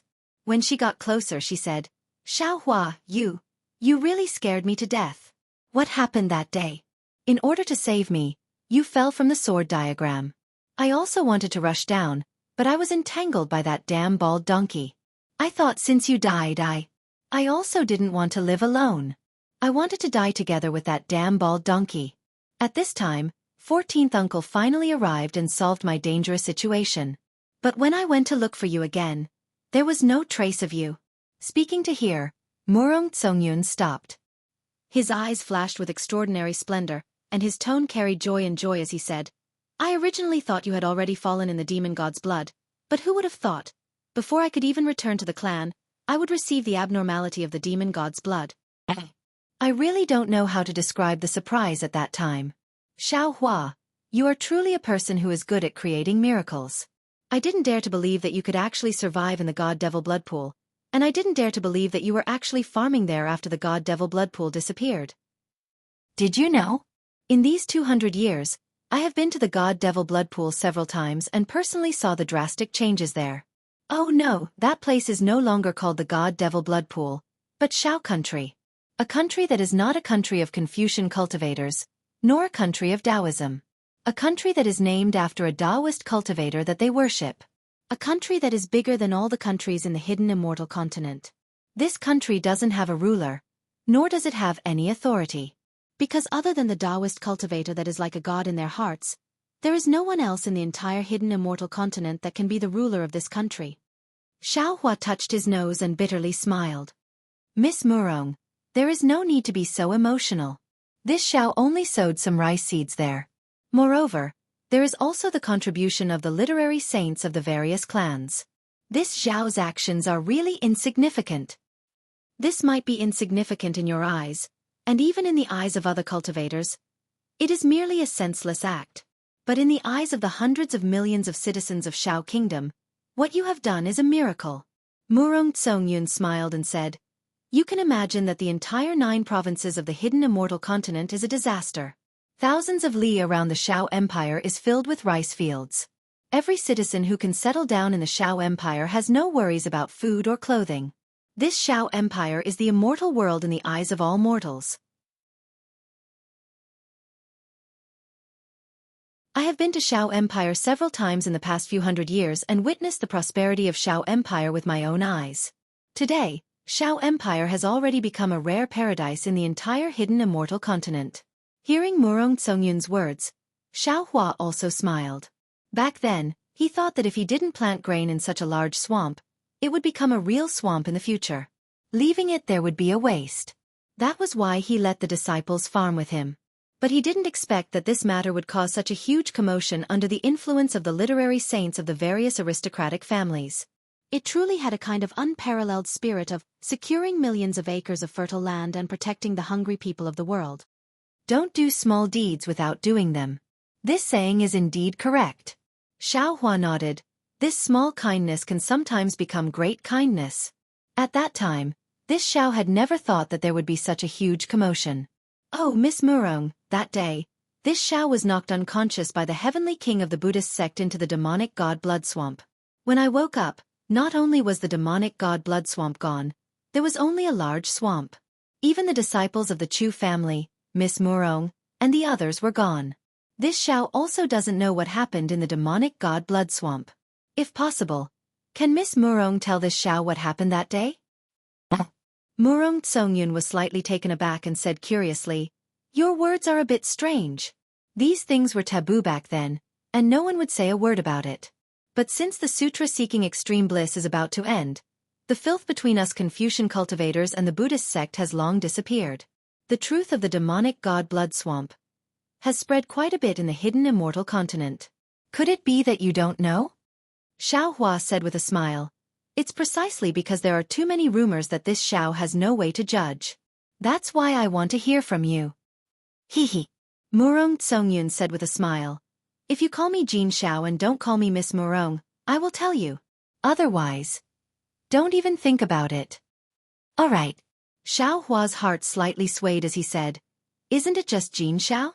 Even if I have to call you Jean Xiao a million times, I am willing." Murong Songyun's face slightly reddened. She bit her lips and said softly, "This is what you said. From now on, call me Jean Xiao once a day." As she spoke, Murong Songyun looked down the stairs and said softly, "This time, I followed 7th granduncle to Zhai Xinglu because I wanted to take a look at the Star Moon Palace. Come with me to see 7th granduncle. He appreciates you. Along the way, I will tell you everything that happened in the Divine Devil Blood Pool." This. Xiaohua hesitated for a moment, but after a moment, he felt relieved. After all, he had already come to Zhai Xinglu, so he would definitely meet Murong Jiang. Previously, he had hoped to obtain the protection of the Murong family and Murong Jiang had also agreed. Today, he would be able to understand everything. Seeing Xiaohua hesitate, Murong Songyun's eyes flashed with apprehension. When Xiaohua spoke, he said, "All right, bring me there. I also want to see him." Hee. Murong Songyun's face glowed. He seemed to be very happy and almost jumped up. He said, "Let's go. 7th granduncle will definitely be very happy to see you." Immediately, Murong Songyun brought Xiaohua down the stairs. As they walked, he told Xiaohua what happened after he fell into the Divine Devil Blood Pool. Actually, after Xiaohua fell into the Divine Devil Blood Pool, the Chu family's patriarch and elders took action. Murong Songyun didn't hold on for too long and left the sword diagram. Most of what Murong Songyun said was from the sage of literature, Murong Jun. Not sure if it was because Murong Songyun didn't know that Murong Jun obtained information about the Divine Devil Puppet or because he didn't want to tell Xiaohua, but Murong Songyun only said that when the sage of literature took action and killed the heavenly king of Buddhism, the Divine Devil Blood Pool suddenly changed and stopped. At this time, Murong Songyun brought Xiaohua to the front of a pavilion. Xiaohua naturally didn't ask. He slightly nodded and sighed. "I didn't expect that after I fainted, so many things would happen. If the sage of literature didn't come, you and the Chu family's disciples would have fallen in the Divine Devil Blood Pool." Murong Songyun shook his head and said, "Xiaohua, you are wrong. In fact, all of this had been arranged in advance. I and the other disciples also knew about it. We also knew that we were bait. But we didn't expect the Buddhist sect's methods to be so ruthless. They actually used some soul cultivators' transportation channel. So, you have to remember, on the hidden immortal continent, the power of the various families is the real big hand behind the scenes. Even the high and mighty immortal palace isn't." "Yes." Xiaohua sighed. "Otherwise, why would I want to shelter under the Murong family's power and avoid the immortal palace's attack?" Hee. Murong Songyun laughed again. He reached out and pulled Xiaohua's sleeve. "You have already done what you promised 7th uncle. I presume he has nothing else to say, right?" Xiaohua opened his mouth. He wanted to explain something, but seeing Murong Songyun's smiling face, he swallowed his words. The Murong family's pavilion was similar to the Gongshu family's, but there weren't many people in the pavilion. Aside from a few men and women with similar cultivation to Murong Songyun standing around the pavilion, there was a very proud young man sitting on a chair. He was holding a yellow book and carefully reading it. This young man was Murong Jiang, whom Xiaohua met at the God-Demon Blood Pool. Before the Fiend God Blood Pool, Xiaohua was unable to see through Murong Jiang's strength. 200 years later, Xiaohua was able to clearly see through Murong Jiang's strength. This Murong Jiang was already a martial ancestor at the peak of the 7th level of origin energy, only one step away from stepping into the realm of literary saint. Presumably, Murongjiang was the person the Murong family wanted to enter Star Moon Palace, right? Murongjiang didn't even raise his head as he pulled Xiaohua into the pavilion. His eyes were fixed on the book, unable to move. Seventh uncle, seventh uncle. Murong Tsongyun excitedly called out. Look who's here. And Murongjiang responded, but his right index finger was on his lips again.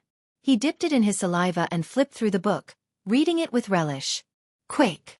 Murong Tsongyun pulled Xiaohua and secretly said, Quick, pay your respects to seventh uncle. He will definitely keep his promise. Xiaohua bitterly smiled. He slightly raised his hand and was just about to open his mouth when he saw Murongjiang waving his hand and blocking his way. Murongjiang lightly said, what promise did granduncle give you? As he spoke, the corners of Murongjiang's eyes twitched. He glanced at Murong Tsongyun and Xiaohua, and then his gaze fell onto the book. However, just as his gaze touched the book, his entire body suddenly went still, as if he had thought of something. He raised his head, and his gaze fell onto Xiaohua like lightning. With a voice of disbelief he said, Xiaohua? How come it's you? Yes, it's me. Xiaohua smiled and said, We haven't seen each other for 200 years. Immortal friend Murong is still as elegant as before. Immortal friend Murong? Murong Tsongyun's face slightly changed when he heard Xiaohua's address. He hurriedly pulled Xiaohua's arm, hinting him to change the way he addressed him. Murongjiang looked at Xiaohua and seemed to understand something. He smiled and said, Xiaohua, this old man really didn't expect you to be able to come back alive from the divine devil blood swamp. Presumably, when Yuner sees you, she will mention the matter this old man promised you. This old man understands Yuner's thoughts. She has mentioned this matter many times in the past 200 years, but you have never come to my Murong family. Since we met in the Thousand Devils Sacred Realm Star Picking Tower, this old man will be frank with you. This old man is a man of his word. If you are willing to be my Murong family's guest elder, this old man will immediately agree. Moreover, I will immediately report this matter to the family through Star Picking Tower. When we come out of Star Moon Palace and return to the family, we will officially let you join my Murong family.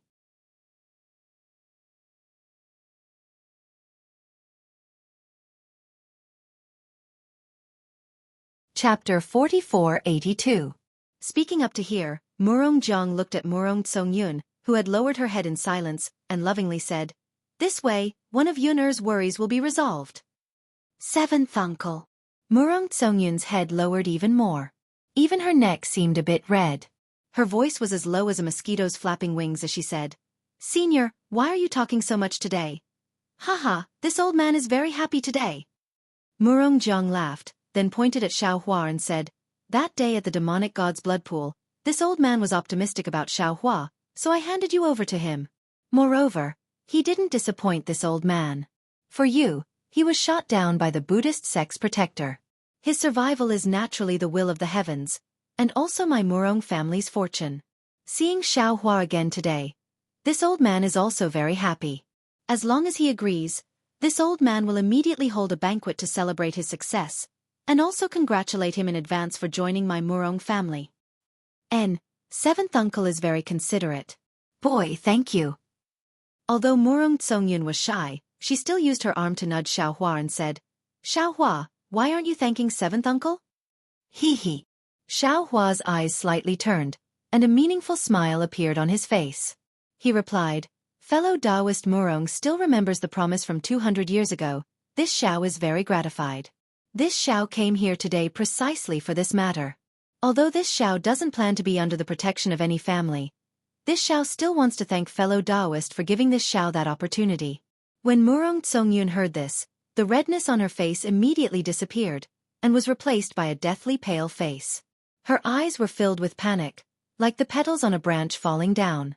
Although Xiaohua had seen through a lot, he still didn't dare to look straight into her eyes. Murong Tsongyun seemed to be crying blood as she asked in a low voice, Darling Xiao, you. Is it because this concubine didn't do well?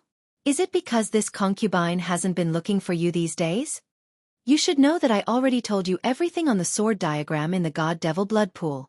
I have some difficulties that I can't tell you about. I've already sacrificed a lot for a few opportunities. After I returned from the god-devil blood pool, I completed the mission given to me by the clan. Only then did I get what I wanted. Over the years, I've been working hard to do things for the clan. Although I've been thinking about you, I've also been planning for the future. Alas. Xiaohua gave a slight sigh. He had never been ruthless towards female cultivators. Even if there were times when he felt that this female cultivator was deceiving him, he was not willing to say it out loud. Murong Jiang looked at Murong Tsongyun's appearance, and his face revealed a look of love. He looked at Xiaohua and angrily said, Xiaohua, did you see that? Which woman in my Murong family isn't rare? And Yuner is the most outstanding one among these women. You don't know how much virtue you have accumulated in your previous life to gain her favor. If you dare to make her angry, this old man will definitely not forgive you. 7th Granduncle. Murong Tsongyun sobbed and said, This may be Xiaohua's misunderstanding. Please don't blame him. Wait until he knows everything that the boy has done. He will definitely forgive the boy. Alas, you still want to wait for the future? Murong Jiang sighed and said, You know, a moment's mistake may be a lifetime's mistake. This old man was also young. How can I let you repeat my mistakes? After saying that, Murong Jiang's imposing aura flourished. The true qi around his body swayed like an awakened lion. He roared and pounced towards Xiaohua. A deafening voice sounded in Xiaohua's ear. Do you know how much Yuner has done for you? If you don't give Yuner an answer today, this old man will definitely not forgive you. Xiaohua slightly shook his head. He looked at Murong Jiang's true qi and didn't do anything. He just said, Why do you have to do this? Since we already have a good impression of each other, there's no need to expose it. Although Xiaohua didn't make a move, his entire body was still standing there like an immovable wisdom king. Not only was his entire body's magical power restrained, there wasn't any flaw. Even his eyes were clear. There wasn't a trace of fear in them. Compared to 200 years ago when he punched Xiaohua into the ground, there was a world of difference. Murong Jiang's heart was greatly alarmed. His Zhen Qi was originally probing and intimidating, but it couldn't help but be mixed with killing intent. He slightly raised his right hand. Just as Murong Jiang's killing intent appeared, Xiaohua's expression slightly changed. His eyes that were like a clear stream began to set off small waves. 7th Granduncle. Just when Murong Jiang was in a bit of a dilemma, Murong Tsongyun hastily threw himself in front of Xiaohua and blocked Xiaohua behind him. Then he raised his swan-like neck and resolutely said, You can't blame Xiaohua for this matter, and you can't force him. If he doesn't want to, there will be a knot in his heart. Even if he makes the boy happy for a while, he will never let the boy be happy for a lifetime. You feel that Xiaohua has hurt your face. If you want to hurt him, you can do it. Boy is willing to be Xiaohua's scapegoat. Murong Jiang narrowed his eyes and looked at Xiaohua. He could tell that Xiaohua was only at the 5th level of origin energy. He wasn't much different from the Xiaohua he saw at the blood pool of gods and devils. Murong Jiang was sure that he could kill Xiaohua in one strike, just like before. However, there was a kind of vigilance in his heart. The Xiaohua in front of him was very dangerous. If he didn't succeed with this strike, it would bring about consequences that he couldn't bear. Seeing Murong Tsongyun blocking his right hand and giving him a way out, Murong Jiang sternly said, All right, Yuner. Since you have pleaded for leniency, this old man won't make things too difficult for Xiaohua. Moreover, this old man can give him a period of time to consider. If he still doesn't reply after the Star Moon Palace, then this old man won't let him take a single step into my Murong family. Yes, thank you, 7th Granduncle. Murong Tsongyun hurriedly expressed his thanks. With a distressed expression, he turned to Xiaohua and said, Xiaohua, I don't know how to explain it to you. If you want to ask something, as long as it doesn't involve my Murong family's secrets, I can answer. I only ask that you can understand my heart. AI, forget it. Xiaohua sighed and shook his head. This Xiao was wrong. The past is the past. If I want to use the past to look at the present, how can it not be a joke? If you still want to see this Xiao in the future, then don't do these meaningless things. This Xiao will take his leave. After saying this, Xiaohua didn't say anything else and turned around to leave. Xiaohua, Xiaohua. Murong Zongyun turned around and chased after him. Seeing Xiaohua's figure floating out of the pavilion, his face was filled with disappointment and surprise. Seventh Granduncle. Murong Zongyun stopped and turned to look at Murong Jiang. He whispered, "Do you think? You all go out first, don't let anyone else in." Without waiting for Murong Zongyun to finish, Murong Jiang interrupted him and said to the other Murong family disciples in the pavilion. "Yes." Several Murong family disciples answered and hurriedly left. At this time, Murong Jiang asked, "Yun-er, where did you meet Xiaohua?" "Just a moment ago, the boy came out of the Zhang Sun family." Murong Zongyun explained the situation of meeting Xiaohua and then asked, "Seventh Granduncle, the boy felt that Xiaohua seemed to have noticed something." "It's not just noticed something," Murong Jiang coldly said. "From his tone you still don't know? He's already a bit wary of our Murong family." "The boy also didn't think," Murong Zongyun said with some regret. "The boy did something wrong that made him suspicious. He's a character that the people of Shao country worship as a god. If our Murong family can win him over, it will certainly be of great use to our Murong family's development."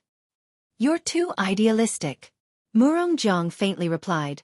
"The so-called Shao country is nothing more than an ideal place for the secular people. In the eyes of cultivators like us, it's just a chicken or a pottery dog, not worth mentioning." If it weren't for the fact that the scholars of several families mentioned Shao country before, all the families would have some scruples about it. I'm afraid that Shao country would have already been invaded by the nearby Confucian country. This Xiaohua. If he doesn't go to Shao country, not only will the Immortal Palace send a crusade, but the nearby Confucian country will also send troops. He will only die. Shao country will only perish. Yes. Murong Zongyun nodded. The boy also knows this, so he wants to seize the opportunity to take down Shao country. Speaking up to here, Murong Zongyun was suddenly startled, his face somewhat pale, and anxiously said, "Seventh Granduncle," the boy remembered, "wasn't Xiaohua suppressed by a demon king? How could he suddenly appear here? He must have suspected it because of this matter." AI. The boy had already told Second Granduncle when he received the news. Xiaohua is very strange. He actually didn't die after falling into the demon god's blood pool. There must be something fishy about him. If we can save him from the demon king. How is that possible? Murong Jiang coldly said. You think only you know the importance of Xiaohua and Shao country. The other families also know about it. But what kind of place is Bai Qingyu? Not to mention that the Demon King already has the strength of an 8th grade origin energy realm. If we want to save Xiaohua, without a few scholars, it's impossible. But if the scholars make a move, it's a big taboo of the Great Sage Hall. Not to mention that Xiaohua can't be saved. Even the scholars might not be able to return. Moreover, Bai Qingyu is in the center of the Thousand Demons Sacred Realm. If we Confucian cultivators want to go in, without an organization like Zhai Xinglu who is very familiar with the Thousand Demons Sacred Realm, it's very difficult to not be discovered by the demons. So, for a mere Shao country, which family is willing to take such a big risk? Granduncle, the boy also thought about this at that time. Murong Zongyun was still vexed. But the boy bumped into him too hastily.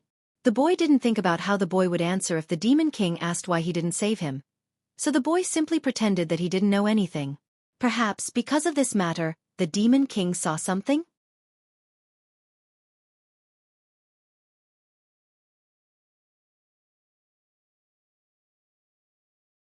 Chapter 4483. That's only one of the reasons. Murong Jiang thought for a bit and nodded. Not only that, you might be too hasty. I'm also a bit impatient. Secondly, I feel that Xiaohua is different from before. I don't have the confidence to kill him. Murong Zongyun shook his head. How is that possible? Boy has made great progress in 200 years. Could it be that he's one level higher than Boy? Only Xiaohua himself knows about this. Murong Jiang dragged out his voice and said, Thirdly, wasn't he suppressed by Qingyu's Demon King? How could he suddenly appear here? After we left the hidden immortal continent, we are no longer well informed. I'm afraid we don't know what happened in the Thousand Demons Sacred Realm. Damn it! Murong Tsongyun cussed. Boy knows. Some family must have reached an agreement with the Great Sage Temple and rescued Xiao Hua. That's why he has the courage to talk to 7th Granduncle. And it's because that family is here that Xiao Hua came here. Murong Jiang was stunned again and nodded. Yes, it must be so.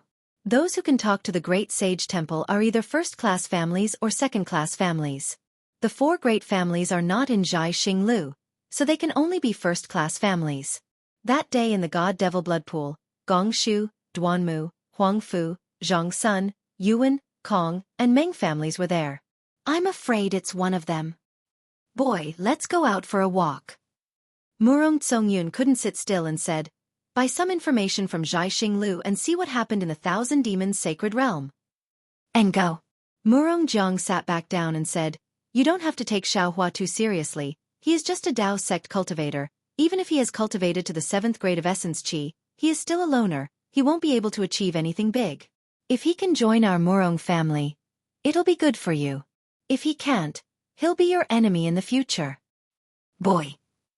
Murong Tsongyun bit his lips and said, boy, I don't believe. I can't win him over.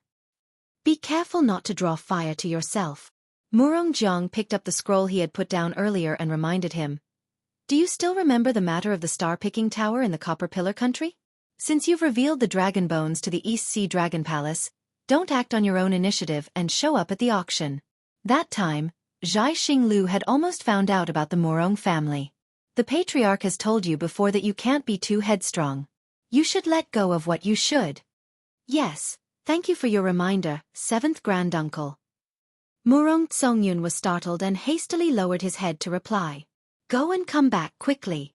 Murong Jiang said with a smile. The challenge will begin soon. I think there will be a lot of excitement waiting to be seen. Yes, the boy understands. Murong Tsongyun nodded and hurriedly left.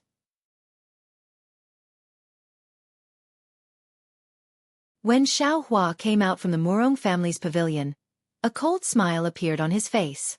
Murong Tsongyun's guess wasn't wrong. Xiao Hua was indeed moved when she saw Murong Tsongyun, but after a few words, Murong Tsongyun mentioned that she had gone to Xiao Empire a few times. Xiao Hua became suspicious. Since Murong Tsongyun was so concerned about her, how could he not know that she was suppressed by Qingyu's Monster King?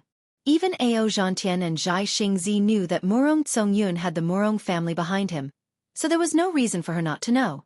Of course, if it was Gongshu Isin, a woman who didn't know about worldly affairs and only cared about formations, perhaps even with the Gongshu family behind her, she wouldn't know that Xiao Hua was suppressed.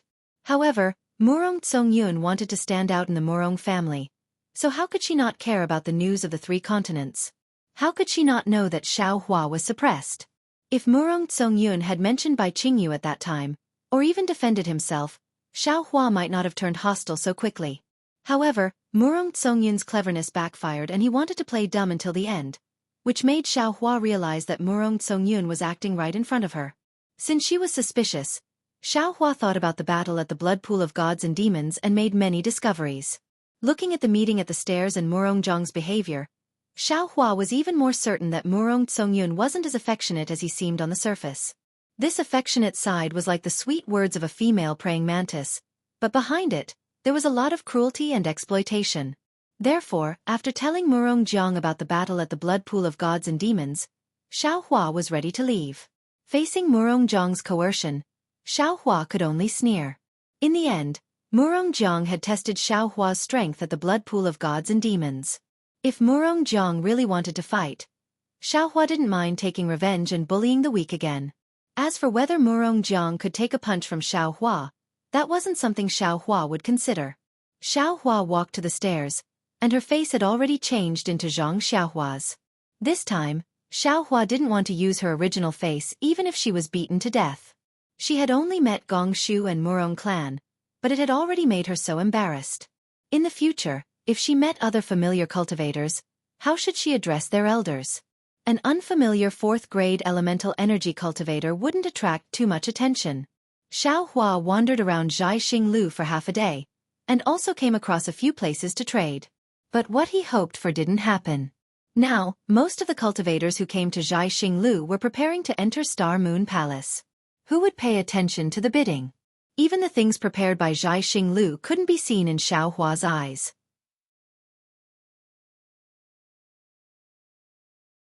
Apart from feeling some of the liveliness unique to the human race, Xiaohua didn't seem to have gained anything. Seeing that it was boring, Xiaohua had the intention to withdraw, and prepared to return to the top floor to rest. At this time, she heard a Xinglu disciple who was only at the 3rd grade elemental energy say, "Seniors, this junior just received news that the challenge to bury the hatchet will begin after a meal. This auction will end here.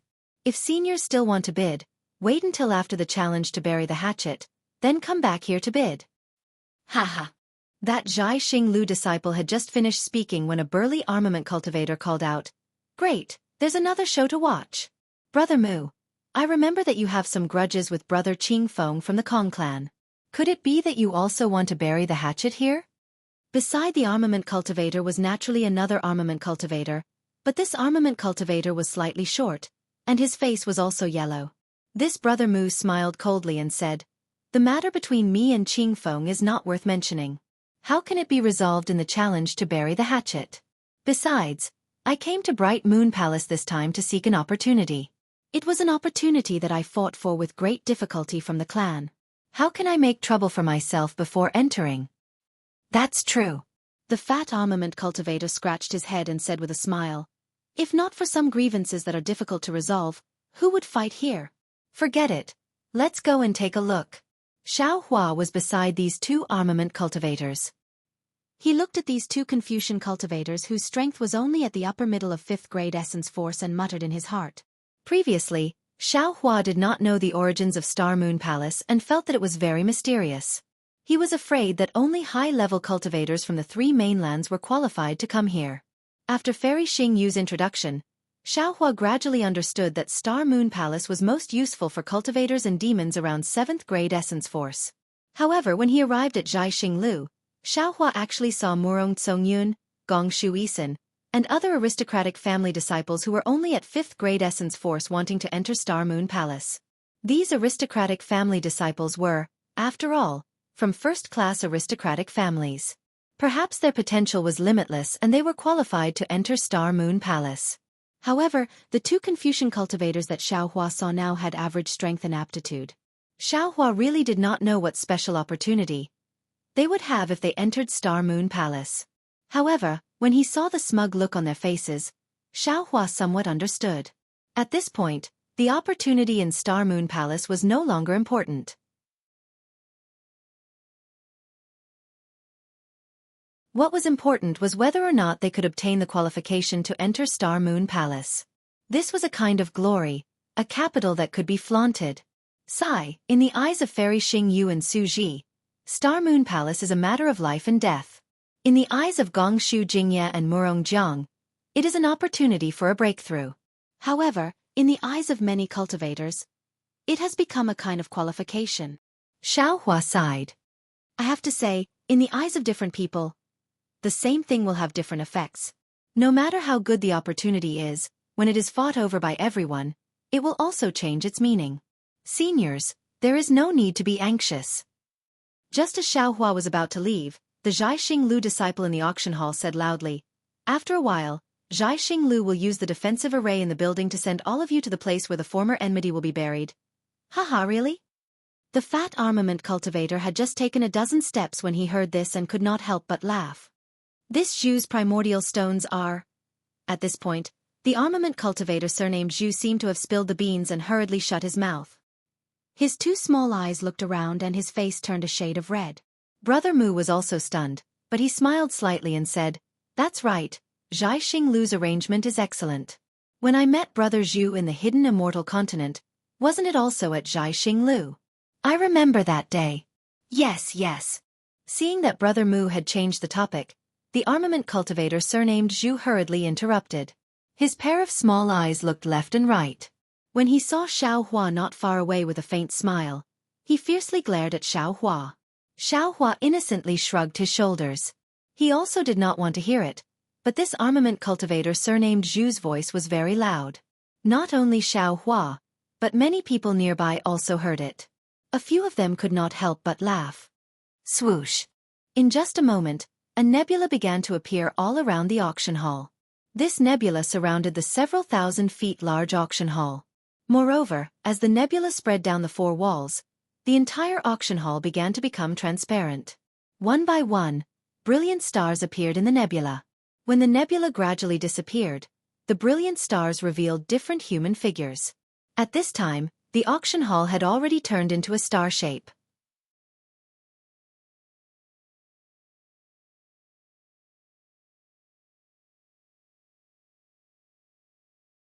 Chapter 4484. Boom! High up in the sky, there was a rumbling sound. Rings of light that were more dazzling than ordinary stars appeared. These rings of light were a few miles in size and rapidly expanded, enveloping an area of 100 miles. At this moment, streams of divine senses, elemental senses, and even more clear sight lights were scanning the entire starry sky. It seemed a little chaotic. Kacha! There was another rumble of thunder. The rings of light began to turn transparent and huge subbodies appeared from within. Although the rings of light were extremely tall, everyone could see everything within them clearly. Those subbodies were Murongjiang, Gongshu Jingye, and the other martial grandmasters who were around the 7th grade of elemental power. These martial grandmasters released their vital energy and condensed it within the rings of light. Layers of confinement fell from the sky like city walls, enveloping the entire starry sky. The messy divine senses and clear sight lights from before were immediately swept away. No one dared to show any recklessness in front of the martial grandmasters. Xianxia stood on a star that was slowly rising. He squinted his eyes and looked at the martial grandmasters within the rings of light. The rings of light were huge and there were many martial grandmasters. Xianxia scanned with his eyes and knew that there were close to 200 martial grandmasters. This meant that there were close to 200 martial grandmasters who came to Jianghu to prepare to enter Xingyue Palace. Looking below the rings of light, other than the star that Xianxia was sitting on, there were hundreds of other stars that were gradually rising. Every star was filled with flickering silhouettes. There seemed to be more than 10,000 people. When all the stars had fallen below the rings of light, boom! There was another rumbling sound. In the middle of the rings of light, a full moon appeared out of thin air. The moonlight was like water, and a woman with picturesque features and dressed in palace attire flew out like a fairy. This woman was not as beautiful as Princess Baihua, but under the moonlight and starry sky, she had a unique charm. Almost everyone's gaze landed on her face, and they remained silent for a long time. I am Nan Huayue. Greetings to all the seniors. The woman landed and bowed to the martial grandmasters within the rings of light. Under the orders of my palace lord, I am here to help all the martial grandmasters bury the hatchet. Very good. A proud voice sounded from within the halo. Xianxia looked over and saw a man with a simple face and thick eyebrows. First, the various aristocratic families hosted the challenges. Although it was somewhat legal, I always felt that it was unfair. Ever since Jianghu hosted the challenges, the situation has improved a lot. Today, this old man is very satisfied with the starry sky arena.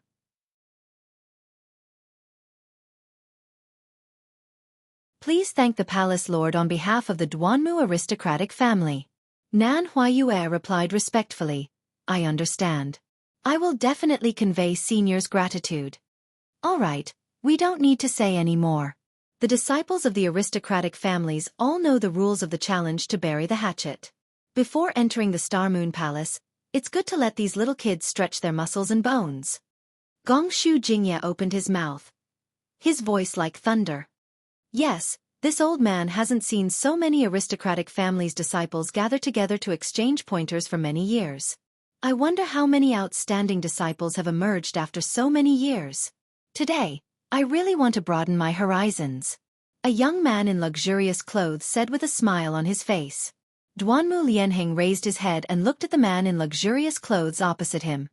He said disdainfully, Brother Meng Cheng, this is a challenge to bury the hatchet. It's not a ranking battle for your Meng clan. If you don't have any grudges, there's no need to step forward. Brother Meng's words will cause some unnecessary misunderstandings. If there are some disciples who are as competitive as Brother Meng and want to stand out in this challenge, it will affect our plans to enter the Star Moon Palace. Why? Brother Duanmu seems to want to settle the personal grudges between us here? The Meng clan's great grandmaster Meng Cheng did not show any weakness. He smiled and said, although this challenge to bury the hatchet has yet to have a great grandmaster level battle, things in this world have always started from nothing. This Meng is willing to accompany Brother Duanmu to set this precedent. The words of an important figure had always been a necessity in some situations. None of the disciples present took the words of the Meng clan's great grandmaster seriously. The aristocratic families had many complicated relationships, so it was normal for them to casually tease each other. Unfortunately, just as the few great grandmasters from the aristocratic families were smiling, Duanmu Lianheng nodded and said, "Good." Then, a saber light that was like an exploding galaxy flew across the sky brilliantly and surged violently toward Meng Cheng, who was opposite the full moon. Although the entire starry sky was a part of the fragmentary star-cold moon great array, for the sake of the Confucian cultivators of the aristocratic family's challenge, there was no restriction or noble spirit in the starry sky. As the saber light swept past, lines of space cracks were formed, and the endless noble spirit pillar condensed into a phosphorescence that landed on the saber light. The roar completely covered the starry sky, and even the full moon was blown away. Damn it! Meng Qing naturally did not expect Duanmu Lianheng to attack as he pleased. The saber light was already in front of him in the blink of an eye.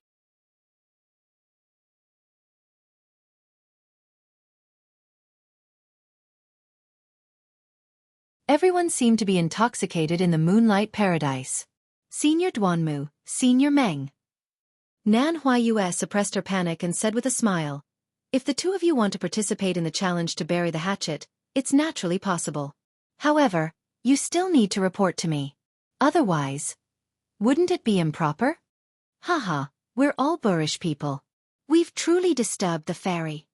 Meng Chang was the first to speak, and he said with a smile, "This old man apologizes to the fairy in person." Hearing Meng Cheng's gentle and refined voice and his lukewarm tone, how could the boorish person he spoke of be himself? He was clearly mocking Duanmu Lianheng. However, Duanmu Lianheng also snorted coldly and didn't reply.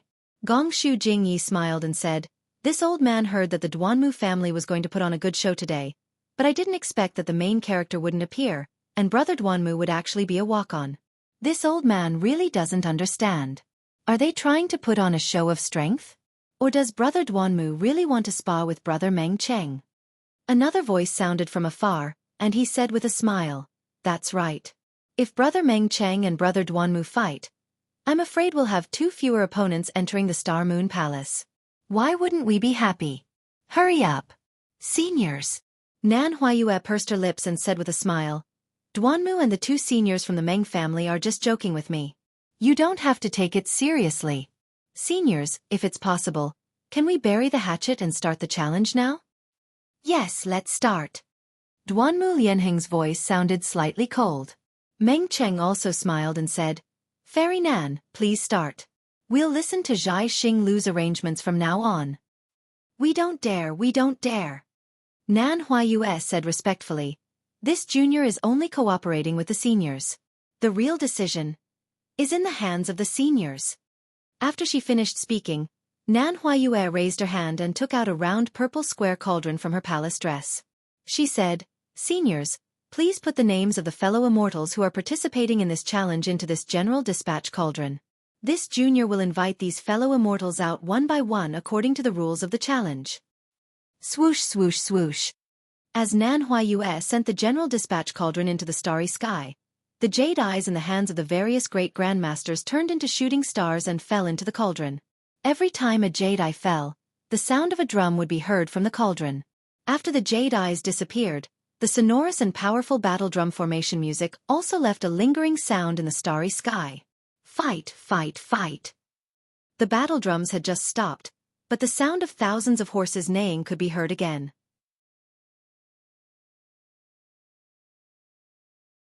All the disciples from the various great grandmasters felt their blood boil, and they couldn't help but roar with the battle drum music.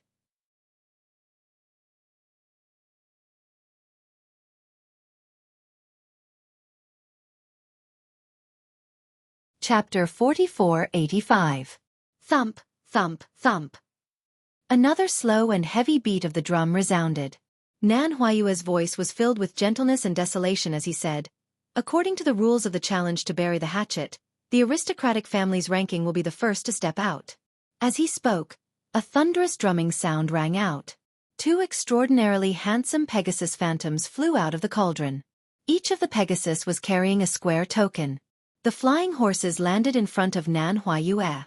They snorted and flapped their wings. They looked exactly like divine steeds. Nan Huayue raised her hand and took the 2 tokens from the horse's back. The flying horses neighed and disappeared into the starry sky.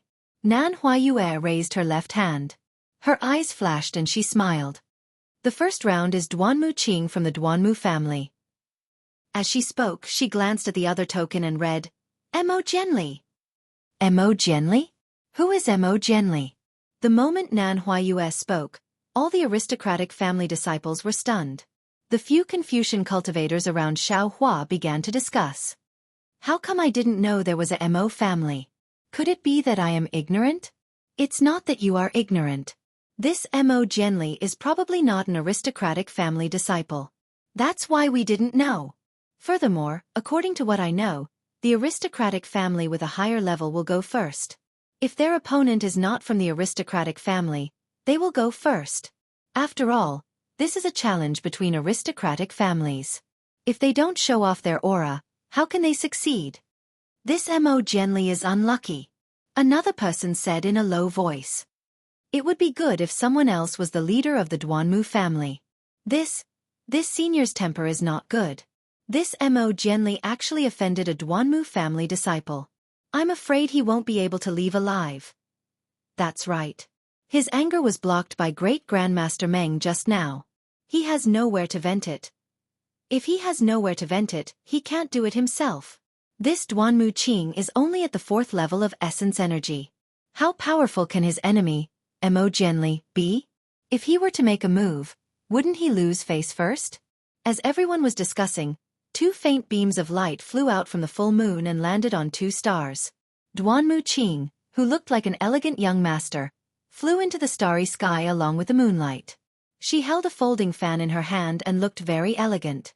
Under the other light beam, Mo Genli flew out, looking slightly sloppy. Mo Genli looked old. In the past 200 years, he had experienced all the sufferings of the world. He had seen all the vicissitudes of the world.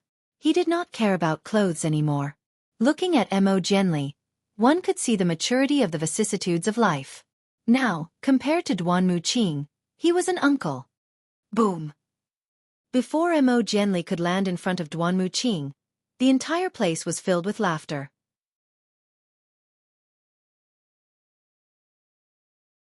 That Meng Cheng even shouted, the disciples of the Duanmu family are really not making any progress. A Zhongshe disciple actually can't get along with a literary master. If this was my Meng family, I would have killed him with a single slap. Haha. Amidst the roaring laughter, there was another wave of laughter. The Meng family's disciples all echoed. Inside the halo, Duanmu Lianheng's face was ashen. His 2 eyes stared at Duanmu Qing's back and anger rose in his heart. Duanmu Qing was from a side branch of the Duanmu family. Duanmu Lianheng originally did not care about it. However, Duanmu Qing mentioned that Xiaohua was a Dao cultivator that the Duanmu family wanted to kill. Furthermore, Duanmu Qing was also a disciple of the Duanmu family. Duanmu Lianheng casually allowed her to participate in the challenge to bury the hatchet. However, Duanmu Lianheng did not expect that he would draw Duanmu Qing in the first round. Furthermore, the opponent that Duanmu Qing made the vow to was not Xiaohua, but a literary master. Although he knew that there was something fishy going on, this joke was obviously over. Mo Genli was originally a little terrified. However, when he heard the roaring laughter of the crowd, the unyielding spirit in his heart rose again. He swept his gaze across the crowd. Although he could not see many faces clearly, he was sure that the reason why he was displaced was definitely due to the pressure exerted by some of these disciples. The destruction of the Chongyun sect was also the result of these disciples' inaction. What did he have to fear when facing them? Only he had the advantage of suppressing them. Thinking of this, Mo gently straightened his back slightly. This straightening was like a sharp sword, like a beautiful jade horsetail whisk. The accumulation of over 200 years exploded at this moment. A glowing jade-like divine light shone from Mo Genli's body. Seeing this, how could Xiaohua not know what was going on? He stopped moving and looked at Mo Genli with interest. If the previous Mo Genli was Wen Chu's disciple, he would naturally not be qualified. However, the current Mo Jianli was probably barely qualified. Mo Jianli. Duanmu Qing saw Mo Jianli fly out and kept the folding fan in her hand. She smiled and said, "You really came out? Where's Xiaohua? Did he stand you up?" "Since I made the vow with you, then I naturally came out. If you want to fight with Senior Xiao, then you can stand here and not leave." Mo Jianli did not have the previous uneasiness and said to Duanmu Qing, who was at the 4th grade of elemental energy. Duanmu Qing's face was filled with awkwardness. She did not dare to reply casually. She looked around and did not see Xiaohua's shadow. She said, "If Xiaohua does not dare to come out, you are also not my opponent. How about this? You apologize to me on behalf of Xiaohua and this challenge will end here." "No way."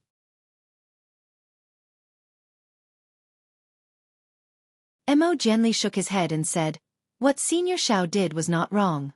Why should he apologize to you? If we talk about the matter itself, you should be the one apologizing. Of course, since it is a challenge to let bygones be bygones, there is no point in saying all this. I accept the challenge from the aristocratic families." Mo Jianli finished his sentence in one breath. Duanmu Qing was so angry that she almost fainted. Because at this moment, he had no way of explaining anything. He had already become a profligate son who used his power to bully others. "All right." Duanmu Qing nodded and said, "Since that is the case, I will fulfill your wish. If Xiaohua does not come, I will fight with you." "What if Senior Xiao comes?" Mo Jianli said sarcastically, "Are you going to be a coward?" Mo Jianli. Duanmu Qing was completely enraged. She roared angrily, "This is a challenge to let bygones be bygones. Don't show off your filthy words. Are you going to fight, or not?" "I don't care." Mo Jianli was not angry at all. He only shrugged and said, "The key is to see if Duanmu eldest young master, are you going to fight or not?" I. Duanmu Qing gritted her teeth. In the end she still shouted, "If it is you I will fight."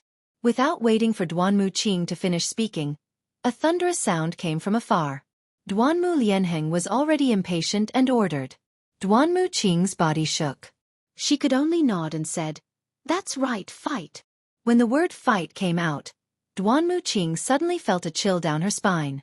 She realized that she had been tricked. Needless to say, this must be Xiaohua's plan. Under the eyes of thousands of people, he forced her to fight. Duanmu Qing did not know how strong Xiaohua was. Just based on Xiaohua's cultivation, Duanmu Qing was not afraid. However, the problem was that even Gong Shu Xian had to call Xiaohua senior. How would he dare to fight Xiaohua? Sure enough, just as Duanmu Qing's voice landed, a figure appeared indifferently. Under his feet was a cloud and he flew out from one of the stars. Seeing Xiaohua's thin and tall figure, Duanmu Qing immediately looked like she had lost her father. Her face was pale and her eyes were spitting fire as she stared at Xiaohua. If looks could kill, Xiaohua would have died 100 times. Senior Xiao. Nan Huayue opened her mouth in surprise. Previously, when she heard Duanmu Qing mention Xiaohua's name, she had some doubts. However, she did not expect that a mere scholar realm cultivator would dare to offend a human Mahayana realm cultivator. However, Nan Huayue only opened her mouth and did not say anything else. She was afraid that she would disrupt Xiaohua's plan. Of course, she also did not think that Xiaohua would really attack Duanmu Qing. Sure enough, Xiaohua flew to Mo Jianli's side and said with a smile, "This Xiao is here. You should obediently be a coward." Ha ha ha. Another wave of laughter rang out.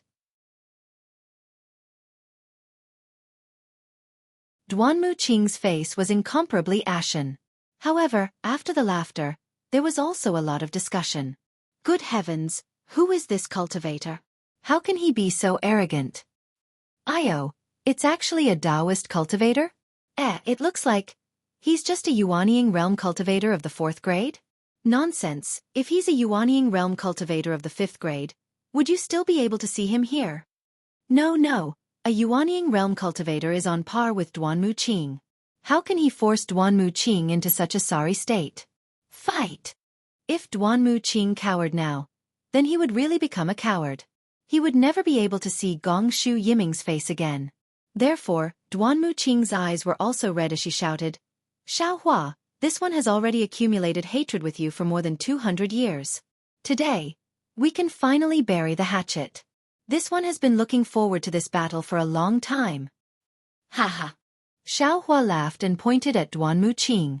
"If you wanted to fight, you could have fought back then. At that time you could have fought with this Xiao. Perhaps in the future, there wouldn't be the Duanmu clan's kill order. However, at this time, you are no longer worthy to fight with this Xiao." "Kill order? What is going on?" another person asked loudly. Xiaohua did not need to turn his head to know that this was a disciple of the Meng clan. Naturally, there's no need to talk about such filthy things under the moonlight. Xiaohua said with a smile. "Besides, this Xiao is a person of noble character. I have long forgotten about such things." Haha, good Taoist Xiao. Hearing Xiaohua slander the Duanmu clan, the Meng clan disciple immediately gave Xiaohua a tall hat. Taoist Xiao? Suddenly, a few martial grandmasters sitting in the halo trembled as if they had realized something. They blurted out, "Xiao! Is it Xiao country Xiao?" Meng Shang of the Meng clan was the first to realize. He shouted, "Xiaohua, don't be afraid. My Meng clan will stand up for you in this battle." What kill order? To actually issue a kill order to Taoist Xiao, whose name shook the entire hidden immortal continent. You don't even have the most basic conscience. What qualifications do you have to sit here and call yourself a Confucian clan?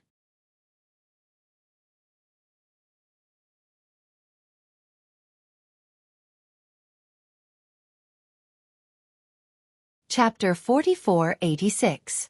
Damn it, damn it. Duanmu Lianheng cursed a few times. He really did not think so much. Moreover, the kill order was something that happened before the God-fiend blood pool. It had nothing to do with the Xiao Empire later. Hee, thank you for your high opinion of me. Xiaohua smiled and raised his hand to signal to the surroundings. I don't need your help to deal with the Duanmu family. If I need your help in the future, I will definitely ask. Hee. Duanmu Lianheng could no longer endure and laughed coldly. I want to see how a Taoist cultivator will deal with my Duanmu family. Duanmu Qing, fight. Yes, the boy knows. Duanmu Qing was forced to do something beyond her ability. She clenched her teeth and said, I would rather die than live in dishonor. You think too highly of yourself. You are just a pile of rubble. Xiaohua said indifferently. You are not worthy enough to fight with me. As he spoke, Xiaohua said to Mo Jianli, Jianli, come back. Yes, senior. Seeing Xiaohua standing there, looking down on the disciples of the aristocratic families as if they were nothing, Mo Jianli was convinced and flew back to Xiaohua's side. Humph. Duanmu Qing snorted coldly. If I don't try, who knows if you are talking nonsense? As she spoke, the tricolored qi around Duanmu Qing's body surged. Streams of awe-inspiring qi flew out from the void and collided with his body. A kind of desolation that felt like the wind was blowing and the water was freezing was slowly born. Xiaohua smiled faintly. With a wave of his left hand, the Kunlun mirror appeared. One of the light pillars shot out and Xianxia flew out from the light pillar with his bare hands. He stood in the starry sky in a daze and looked around at the Confucian cultivators in the halo. See.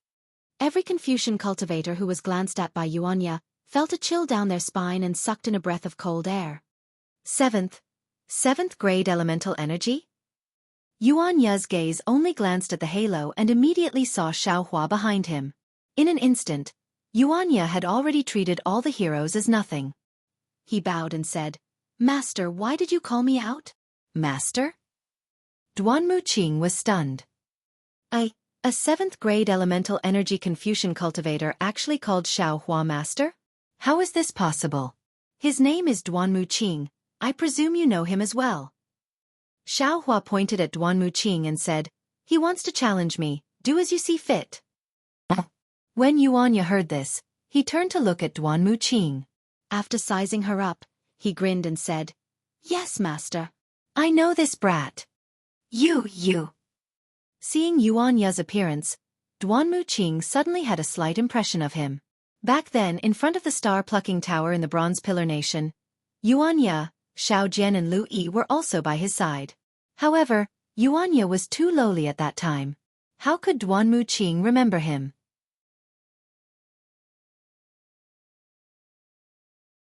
If Xiaohua hadn't mentioned it, he definitely wouldn't have remembered it. That's right, that's me. Clouds appeared under Xianxia's feet as he flew towards Duanmu Qing to take a look. He continued to say, "So it is the awe-inspiring young Master Duanmu from that night. It has been many years since we last met." As he spoke, Xianxia shouted in a deep voice, "Back then, you were so arrogant and domineering. You sat on the dragon horse flying chariot and were so arrogant. Today, take a punch from me." As Xianxia's voice fell, a boom sound broke through the air. Xianxia raised his arm slightly and punched out with his right fist. Xianxia's punch was completely different from Meng Cheng's. The size of his fist didn't change, but when it landed in the starry sky, it was like a stone falling into water. Not only did it cause ripples, it also brought about waves. The space around Duanmu Qing was shattered layer by layer like snowflakes. Duanmu Qing was originally afraid of Xianxia, who was at the 7th grade of essence power. When she saw Xianxia's merciless attack, not only was she terrified, but she saw that the fist had just appeared and the fist technique was already in front of her. The fist force was like a tidal wave as it roared and destroyed Duanmu Qing's mouth and nose. Furthermore, a ferocious flame that covered the sky and covered the earth firmly imprisoned Duanmu Qing like a hungry wolf hunting for its prey. Everyone was shocked. The close to 200 Confucian martial grandmasters were also dumbfounded. This was because they had just seen Xianxia's fist dance and his fist had just left a mark in the starry sky. Xianxia's fist had already landed on Duanmu Qing's body without any exaggeration. Pooh! It was a very ordinary sound, not much louder than the sound of a flower bud blooming. Xianxia's fist made contact with Duanmu Qing's chest. Kacha! Within Duanmu Qing's Confucian robe, there was a cracking sound. Several rays of light flashed and the Confucian robe turned into butterflies and scattered. At the same time, the treasured armor within the Confucian robe was also shattered into pieces. Not only that, under the treasured armor, pu, the sound of flesh and blood bursting could be heard. Countless amounts of true energy surged out from Duanmu Qing's body. Pooh! There was another muffled sound. Duanmu Qing raised her head and spat out a mouthful of blood. The blood was mixed with a rich 3-colored true energy. This true energy and blood actually transformed into a dim jade lotus in mid-air. However, this jade lotus disappeared in a flash. Duanmu Qing's body was like duckweed as she slowly descended from the starry sky. Damn it! Duanmu Lianheng raised his hand and waved. Just as a ray of cloud was about to fly out, Nan Huayue raised his hand and pointed. A ray of moonlight covered the unconscious Duanmu Qing.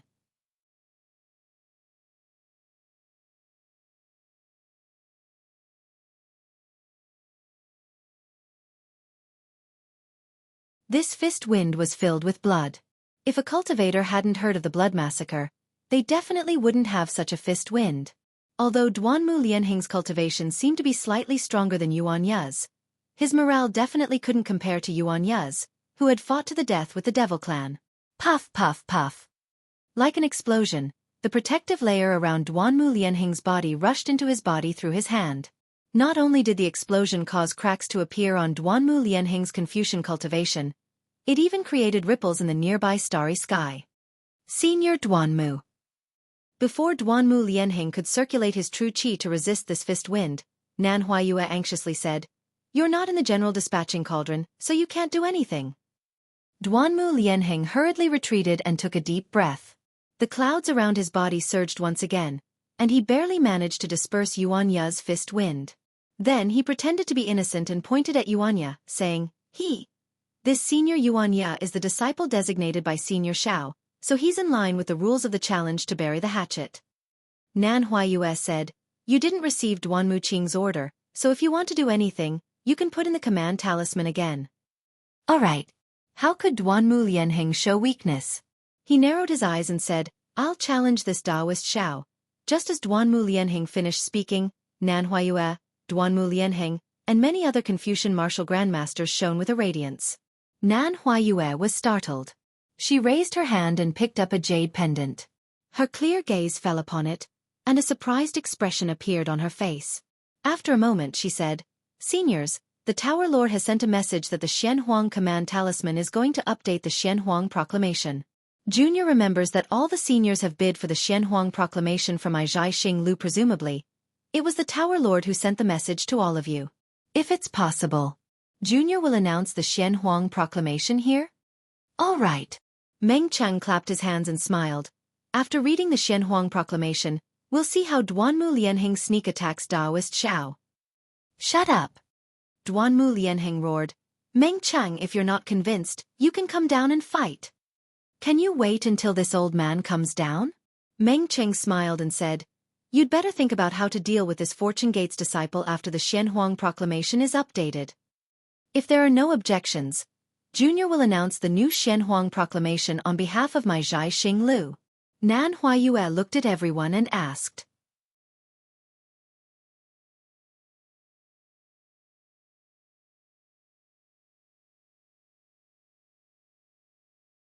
Chapter 4487.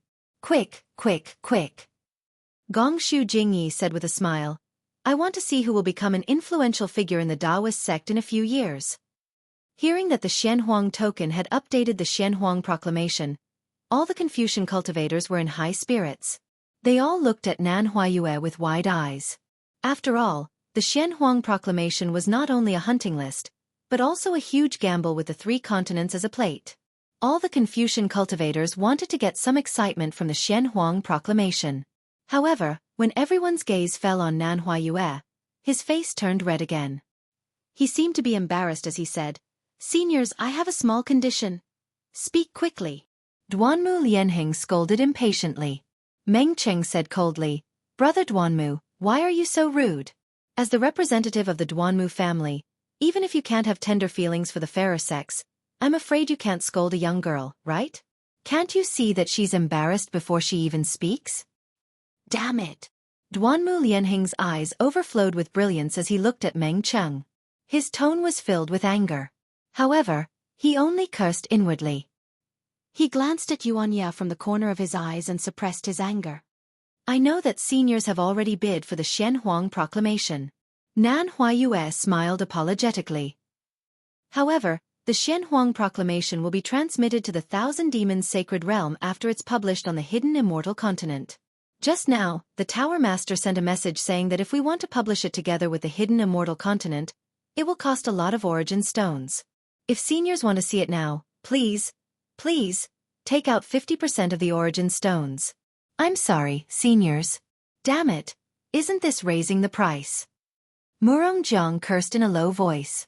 Gongshu Jingyi pondered for a moment and said, Miss Nan, your Tower Master is right. If we use ordinary methods to obtain the Xianhuang Proclamation, it won't cost too much even in the Thousand Demons Sacred Realm. However, there will be a long delay. Now that we want to obtain the Xianhuang Proclamation in both the Thousand Demons Sacred Realm and the hidden Immortal continent, I'm afraid we'll have to use some secret formations of the Star-Picking Tower.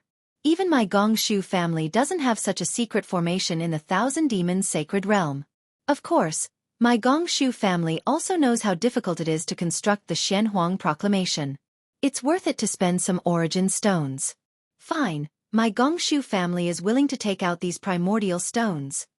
As he spoke, Gongshu Jingyi sent a voice transmission to a star in the distance.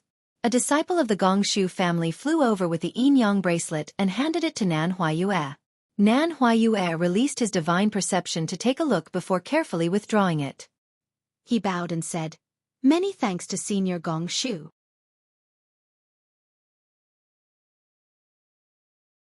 You are the one who empathizes with Xing Lu's hard work. Since the Gongshu aristocratic family had taken the lead, the other aristocratic families didn't have much to say. In just a moment, the aristocratic families also replenished their primeval stones. After Nan Huayue sent all of the origin stones into the full moon above his head, he heard a series of rumbling sounds from the starry sky. A fist-sized vortex appeared amidst the rumbling sounds. Several dark green threads of lightning flickered within the vortex, and a kind of powerful void energy surged out from the vortex and instantly covered the entire space. Teleportation channel? Xiaohua glanced over and couldn't help but frown. This was because the dark green threads of lightning were very similar to the 3 corpses in lightning. The void energy within the vortex even revealed the aura of a teleportation channel. Boom, boom, boom. After the whirlpool was formed, the sound of thunder slowed down. However, with every rumble, the whirlpool would increase in size. In less than half a cup of tea's time, the space above the full moon was enveloped by the whirlpool. At this time, the vortexes overlapped and became heavier, like rotating stars. An incomparably vast aura came from the vortexes, and between the vortexes, the strands of lightning that were like hair before were now like horned dragons.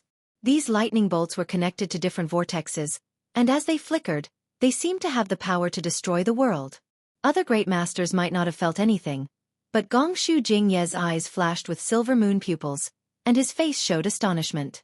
The Gongshu family had always been famous for their arrays, and Gongshu Jingyi was also an array master.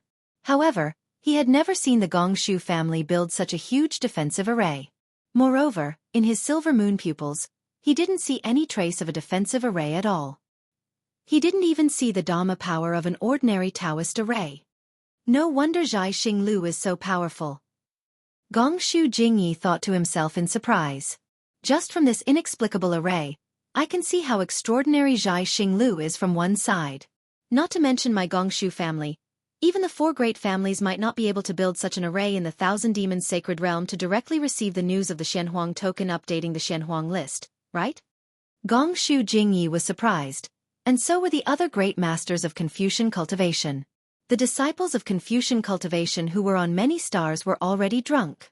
Previously, everyone thought Zhai Xinglu was taking advantage of the situation and wanted to collect more vitality stones.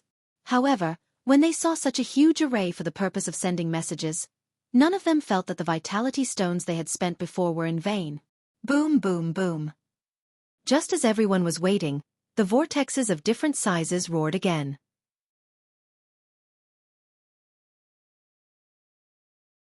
Bolts of 5 chi righteous thunder and lightning bolts of 5 chi righteous thunder and lightning bolts fell. Inscription chains scattered after the lightning bolts, striking the starry sky like a heavenly punishment. Under the lightning bolts and inscription chains, thousands of immortal palace wills rushed over like thousands of galloping horses. The space under the vortexes was swept clean, leaving only the awe-inspiring chi. Then, waves of green water rushed in. The green water carried the immortal palace's string music. Under the cover of the water, immortal beasts and birds, as well as immortal palace pavilions and beautiful immortal palace buildings, appeared. Many disciples of Confucian cultivation families were mesmerized. Roar! Just as everyone was mesmerized, a dragon's roar sounded. The tens of thousands of palaces shattered, and thousands of hectares of greenery collapsed. A huge black dragon flew out of the debris. When the black dragon rushed high into the sky, roar! Another tiger's roar sounded, and an earthy yellow tiger roared out. The dragon soared and the tiger leaped. Kacha! The 5 chi righteous thunder struck out of nowhere, and the black dragon turned into a black list. The list was faintly surrounded by dragon shapes. The yellow tiger naturally turned into a yellow list, and there was a tiger shape at the bottom of the list. Great! Dozens of disciples of Confucian cultivation families on the stars couldn't help but cheer. This awe-inspiring chi was the Immortal Palace's chi righteous chi. Boom! Boom! Before the disciples could cheer, 2 more thunderbolts struck the top of the 2 lists. Under the thunderbolts, not only did the 4 ancient inscriptions of Profound List and Yellow List appear on the 2 lists, but a solemn, dignified and mighty aura gushed out from the 4 characters and filled the entire space. Humph! Xiaohua looked at the appearance of the Profound Yellow List and couldn't help but snort coldly. He inwardly criticized, although this chi righteous chi looks grand, it's actually strong on the outside but weak on the inside. It's just a list. It's just borrowing the name of the Immortal Palace to increase its own prestige. Swoosh! The Profound Yellow List was revealed, and thousands of clouds gushed out from the void. Those clouds floated over the Profound Yellow List, and like dots of ink falling down, blood-colored names appeared on the Profound Yellow List one by one. The first name on the Profound List was Grand Mist Ancestor of the Great Desolate Mountain. The second was Lianghui Mountain Taoist Master, and the third was Dark Knight of the Burning Glass Pool. These 3 Taoist cultivators' names were huge, but the names behind them were much smaller. Among them, Zhai Xingzi, Zhang Daoran, and Sun Kong Shangren, who Xiaohua was familiar with, were also ranked 71st, 79th, and 82nd respectively. Overturning Heaven Shangren was ranked 53rd.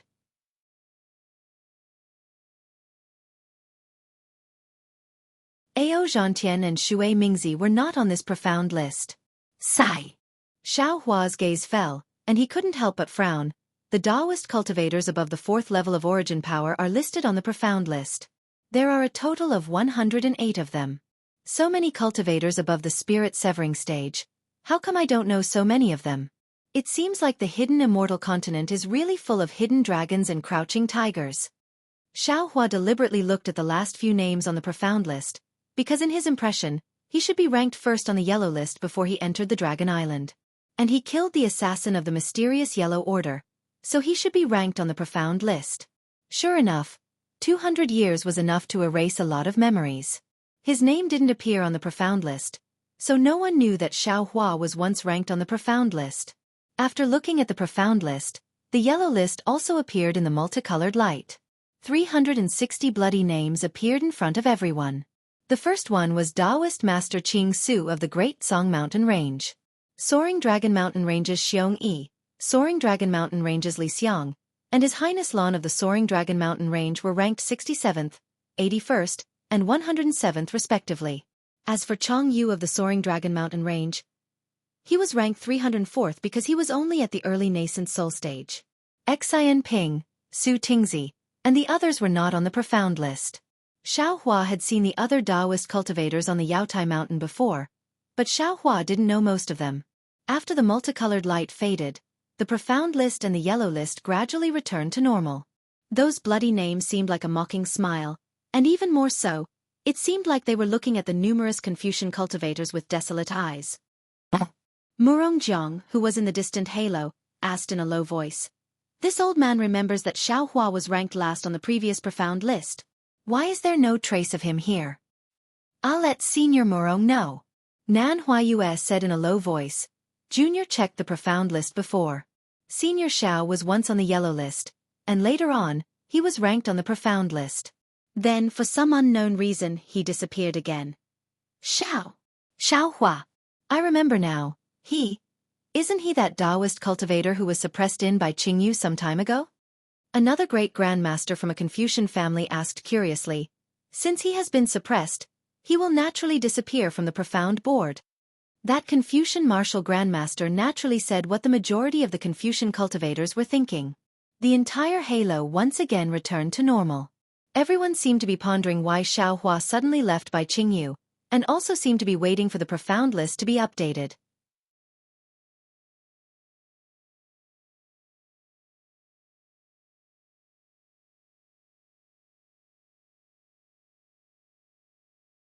Chapter 4488. Rumble.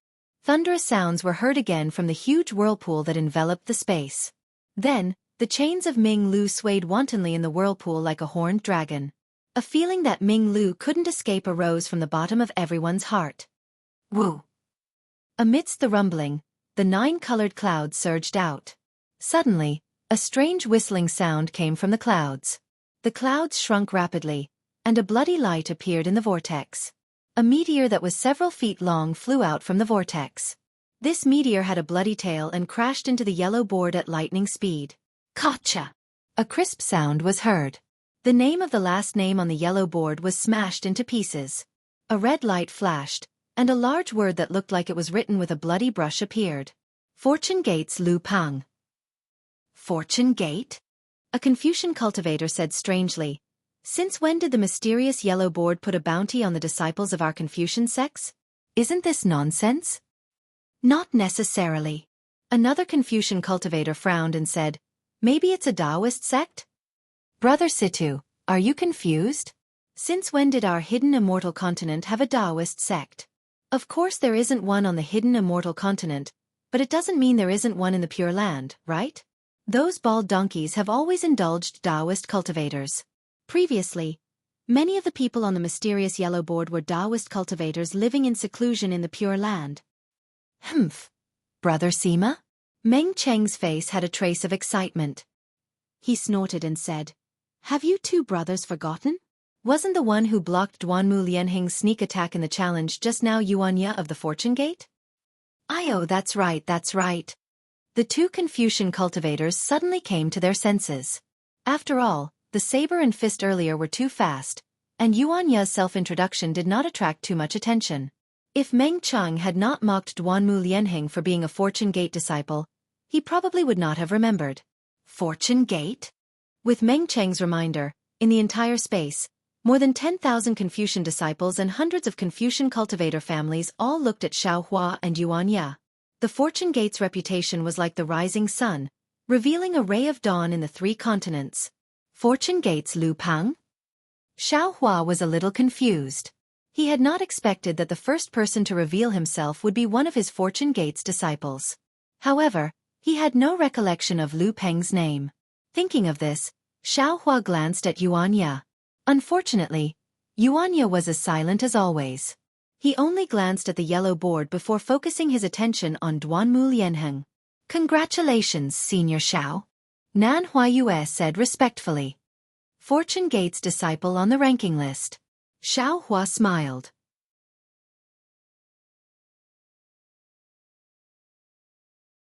He looked at the profound yellow bulletin and the surrounding scholarly cultivator clans and said, "This is the hunting bulletin. What's there to be happy about?" Xiaohua's voice had yet to land, and Nan Huayue had yet to open his mouth. Whoa! There was another strange whistling sound, and another blood-red meteor flew out from the vortex. It smashed through the rosy clouds, dodged the Ming-Lu chains, and crashed into the yellow board. Precisely, the second name that was written upside down shattered, and the name that was revealed was Fortune Gate's Yu Buping. Motherfucker, I understand now. Xiaohua suddenly thought of something, and the corners of his mouth curved into a smile. These two Yu Buping and Lu Peng, aren't they Yu Zhongquan's Yu clan and Lu Yi's Lu clan's disciples? I'm afraid they have already arrived at the soaring Dragon Mountain range, and even attracted the attention of the Immortal Palace. That's why the profound yellow bulletin changed. Seeing this, Meng Qing asked curiously, "What's going on? Why are there two Fortune Gate's disciples in succession? This profound yellow bulletin. Is there something wrong with it?" Then he turned to Nan Huayue and asked, "Miss Nan, your star-picking tower's defensive formation is fine, right?" Nan Huayue said proudly, "Senior Meng, please rest assured. Even if there is something wrong with the profound yellow bulletin, my star-picking tower's defensive formation is absolutely fine." Woo-woo. Before Nan Huayue's voice fell, another violent gust of wind came from the whirlpool. This gust of wind was so sharp that not only did it suppress Nan Huayue's voice, but it also filled the entire space. Then, dozens of blood-red meteors flew out one after another, crazily slamming into the profound yellow bulletin. The entire profound yellow bulletin was distorted, and even Huang Hu, who was below the profound yellow bulletin, let out a mournful wail. Kacha! Kacha! Bursts of cracks appeared on the profound yellow bulletin like beans being fried. One by one, the blood-red names were shattered, and brand new names appeared on the profound yellow bulletin. Although these names were different, they all had the words Fortune Gate in front of their heads. Woo-woo! Everyone was shocked, and a burst of screams that were crazier than the howling of the wind rang out. It actually suppressed the sound of the meteors crashing into the profound yellow bulletin. How is this possible? How is this possible? How is this possible? A Dao cultivation sect actually has so many disciples on the profound yellow bulletin? How is this still called the profound yellow bulletin? Just call it the bounty bulletin. There's definitely something wrong with the profound yellow bulletin. How can it update so many profound yellow bulletin boards at once? Where did this Fortune Gate come from?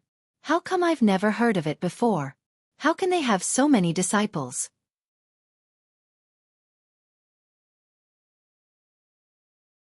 Woo-woo! The crowd exclaimed.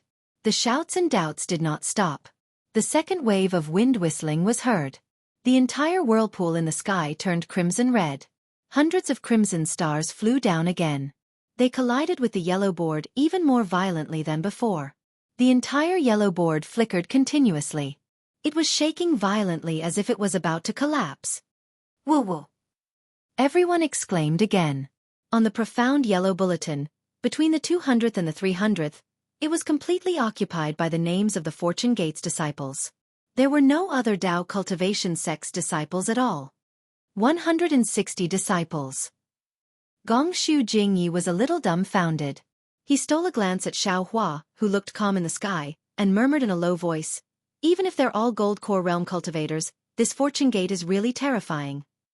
How could other Confucian cultivators not think so when Gongshu Jingyi thought so? They all looked at Xiaohua doubtfully, thinking about how to quickly report this matter to the sect. Unfortunately, their imagination was still too shallow. Just as they were thinking about how to deal with the Fortune Gate, woo-woo, another round of meteor shower unexpectedly came. Boom boom boom. The profound yellow bulletin was once again smashed into pieces by this meteor shower. One by one, the shining names on the profound yellow bulletin refreshed from the 100th to the 200th. What also made the tens of thousands of Confucian cultivators dumbfounded was that these names still carried the brilliance of the Fortune Gate. Boom! All the disciples present went crazy. Gongshu Exan screamed at Gongshu Ming. "Sister, am I dreaming? What is going on? Is the world going to be rewritten?" "I don't know." Gongshu Ming also stuttered. Now she was also confused. Looking at the shining stars on the profound yellow bulletin, and then looking at the tall and thin figure under the moonlight, and then thinking about what Xiaohua said to her before, she had already lost her mind. Damn it. Murong Tsongyun's beautiful face also lost its color. At this time, how could she not know what was going on? Not only did she regret that she thought herself clever, but she also regretted that she didn't catch this little cultivator with infinite potential. 260 disciples. Murong Zhang's face was ashen, and he whispered, "Even if they are all Golden Core disciples, it is definitely the biggest sect in the last 100,000 years." Unfortunately, Murong Zhang's heart was very clear that he was just deceiving himself. If it were only Golden Core disciples, the Profound Yellow Order wouldn't have sent them to the Profound Yellow Bulletin. Among the 260 disciples of the Fortune Gate, at least half of them were nascent soul disciples.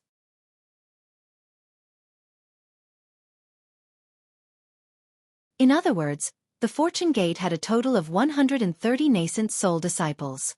This was absolutely beyond Murong Zhang's imagination. However, there was only more astonishment, but no more astonishment. Today was destined to shock the Profound Yellow Order, the Immortal Palace, the entire hidden Immortal continent, and all the scholarly families. Woo-woo! Nearly 100 red meteors flew out. This time, although the number of Fortune Gate's disciples was less than 100, these 100 people once again disrupted the top 100 rankings of the Yellow Bulletin. The Great Song Mountain's Taoist master Qing, who was originally the first on the Yellow Bulletin, was suddenly pushed down to the 90th place. Li Xiang, Xiong and Prince Lan, who were previously on the Soaring Dragon Mountain range, were now on the Fortune Gate. Chong Yu's name disappeared, and the other 100 or so names of the other Taoist disciples were also smashed into powder. Xiong Prince Lan, and Li Xiang were now in the top 3 of the Yellow Bulletin. "Oh, that's good." An unknown scholarly cultivator slightly breathed a sigh of relief and said, "This old man remembers that Xiong Yi's cultivation is only at the mid-nascent soul stage. Although some of these Fortune Gates disciples are already at the nascent soul stage, they have just stepped into the nascent soul stage. Even if they are only at the early nascent soul stage, there are 300 nascent soul disciples. Isn't this too terrifying?" Another scholarly cultivator said. Meng Cheng's face revealed an indescribable expression as he coldly said, "Two brothers, this old man doesn't know what cultivation Xiongyi is at, but this old man knows that the Taoist master Qing is already at the late nascent soul stage. He only needs a little bit of luck to step into the leaving aperture stage of the 5th level of origin force. How can he be ranked at the 90th place?" "So," Murong Zhang said in a deep voice, "are the 80 Fortune Gates disciples in front of Taoist master Qing all at the late nascent soul stage?" Murong Zhang's gaze swept over Xiaohua. He knew that if he directly asked Xiaohua, he would naturally know the answer. Unfortunately, he had already seen Xiaohua's gradually revealing ferocity. Not to mention him, even if all the scholarly cultivators present stood up and asked Xiaohua a question, who would dare to say a word? "This old man knows," Gongshu Jingye said, "because Xiong Li Xiang and Prince Lan are the Fortune Gates commanders, they are ranked at the very front." How much does the fortune gate occupy on the yellow bulletin? Duanmu Lianheng asked in a daze.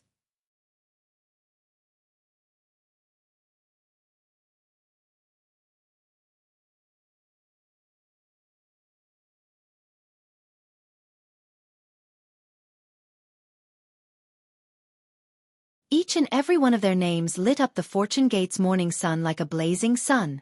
The brilliance of the scorching sun tore apart the Xian bulletin and occupied nearly 60% of the positions. The updating of the Xian ranking was somewhat different from that of the Huang ranking. Most of the time, names were updated one after another, unlike the Huang ranking. Sometimes, a group of names would be updated, and when the top 20 names began to dim, the entire vortex would stop, as if something was brewing.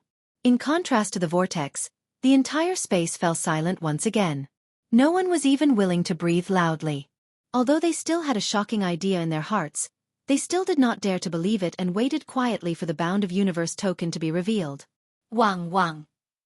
The vortex finally moved, and a huge profound star flew out from the vortex. The lightning and chains were shattered by this profound star. The profound star streaked across the space, creating a rumbling sound that shook the entire space. The profound dragons surrounding the profound list were somewhat uneasy, and they struggled with all their might, wanting to rush out of the profound list. Boom! The profound star fell, shattering the 20th name, and Fortune Gate's Fujiwen's name was written on it. Ah! Fujiwen? Did the profound yellow list make a mistake? Within the halo, a middle-aged man couldn't help but shout, or maybe it's someone with the same name. My Fu family's Fujiwen should be a Confucian cultivator. How can he be ranked on the profound yellow list? Brother Fu? Don't worry. An old man next to him laughed and said, "This is definitely not your Fu family's Fujiwen.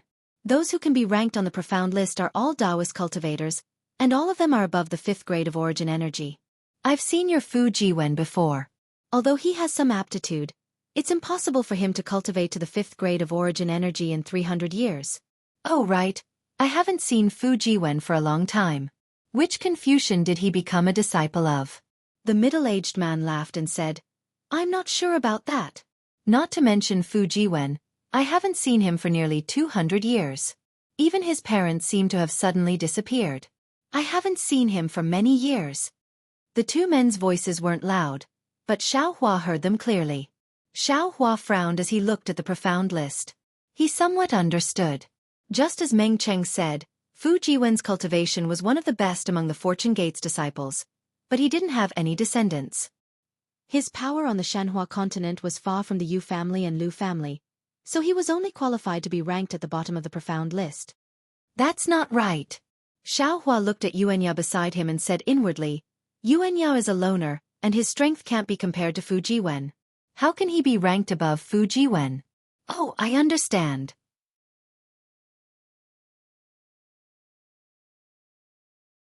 The Immortal Palace must have fought with Fujiwen and the others to create this list. Yuanya has always been in the Thousand Demons sacred realm, so his name probably isn't on the profound list. While Xiaohua was pondering, another black star flew out from his mouth and landed on the profound list. The 18th name shattered, and in a split second, it was revealed to the left of the 57th name, and that 57th name was not a Fortune Gate disciple. Fortune Gate's Wang Baifei. Although they knew that this Xian star was most likely a Fortune Gate's disciple, some of the Confucian cultivators on the star couldn't help but exclaim. Even star-picking Lu's Nanhuayue stole a glance at Xiaohua and asked in a low voice, Senior Xiao, are these two seniors really your disciples? And Xiaohua didn't hide anything and nodded. He then looked at Mo Jianli and said with a smile, They're the same as Mo Jianli, but this old man hasn't mentioned it to him yet, so I don't know if he's willing. Mo Jianli had long been fascinated by this scene. He really couldn't believe that the Dao Gates cultivator, who was only a low 4th grade origin Qi cultivator, was now the sect master of a Dao Gates sect. Moreover, this Dao Gates disciple had almost completely refreshed the profound yellow list that the Confucian cultivators were so proud of. What was even more unbelievable was that he had actually become a member of this terrifying sect. Now that he heard Xiaohua mention him, Mo Jianli hurriedly bowed and said, Senior's gift really makes this junior fearful. It's this junior's honor to be able to enter the Fortune Gate. Good. Xiaohua nodded. As long as you're willing, this profound yellow list will have your name on it sooner or later. Nan Huayue pursed her lips and said with a smile. Senior Xiao, you've said before that this profound yellow list is the Confucian cultivator's hunting list. What's there to be proud of about being on this list? Xiao Hua's eyes were like stars as he looked at the profound yellow list high in the sky and said with a smile. That was in the past. Today, my Fortune Gate's disciple is on the profound yellow list. In the future, this profound yellow list will become the heroes list of the 3 continents. Xiao Hua's words were quite heroic. If others heard it, they would inevitably think that Xiao Hua was bragging. However, in Nan Huayue's ears, it was so natural. She didn't doubt that the appearance of the Fortune Gate would definitely fulfill Xiao Hua's words. Boom! While they were talking, another profound star flew out and shattered the 15th blood-colored name. The blood-colored name flew to the 50th place and reformed. Fortune Gate's Xianxia. When Xianxia's name appeared, tens of thousands of eyes fell on the bare-handed Xianxia, and noisy discussions rose again. This is Xianxia. He's really powerful to be able to be ranked 15th on the profound list.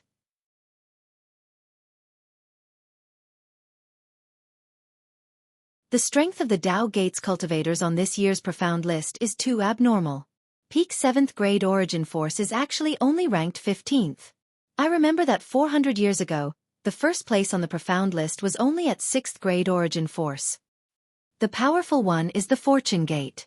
Another voice said, within the profound list's top 20, there are already 3 Fortune Gates disciples. I wonder how many of their disciples will be able to enter the profound list.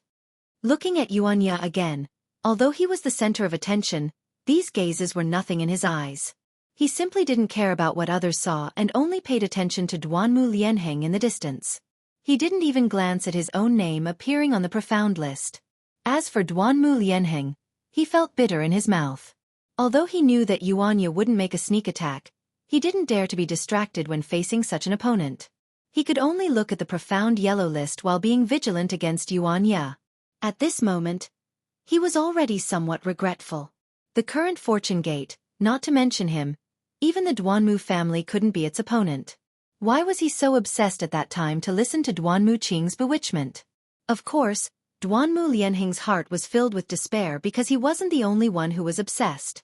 The Duanmu family's absolute kill order was the real reason why the Duanmu family might be annihilated by the Fortune Gate. What other Fortune Gate's disciples are there before Xianxia? A series of questions arose in the hearts of the crowd. Everyone's gaze shifted from Xianxia's calm face to the vortex. Woo! Another profound star appeared and fell into the 11th position. A blood-red name appeared, Fortune Gate's Xianxia. Xianxia? Xiao Hua was also stunned, and the strangeness in his eyes became even stronger. Because other than protecting Xianxia and the others in the Thousand Demons Sacred Realm, Xiao Hua had never let Xianxia fight. Xiao Hua couldn't imagine how the profound Yellow Order knew Xianxia's strength. Moreover, its evaluation of Xianxia's strength was also so objective. Could it be that His Highness Lan has led the Fortune Gate's disciples back to the hidden Immortal mainland? How is that possible? At this moment, a scholarly disciple exclaimed, I know this Xianxia. When he was still a Golden Core Realm cultivator, he even tried to befriend me. How many years has it been? How could he surpass 7th grade essence force? P.S. 3 chapters at noon, no updates at night.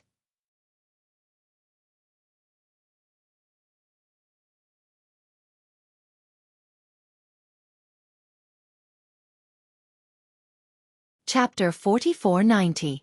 That's right, that's right. As soon as the Confucian cultivator opened his mouth, more than 10 Confucian cultivators who knew Xianxia also shouted, We also know Xianxia. It's impossible for him to be on the Xian ranking, let alone be ranked 11th. Miss Nan. Murongjiang takes a deep breath, suppressing the incomparable horror in his heart, and raises his voice to ask, Can your Zhai Xinglu be sure that this mysterious yellow list is the one issued by the mysterious Yellow Order? Junior can guarantee it. Nan Huayue answered without hesitation. This is the profound yellow proclamation issued by the profound Yellow Order to the entire hidden Immortal continent. If Senior Murong doesn't believe me, you can send a message to the Murong family. If any of the names on the profound yellow proclamation are correct, Zhaixing Lu will return 10 times the source stones. And that's not necessary. Murongjiang waved his hand and said, I just feel that this profound yellow proclamation has a strange feeling. To be honest, I've lived for so long, but I've never seen such a strange thing. Gongshu Jingye's mood was better than all the other Confucian cultivator families. He clearly remembered that a few hours ago, Xiao Hua gave the 5 brocade cloud painting to Gongshu Yisin and Gongshu Yiming in front of him, and said that he would accept them as his disciples.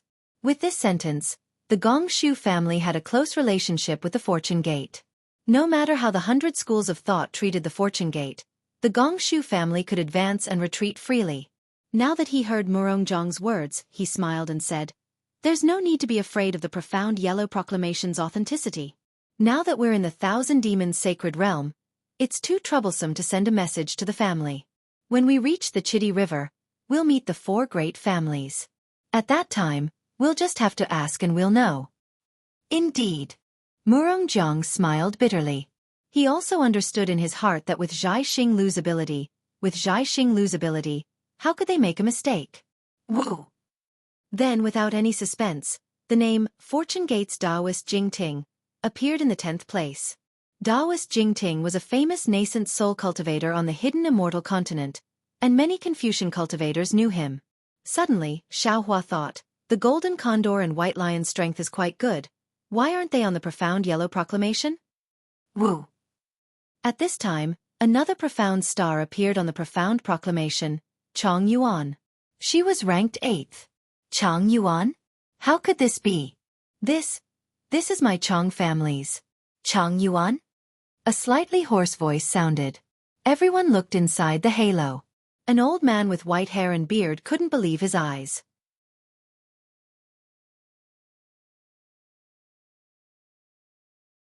He stared at the Xian board and exclaimed, I remember more than 200 years ago.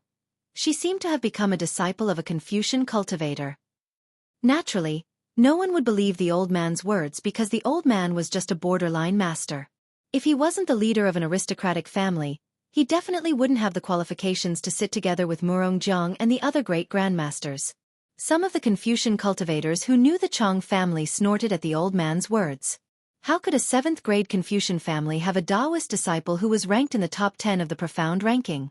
Seeing that the people around him didn't believe him, the old man didn't dare to say anything more. He only looked in the other direction and saw that the Fu clan's disciple also had doubts in his eyes. He stared at the Xian ranking and waited. Woo! Another Xian star followed closely behind, and with a boom, it shattered the 7th name, and then the name, Fortune Gate's Yuzhongquan, appeared in front of everyone's eyes. Not bad, not bad. This must be my Chang family's Chang Yuan. The previously doubtful Chang family's old man shouted excitedly. Back then, Chang Yuan and Yuzhongquan were engaged. If there were people with the same name in this world, there could be one Chang Yuan, but it's impossible for both of them to have the same name. That's right. The Fu clan's Confucian cultivator also shouted, I also think it's impossible. That Fu Jiwen must be my Fu clan's Fu Jiwen. Although the profound yellow board was a hunting list, in their eyes, it was also a kind of glory.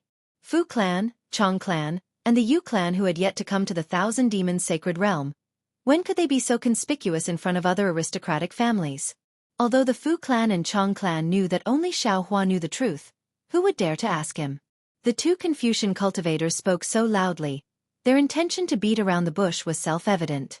Xiao Hua didn't care about the 2 aristocratic families. In the past, Yu Zhongquan, Chang Yuan, and Fu Jiwen weren't valued much in his family. Since they had entered the Fortune Gate, they had already separated from his family. Xiao Hua looked at the profound board and nodded inwardly. This profound yellow board is quite interesting. It actually detected that Yu Zhongquan and Chang Yuan are husband and wife in such a short time. Among the hundreds of thousands of Fortune Gate disciples, there are indeed many of their descendants. Even 30% of the people on the profound board are their disciples. It makes sense for them to be ranked before Fu Jiwen and Yuanya. Moreover, from the looks of it, among the disciples I arranged, other than Lu Yi and Zhang Hong, most of them have also appeared. There are also some disciples who are stronger than them, either Confucian cultivators or Buddhist cultivators.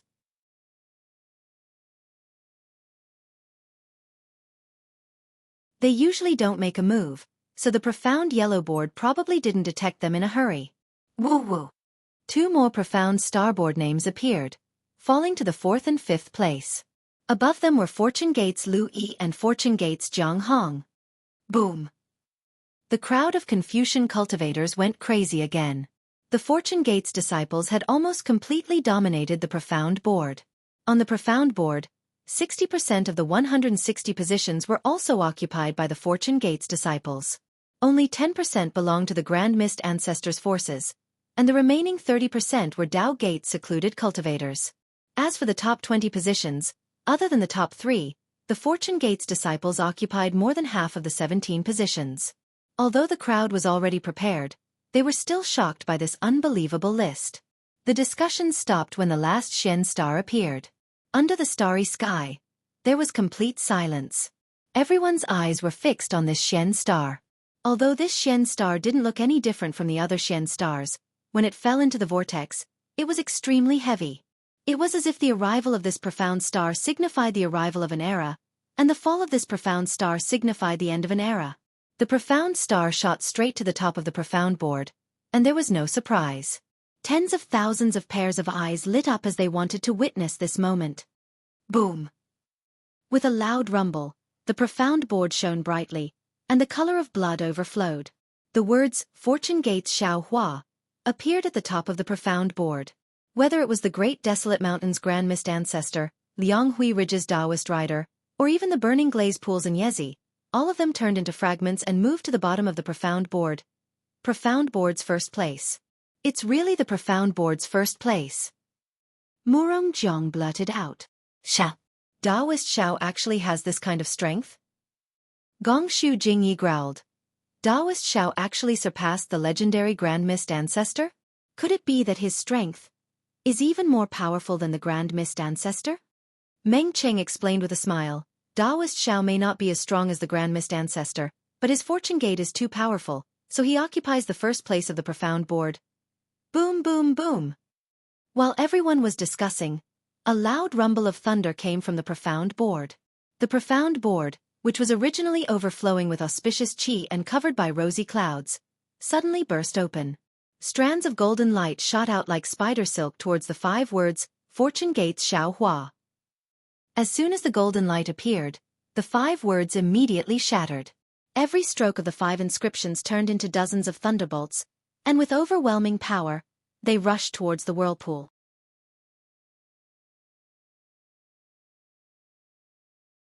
Wherever the thunderbolts passed, whether it was the 5 qi righteous lightning or the inscription chains, everything was swept away. When the thunderbolts fell into the whirlpool, the entire whirlpool collapsed. Countless black and white lights flickered, and a terrifying aura rushed out from the collapsing whirlpool. Sigh, Xiaohua, isn't it just a profound yellow board? How did you make such a big commotion? A sweet voice came from the starry sky, and then hundreds of flowers bloomed and rushed into the collapsing whirlpool. In just a moment, the entire transmission channel began to slowly disappear. When Xiaohua heard Fairy Xing Yu's words, he shrugged helplessly and said with a smile, "This has nothing to do with me. I'm just watching from the side." Puff! When the starry sky regained its calm, another ray of moonlight rushed out from the full moon and landed on the shattered profound board. Like a broken mirror, the shattered pieces were instantly restored. At this time, the Grand Mist Ancestor and the other 2 were still in front of the profound board. The whole place was silent, and no one dared to speak. No one knew what had happened. Even the strong scholars like Murong Jiang and Gongshu Jingye didn't know why Xiaohua's name couldn't be written on the profound yellow board. Senior Xiao. Duanmu Lianheng's thoughts turned rapidly, and he hurriedly said in the silence, "My Duanmu family was deceived by the side-branch disciple Duanmu Qing and offended Senior. Junior apologizes to Senior on behalf of my Duanmu family." With that, Duanmu Lianheng bowed respectfully. Seeing the arrogant Duanmu Lianheng apologize in front of all the scholarly cultivator families, Xiaohua's heart softened. Thinking about his fate with the Duanmu family, some of the reasons were related to him falling into the devil path, so he couldn't completely blame the Duanmu family. As for Duanmu Liangsheng, Xiaohua no longer had any resentment after coming out of the misty mountain maze formation. Thus, he waved his hand and said, "Forget it. The so-called scholarly cultivator families should prioritize etiquette and restrain their disciples. Don't bully others with your power, especially the common people. They don't even have the strength to truss a chicken. If you don't have the self-restraint of a scholarly cultivator, how can they be willing to submit to you? In the long run, scholarly cultivators will lose their original intention. Yes, Junior understands. Although Duanmu Lianheng was arrogant and dared to destroy Nanwu Great Merciful Guanin's golden statue, he knew his own limits.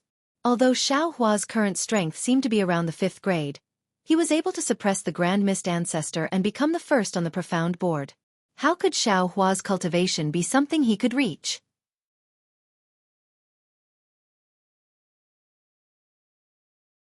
Hearing Xiao Hua's words, he was overjoyed and hurriedly said, Junior will send a disciple back to the family and remove that damn absolute kill order.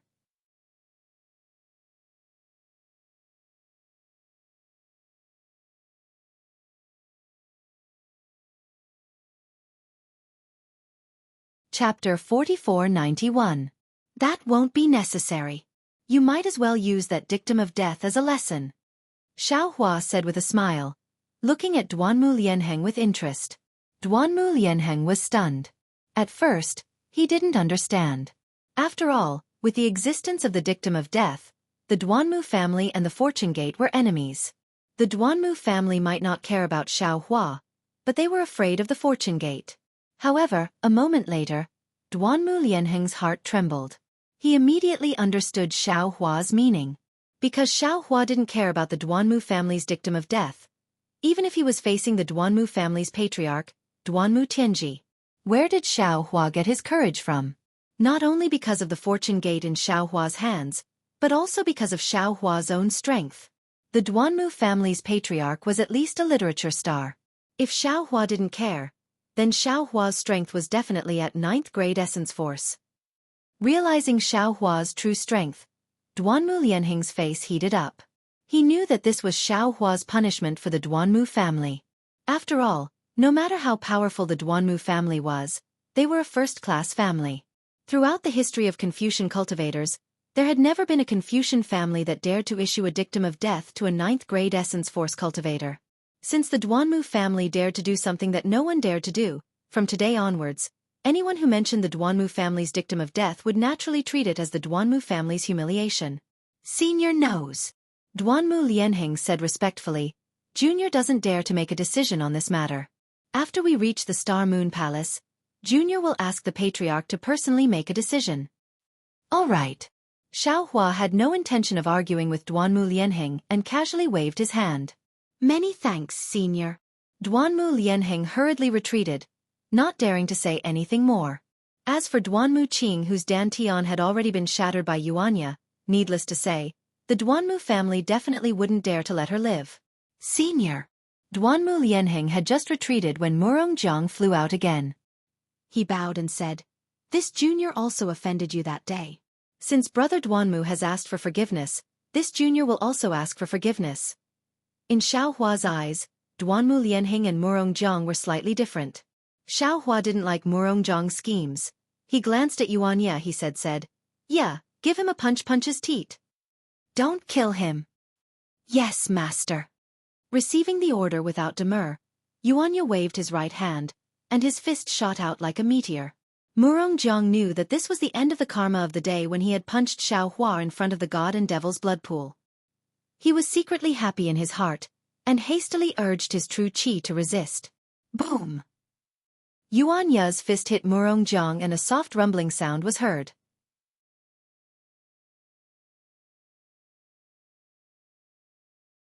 Although Murongjiang had already resisted, but his defensive Zhen Qi was still crushed by the fist with irresistible force.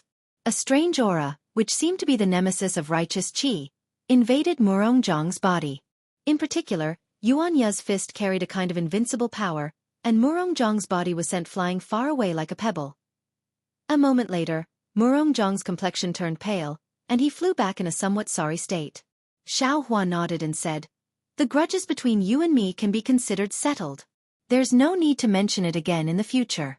However, this Xiao still wants to remind you that no one in this world is much smarter than another. You might be able to scheme for a while, but you won't be able to scheme for a lifetime. Any scheme will be exposed sooner or later. Yes, this junior understands. Murongjiang didn't dare to say too much. While suppressing his injuries, he replied, "All right, Miss Nan." Xiaohua turned to Nan Huayue and said, "This Xiao is going to see the palace master. Send me there. Senior, please." Nan Huayue respectfully raised her hand and pointed. The full moon once again overflowed with moonlight. N. Xiaohua nodded and said to Mo Jianli, "You and Yuanya, come with this old man." "Yes, senior." Mo Jianli respectfully replied, but Yuanya didn't utter a word. He followed Xiaohua into the full moon, and when Mo Jianli also stepped into the full moon, the entire challenge starry sky suddenly became a boiling cauldron of voices. All the Confucian cultivators had gone crazy. They all talked at once, and everyone had a kind of excitement. That's right. How many Confucian cultivators on the hidden immortal continent could see such a grand scene with their own eyes? Not to mention the Confucian cultivators of the star-picking tower. Even the entire hidden immortal continent went crazy. Today's update of the mysterious yellow list was a special event for the Fortune Gates disciples. The Fortune Gates disciples were like stars, illuminating the entire hidden immortal continent. After the time it took to eat a meal, the entire space gradually calmed down. Nan Huayue said with a smile on her face, "Seniors, let bygones be bygones. The challenge starry sky is just a competition. There are many more to come." Sigh. Meng Cheng sighed and said, "Back then, when this old man recited the ancient saying, 'There is a scenery before my eyes, but I can't see the way,' Cui Hao wrote a poem on it, I always felt that it wasn't good enough. Now that I've seen Taoist Master Zhao's generosity, our so-called challenge starry sky is really insignificant. Why do we have to mention it again? This time? It's fine if we don't compete." Nan Huayue nodded and said, "If that's the case, then this junior will make it clear. Although seniors don't plan to continue the challenge starry sky, the source stones that seniors paid. Forget it, forget it."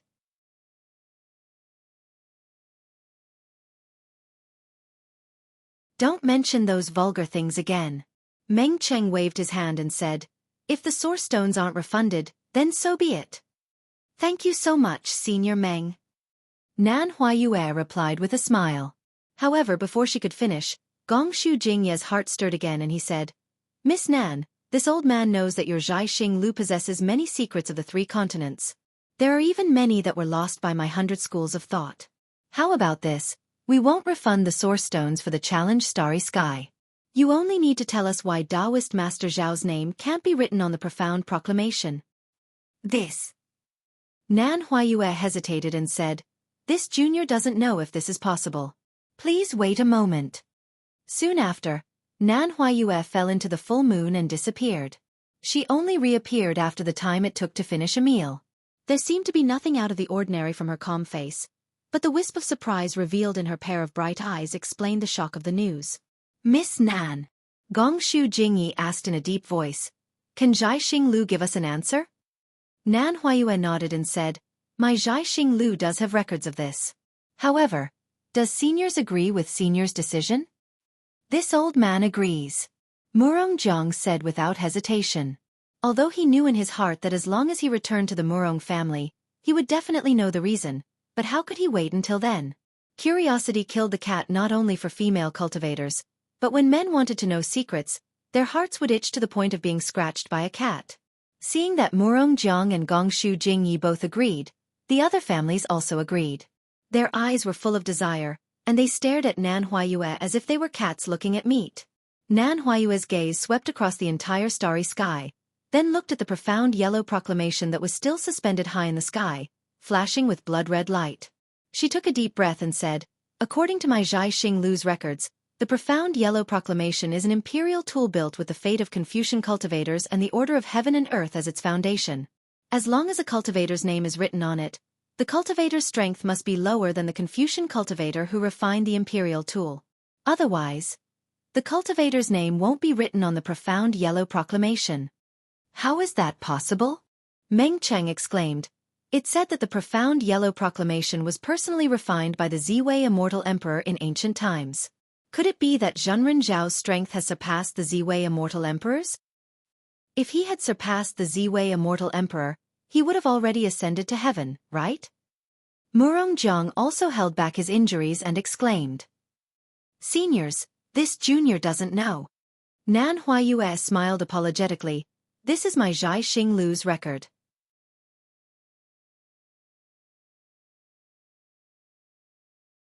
If Senior Shao can't enter the profound proclamation, it's probably the reason. Then, Gongshu Jingyi asked again, who refined the profound yellow proclamation? Does your Zhai Xinglu have a record of it? We can buy this information with primeval stones. Senior, I'm sorry to disappoint you. This junior has just checked. My Zhai Xinglu has no record of this. Nan Huayue understood Gongshu Jingye's mood and hurriedly replied. Alas, all right. Gongshu Jingyi waved his hand and sighed. Thank you for your trouble, Miss Nan. I wouldn't dare. If seniors don't have any orders, this junior will return now. Nan Huayue respectfully said as she stood quietly in the air. After a while, Murongjiang asked again, Daoist Shao, is he also going to enter the Star Moon Palace? Sorry, this junior doesn't know. Nan Huayue smiled and shook her head. All right, you can go now. Gongshu Jingyi waved his hand. Many thanks, seniors. Just as Nan Huayue was about to turn around, she suddenly stopped in her tracks. She tilted her head and listened for a moment before a smile appeared on her face. She bowed to the group of Confucian cultivators and said, Junior is under orders to reveal some information about the Fortune Gate to seniors. If seniors are willing, quickly say it, how many primeval stones? Murongjiang asked without hesitation. Brother Murong, don't be anxious. Gongshu Jingyi smiled and said, we will first discuss with the Zhai Xinglu. This information is actually outdated and has no value. If we are not anxious, we can wait until we return to the hidden immortal continent to know.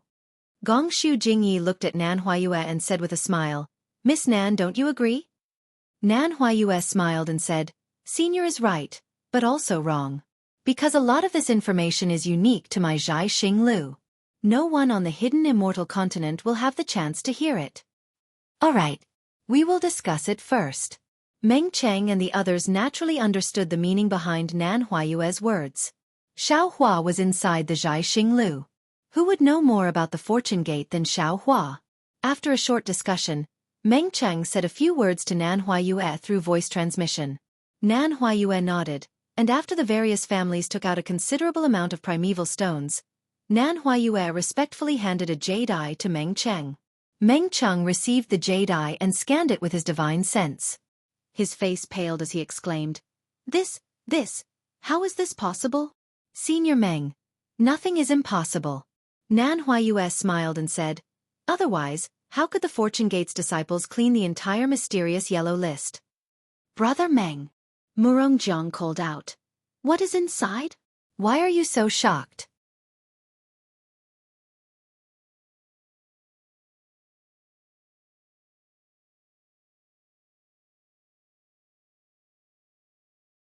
Chapter 4492.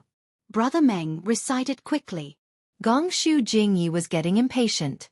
This old man also wants to know what kind of earth-shattering event these 100 Fortune Gate disciples with cultivation of 5th grade and above and several hundred nascent soul disciples with cultivation of 4th grade and above have done.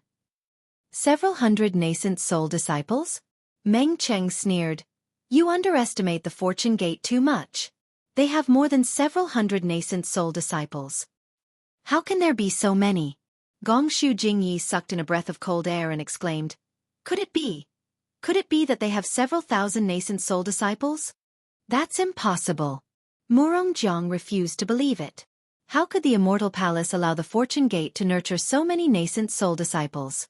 Meng Cheng smiled faintly and recited, The Immortal Palace has dispatched the Lunar Temple's great general Sun Gu to lead 500,000 immortal soldiers to attack the soaring Dragon Mountain range of the hidden Immortal Mainland's Yu province. The immortal soldiers laid down an inescapable formation to trap the soaring Dragon Mountain range. However, not only was the soaring Dragon Mountain range's defensive formation powerful, it was also too large. The inescapable formation was unable to completely trap it. The soaring Dragon Mountain range's Fortune Gate resisted the immortal soldiers for more than a year. Later, Sun Gu invited the Immortal Palace's 64 constellations to descend to the lower realm and lay down a constellation formation to tear apart the soaring Dragon Mountain Range's defensive formation, revealing the Fortune Gate's true identity.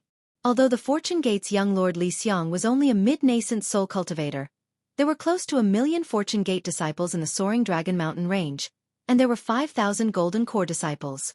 The 1,000,000 Fortune Gate disciples were fearless as they faced the Immortal Palace's immortal soldiers head-on. Great General Sun Gu was shocked. Ever since the Dao extinction era, there had never been a Dao sect on the hidden immortal mainland, not to mention a sect with 1,000,000 disciples. The soaring Dragon Mountain Range's Fortune Gate had crossed the Immortal Palace's bottom line. Great General Sun Gu led 500,000 immortal soldiers and generals, and with the assistance of the 64 constellations, he prepared to battle the Fortune Gate's 1,000,000 disciples, intending to annihilate them all. But at this time, Fortune Gate's Fu Jiwen appeared with several thousand disciples. Fu Jiwen was a Confucian cultivator who had refined his soul back to the void.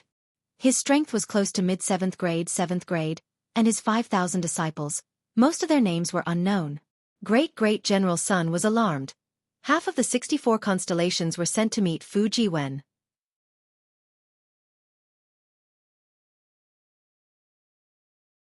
Unexpectedly, before the two armies clashed, Fortune Gate's Wang Bianfei arrived with several thousand disciples. Wang Bianfei, a Confucian cultivator, a grandmaster who had refined his spirit to return to the void. His strength was close to the upper 7th grade of elemental energy. His 5,000 disciples were all around the 4th or 5th grade of elemental energy. Most of their names were unknown. 64 lunar mansions were shocked.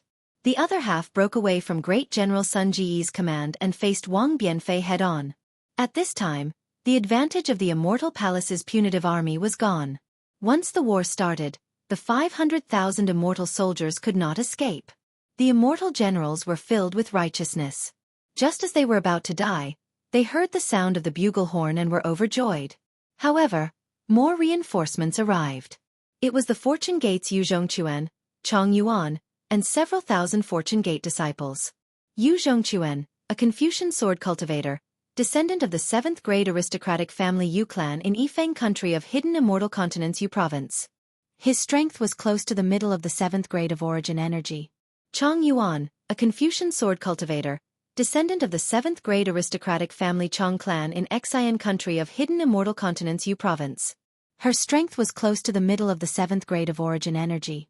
The 5,000 disciples he led were all around grade 4 or 5, and most of them had the surname Yu. Because of this, Great General Sun Gu and the 64 lunar mansions trembled, not daring to fight. Fortune Gate's Fu Jiwen spat out a heavenly scripture scroll and activated the Fortune Gate's defensive formation, trapping the 500,000 immortal soldiers. The battle situation is unknown, but the Lunar Temple's immortal generals and 64 lunar mansions were captured. The 500,000 immortal soldiers and 64 lunar mansion soldiers were unharmed and returned to the Immortal Palace.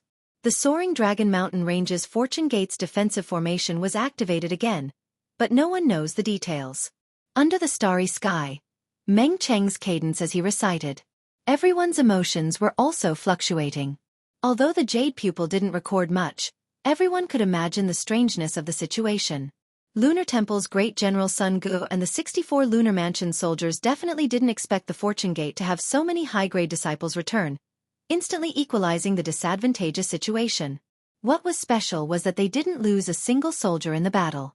The Lunar Temple soldiers and the Lunar Mansion soldiers were released by the Fortune Gate disciples, as if the Fortune Gate disciples weren't worried about the Immortal Palace's punitive expedition again. Hi, no wonder Brother Meng is so surprised. Gong Shu Jingye sighed.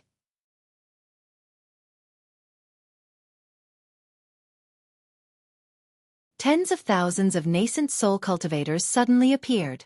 Even Great General Sun Gu would panic. Yeah, after the battle at the soaring Dragon Mountain Range, the Fortune Gate's name shook the entire Yu prefecture. Their name shook the entire hidden immortal continent. Murong Jiang nodded in agreement.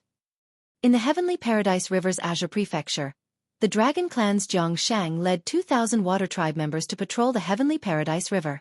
They were ambushed by the Heavenly Rainbow Stream's Ao Shi. Jianghu sent a message, and the Heavenly Paradise River's Dragon Clan led 30,000 Water Tribe members to rescue them.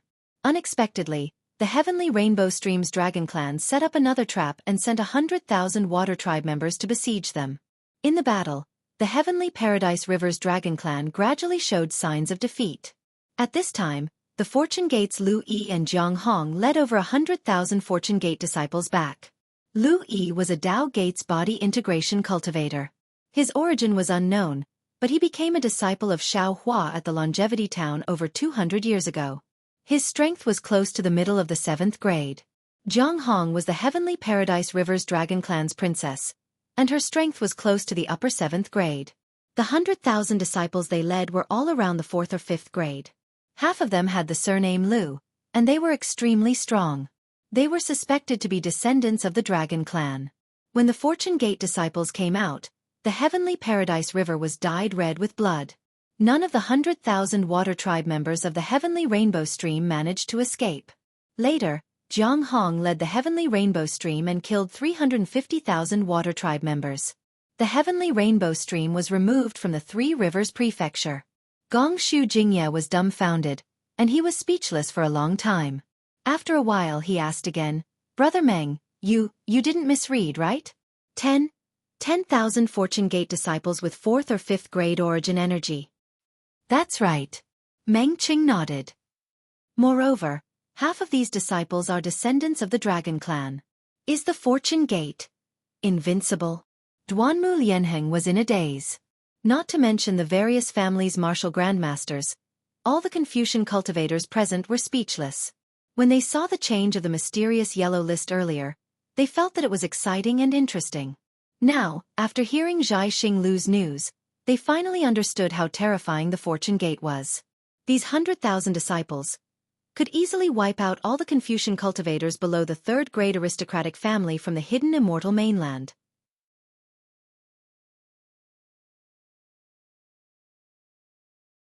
"Don't be anxious, don't be anxious," Meng Cheng said unhurriedly. Lu Yi and Jianghu led the 100,000 Fortune Gate disciples out of the Southern Sea.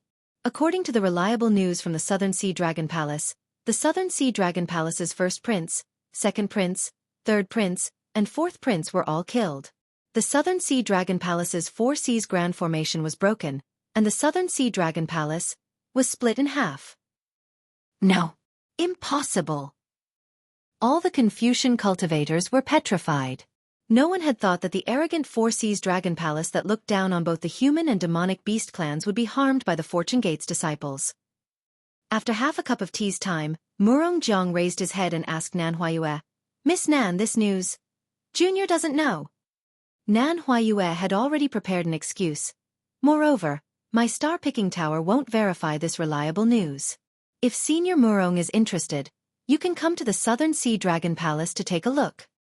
Damn it. Unless I don't want to live anymore. Murong Jiang couldn't help but curse. That's right, unless they don't want to live anymore, who would think of provoking the Fortune Gate? The tens of thousands of Confucian cultivators present all had the same thought in their minds. Also, Meng Qing opened his mouth again. "What? Also? What else?" Xianxia Jingye exclaimed. "Other than splitting the Southern Sea Dragon Palace, did the Fortune Gate? Did they cause trouble in the Immortal Palace?" "No, they didn't." Meng Cheng smiled. "Brother Xianxia, did you forget that Bai Qingyu of the Thousand Beasts Sacred Ground had once suppressed Taoist Shao?" "Granduncle." At this time, Xianxia Isin, who was on a star, hurriedly called out, "When was Taoist Shao suppressed by the demonic beast clan?" "Boy, how come you don't know?" Xianxia Jing you didn't have the heart to answer Xianxia Isin. He waved his hand and said, "Who knows if it's true or not? Didn't Taoist Shao already come to the star-picking tower? That news must be fake." Bai Qingyu, Demon King Bai Qing of the Thousand Beasts Sacred Ground, is the descendant of the 5-colored sea god Shell of the Great Sage Hall. Sky-concealing Ridge, Demon King Peng Jun of the Thousand Beasts Sacred Ground, is the descendant of one of the Great Sage Hall's 6 Great Sage Hall. Ancient Bell Mountain, Demon King Ni Quan of the Thousand Beasts Sacred Ground, is the descendant of one of the Great Sage Hall's 6 Great Sage Hall's Flying Feather Void Beast. The 3 Demon Kings joined forces to suppress a dragon that looked like Xiao Hua for more than 200 years. The cultivators of the hidden Immortal Continent, the Merchant Union, the Dragon Tribe of the Dragon Island, and the Fortune Gate of the soaring Dragon Mountain range all mistakenly believed that the dragon was Xianxia and traveled thousands of miles to rescue him.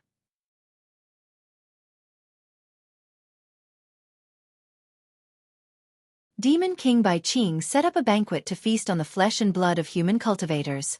Xianxia flew into a rage, and with a wave of his hand, 200,000 Fortune Gate disciples appeared, killing more than 500,000 demonic beasts from Bai Qingyu, sky-concealing ridge, and ancient Bell Mountain. The blood of the demonic beasts spilled all over Bai Qingyu. In this battle, Fortune Gate's Xianxia and Taoist Jingting appeared, both Tao Gate's body integration cultivators with peak 7th grade origin force. Fortune Gate's Yuanya appeared and killed several 7th grade origin force great demons. Fortune Gate's Black Bear, Golden Eagle, and White Lion appeared. All of them were star-plucking realm cultivators with 6th grade origin force. Other than that, more than 200,000 Fortune Gate disciples set up the capital star formation, divided into 108 smaller formations, and each formation had an unknown disciple with 7th grade origin force. After the bloodbath in Bai Qingyu, the 3 great sages of the demonic beast race, the golden-winged Great Peng, the flying feather-void beast, and the 5-colored sea god shell were transported to Bai Qingyu through the Great Sage Hall. The battle between Xianxia and the 3 great sages is unknown. We only know that the Fortune Gate disciples were ordered to flatten sky-concealing ridge and destroy ancient Bell Mountain. One day later, the battle between Xianxia and the 3 great sages ended, and the 200,000 Fortune Gate disciples were ordered to return to Bai Qingyu. The 3 demon kings admitted their sins and offered Bai Qingyu, sky-concealing ridge, and ancient Bell Mountain to the Fortune Gate to atone for their sins. Sky-concealing ridge and ancient Bell Mountain fell into the hands of the Fortune Gate's Golden Eagle and White Lion, and Bai Qingyu was bestowed to the Merchant Union. After that, the 3 great sages returned to the Great Sage Hall. Xianxia expelled the 3 demon kings and ordered more than 200,000 Fortune Gate disciples to escort the soaring Dragon Mountain ranges disciples back to the hidden Immortal mainland, and the Fortune Gate disciples pointed their swords at the hidden Immortal realm. Along the way, anyone who stood in the way of the Fortune Gate's army was killed. Starting from Bai Qingyu, the Fortune Gate annihilated 2 demonic beasts, 2 demon kings, 23 great sages, and no less than 600,000 demonic beasts. Thinking of this, Meng Qing raised his head and looked around, saying, "At this point, the Fortune Gate's disciples' fame is like the sun in the sky. Not only has the hidden Immortal mainland shocked, but also the 1,000 demonic beast sacred ground. Xianxia's fame has reached its peak."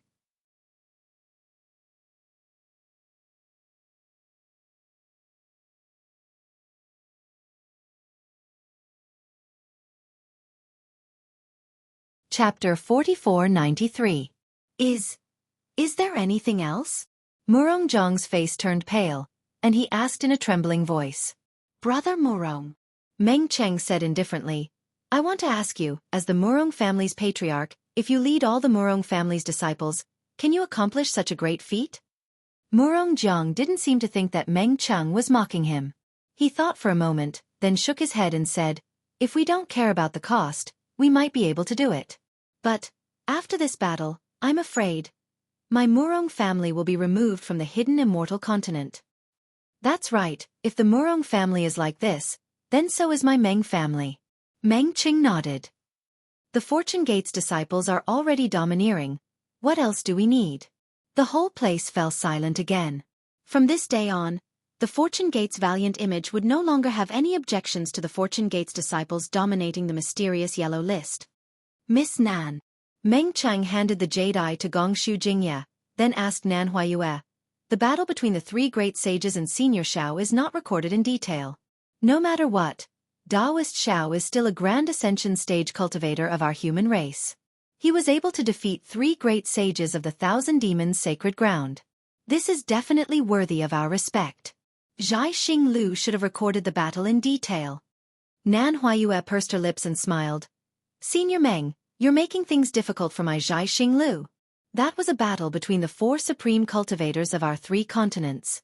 Other than the 4 great sages of the Great Sage Temple, the Immortal Palace's 9th grade literature star, the Thunder Temple's 3 Buddhist lords, and the various clans' patriarchs, who else can see the truth clearly?" "We're willing to pay a high price," Murong Jiang hurriedly said, "as long as Zhai Xinglu can get the truth. Even if you have the source stones, you need to be alive to spend them." Nan Huayue was still smiling as she replied indifferently, "My Zhai Xinglu has the foresight." All right. Murong Jiang knew that this matter was too difficult, so he said perfunctorily and didn't say anything else. "Seniors." Nan Huayue looked at the somewhat quiet starry sky and said, "If there's nothing else you need from me, I'll have to put away this defensive formation that I'm challenging to bury the hatchet." The group of Confucian martial grandmasters had been absent-minded for a long time. They all responded in low voices, and the halos around them gradually faded away. Not long after, the starry sky disappeared, and the stars scattered in all directions. The pavilions and corridors once again appeared. Nan Huayue took one last look at his surroundings and stepped into the full moon. The moonlight disappeared, and the entire defensive array turned into darkness.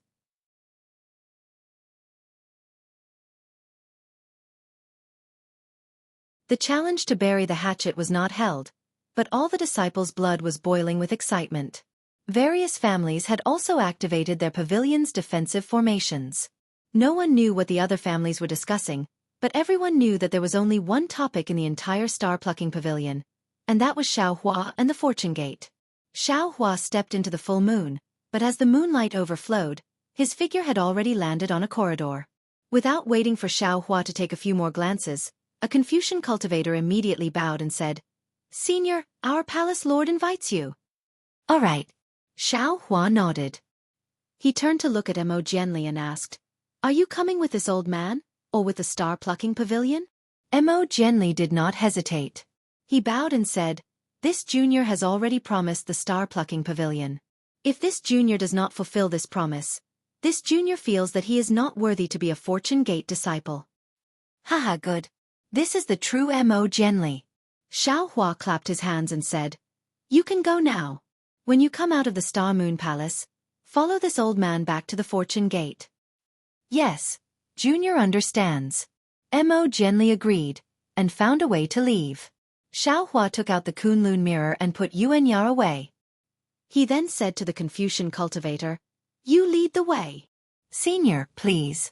The Confucian cultivator respectfully gestured and led Xiaohua to a flight of stairs. In a short while, Xiaohua had already reached the top floor. The Confucian cultivator did not dare to approach, and Xiaohua entered the main hall. The interior of the hall was no different from when Xiaohua had left.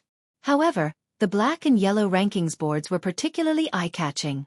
Seeing Xiaohua enter, Fairy Xingyu clapped and said with a smile, "Welcome Great Gate Master Xiao to my star-plucking pavilion. I hope that Great Gate Master Zhao's Fortune Gate will take care of my star-plucking pavilion's business in the future." "How is that possible?" Xiaohua curled his lips and said, "My Fortune Gate still has the Endless Merchant Union. How can we take care of your business? Moreover, the star-plucking pavilion is so powerful that they can even update the mysterious yellow board at the same time.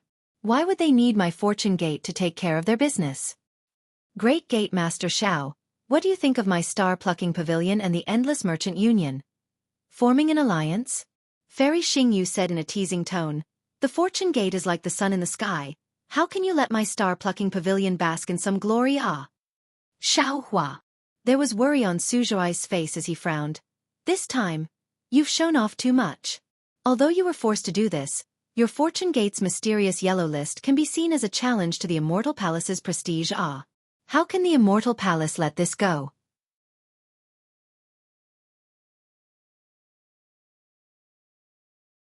Moreover, the Tao Gate is the common enemy of the Confucian cultivators and the Buddhist sect. With your current strength, you may not be afraid of one or two Confucian cultivators, but what if the Confucian cultivators and the Buddhist sect join forces? And, don't forget, you also offended 3 great sages from the Great Temple. Back then, that brat Grand Mist was too arrogant and didn't know how to hide his strength and bide his time.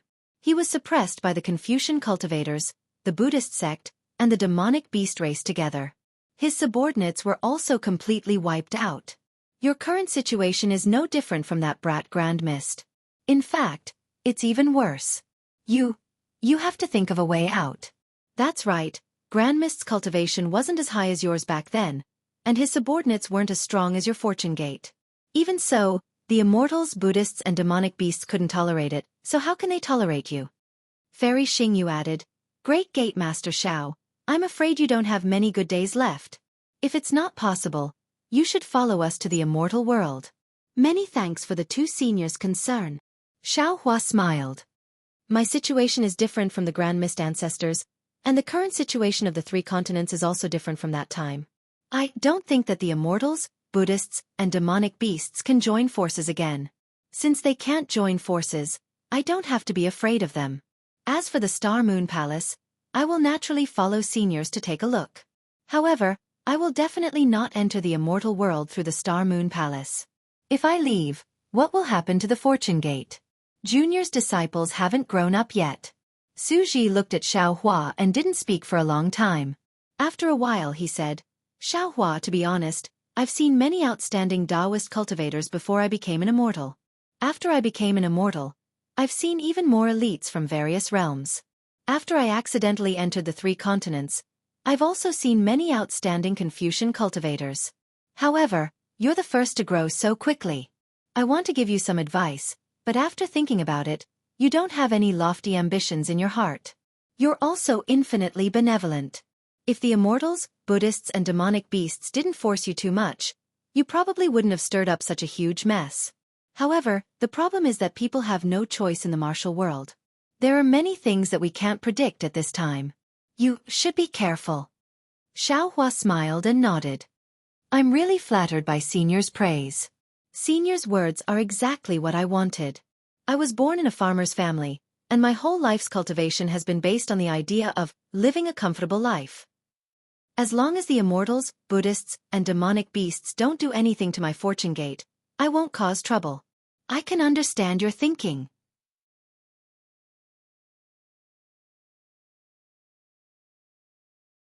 Fairy Xingyu shook her head and said, however, Immortal Emperor Gaochen, Mahavairakana revered sage, and the golden-winged Great Peng may not think so. Oh, and the Great Sage Temple's newly promoted 7 stars Great Sage. Although he knows you well, he's still a demonic beast. He will think for the Great Sage Temple and the demonic beast race. He may not care about your little friendship. Your fortune gate has caused too much of a commotion. It's impossible for them not to be on guard and not do anything to you. Xiaohua rolled his eyes and probed. Junior's fortune gate may be in trouble, but that's in the future. Senior's star-picking tower may be in trouble now, right? Fairy Xingyu was stunned and asked curiously, Xiaohua, what do you mean? Could it be that someone is coveting star-picking tower? Su Ji immediately understood and probed. Yes. Xiaohua smiled and said, Junior is curious. Someone actually dares to have designs on the two seniors. Which aristocratic family is it? Fairy Xingyu's face instantly turned frosty. She said coldly, they're really tired of living. I don't know which aristocratic family it is. Xiaohua replied. However, it seems that most of them are Star-Picking Tower's disciples. Su Ji glanced at Fairy Xingyu and said, I've already told you to show more of your strength when necessary. I'm afraid that the 7th grade essence force that you have displayed has caused your subordinates' ambitions to soar. Who is it? Fairy Xingyu asked. How would I know? Xiaohua's neck stiffened. I just met them. Why didn't you investigate? Fairy Xingyu was so angry that she almost jumped up. Star-Picking Tower doesn't belong to me, Xiaohua said with a smile. Moreover, didn't Senior remind me when I went out earlier? Don't have designs on Star-Picking Tower? Damn it! Fairy Xingyu cursed. Forget it.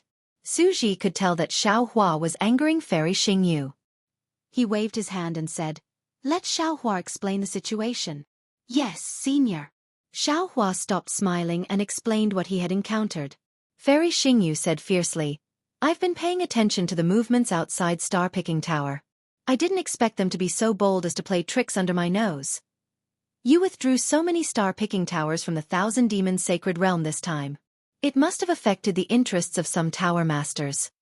Su Ji said with a smile. It seems that you have to thank Xiaohua. If it weren't for the arrival of a human Mahayana realm expert, these people would have already taken action. Humph. Fairy Xingyu stood up and curled her lips. I'd like to see who dares to take action. His arrival has made things more troublesome for me.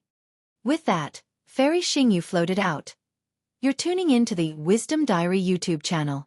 Don't forget to subscribe and join us on this journey to catch the most captivating stories.